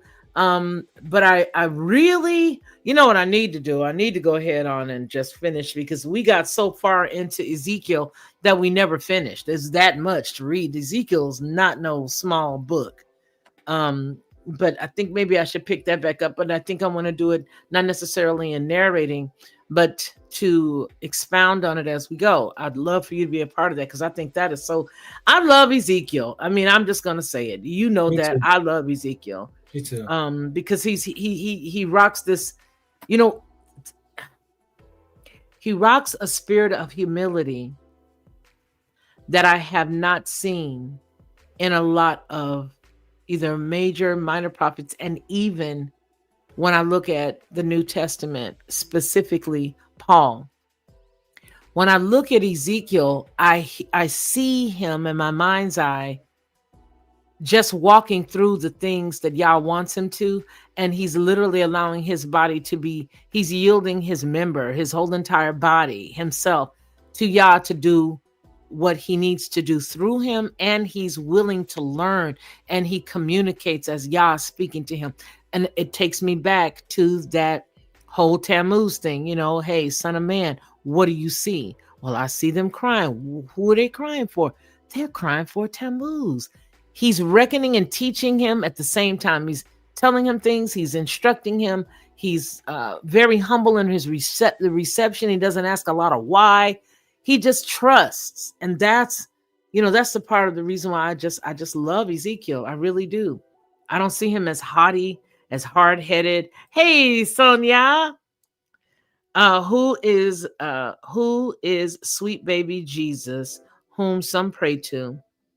And what has that wrought? Just a little comic relief. Hello, all. Hello, Sonia. This is Sonia Man. She is Ronnie's beautiful wife, and I do mean beautiful. Girl, you pretty. And that's who she is. And so I'm just happy that we're all hanging out here together today. Just really answering a lot of questions and talking about a lot of topics that I've seen people absolutely wreck.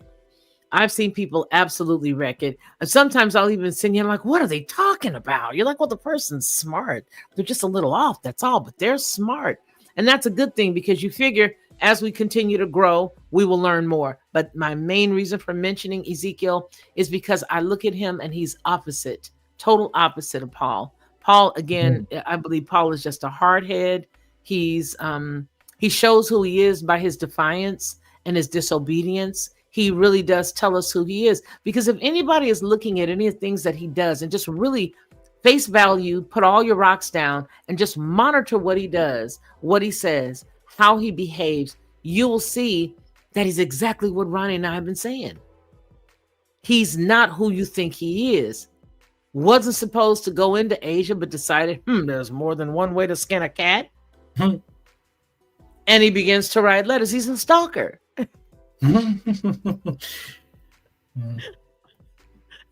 He's a straight up stalker. I mean, just straight up. The straight up stalker. So, folks, you know what? We are going to go on ahead and end, because I'm going to have to take a little nap before I go over and do another 8 hours on the... I'm going to be like this. Beebity bobbity by the time I get over the headlines. And so, yeah, so that's what we're going to do. I'll be headed over there shortly. Going to take a little bit of maybe a little quick nap. But for those of you who know me, you'll know that I may just end up not waking back up until tomorrow morning about 3 and having to pick up the gauntlet and run with it there. But there are a lot of great things that we've discussed and talked about today. And I just want to tell you guys that I so appreciate you for hanging out. I really do. It means a lot. Hopefully those people who are coming in the replay, you will see me break this up for you. So there's going to be a couple little different pieces that you're going to see. It's not going to all be all jumbled together a full 8 hours, but I'm going to go ahead and break it all up. And I may just put a lot of it that is broken up over on Headlines with a Voice under the, yeah, that's what I may do. I may just do that because that makes a lot more sense. All right, everybody. Ronnie, do you have anything else that you would like to share before we leave? Take as long as you want.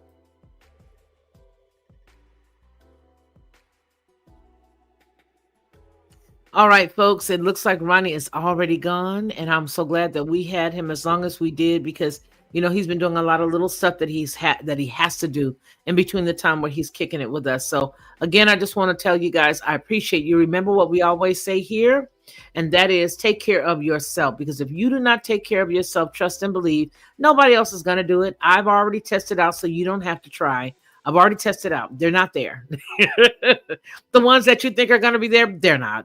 So take care of yourself first. And then for those who that you are called to help, and those who are very receptive to that love, that affection, and that help that you have, reach around and go ahead and take care of them. Okay. All right, you guys, I'm going to give you my friend again here. I want you guys to go ahead and check out his goodies. And then after that, you guys are free to go. So peace. Hey everyone, it's me, Felicia, of the Lockhart Perspective and Headlines with a Voice. I want to tell you a little secret. This is what I used to do, because I don't do it anymore. I would go to the store, buy the barbecue sauce, pour it inside of a bowl, put a whole bunch of different spices, a dash of brown sugar, a dash of maple, and a dash of mustard, stir it all around, and everybody would be like, oh my gosh, this is the best, this is the best. But I was exhausted after all of that, and a lot of times I couldn't remember how many dashes of what I put in it. But I don't have to do that anymore, because now I just go to Judge Joe Brown's website and I order his 3-pack of bottled barbecue sauce. It is by far the best, and I do mean the best barbecue sauce I've ever eaten. And when you go to his website and you order his 3-pack, you'll see exactly what I mean. Head on over to jjbbbbq.com and order Judge Joe Brown's barbecue sauce. You'll be glad you did, and you're going to tell me about it. I know you will. To receive instant notification each time I upload, please hit the subscribe button and the bell notification.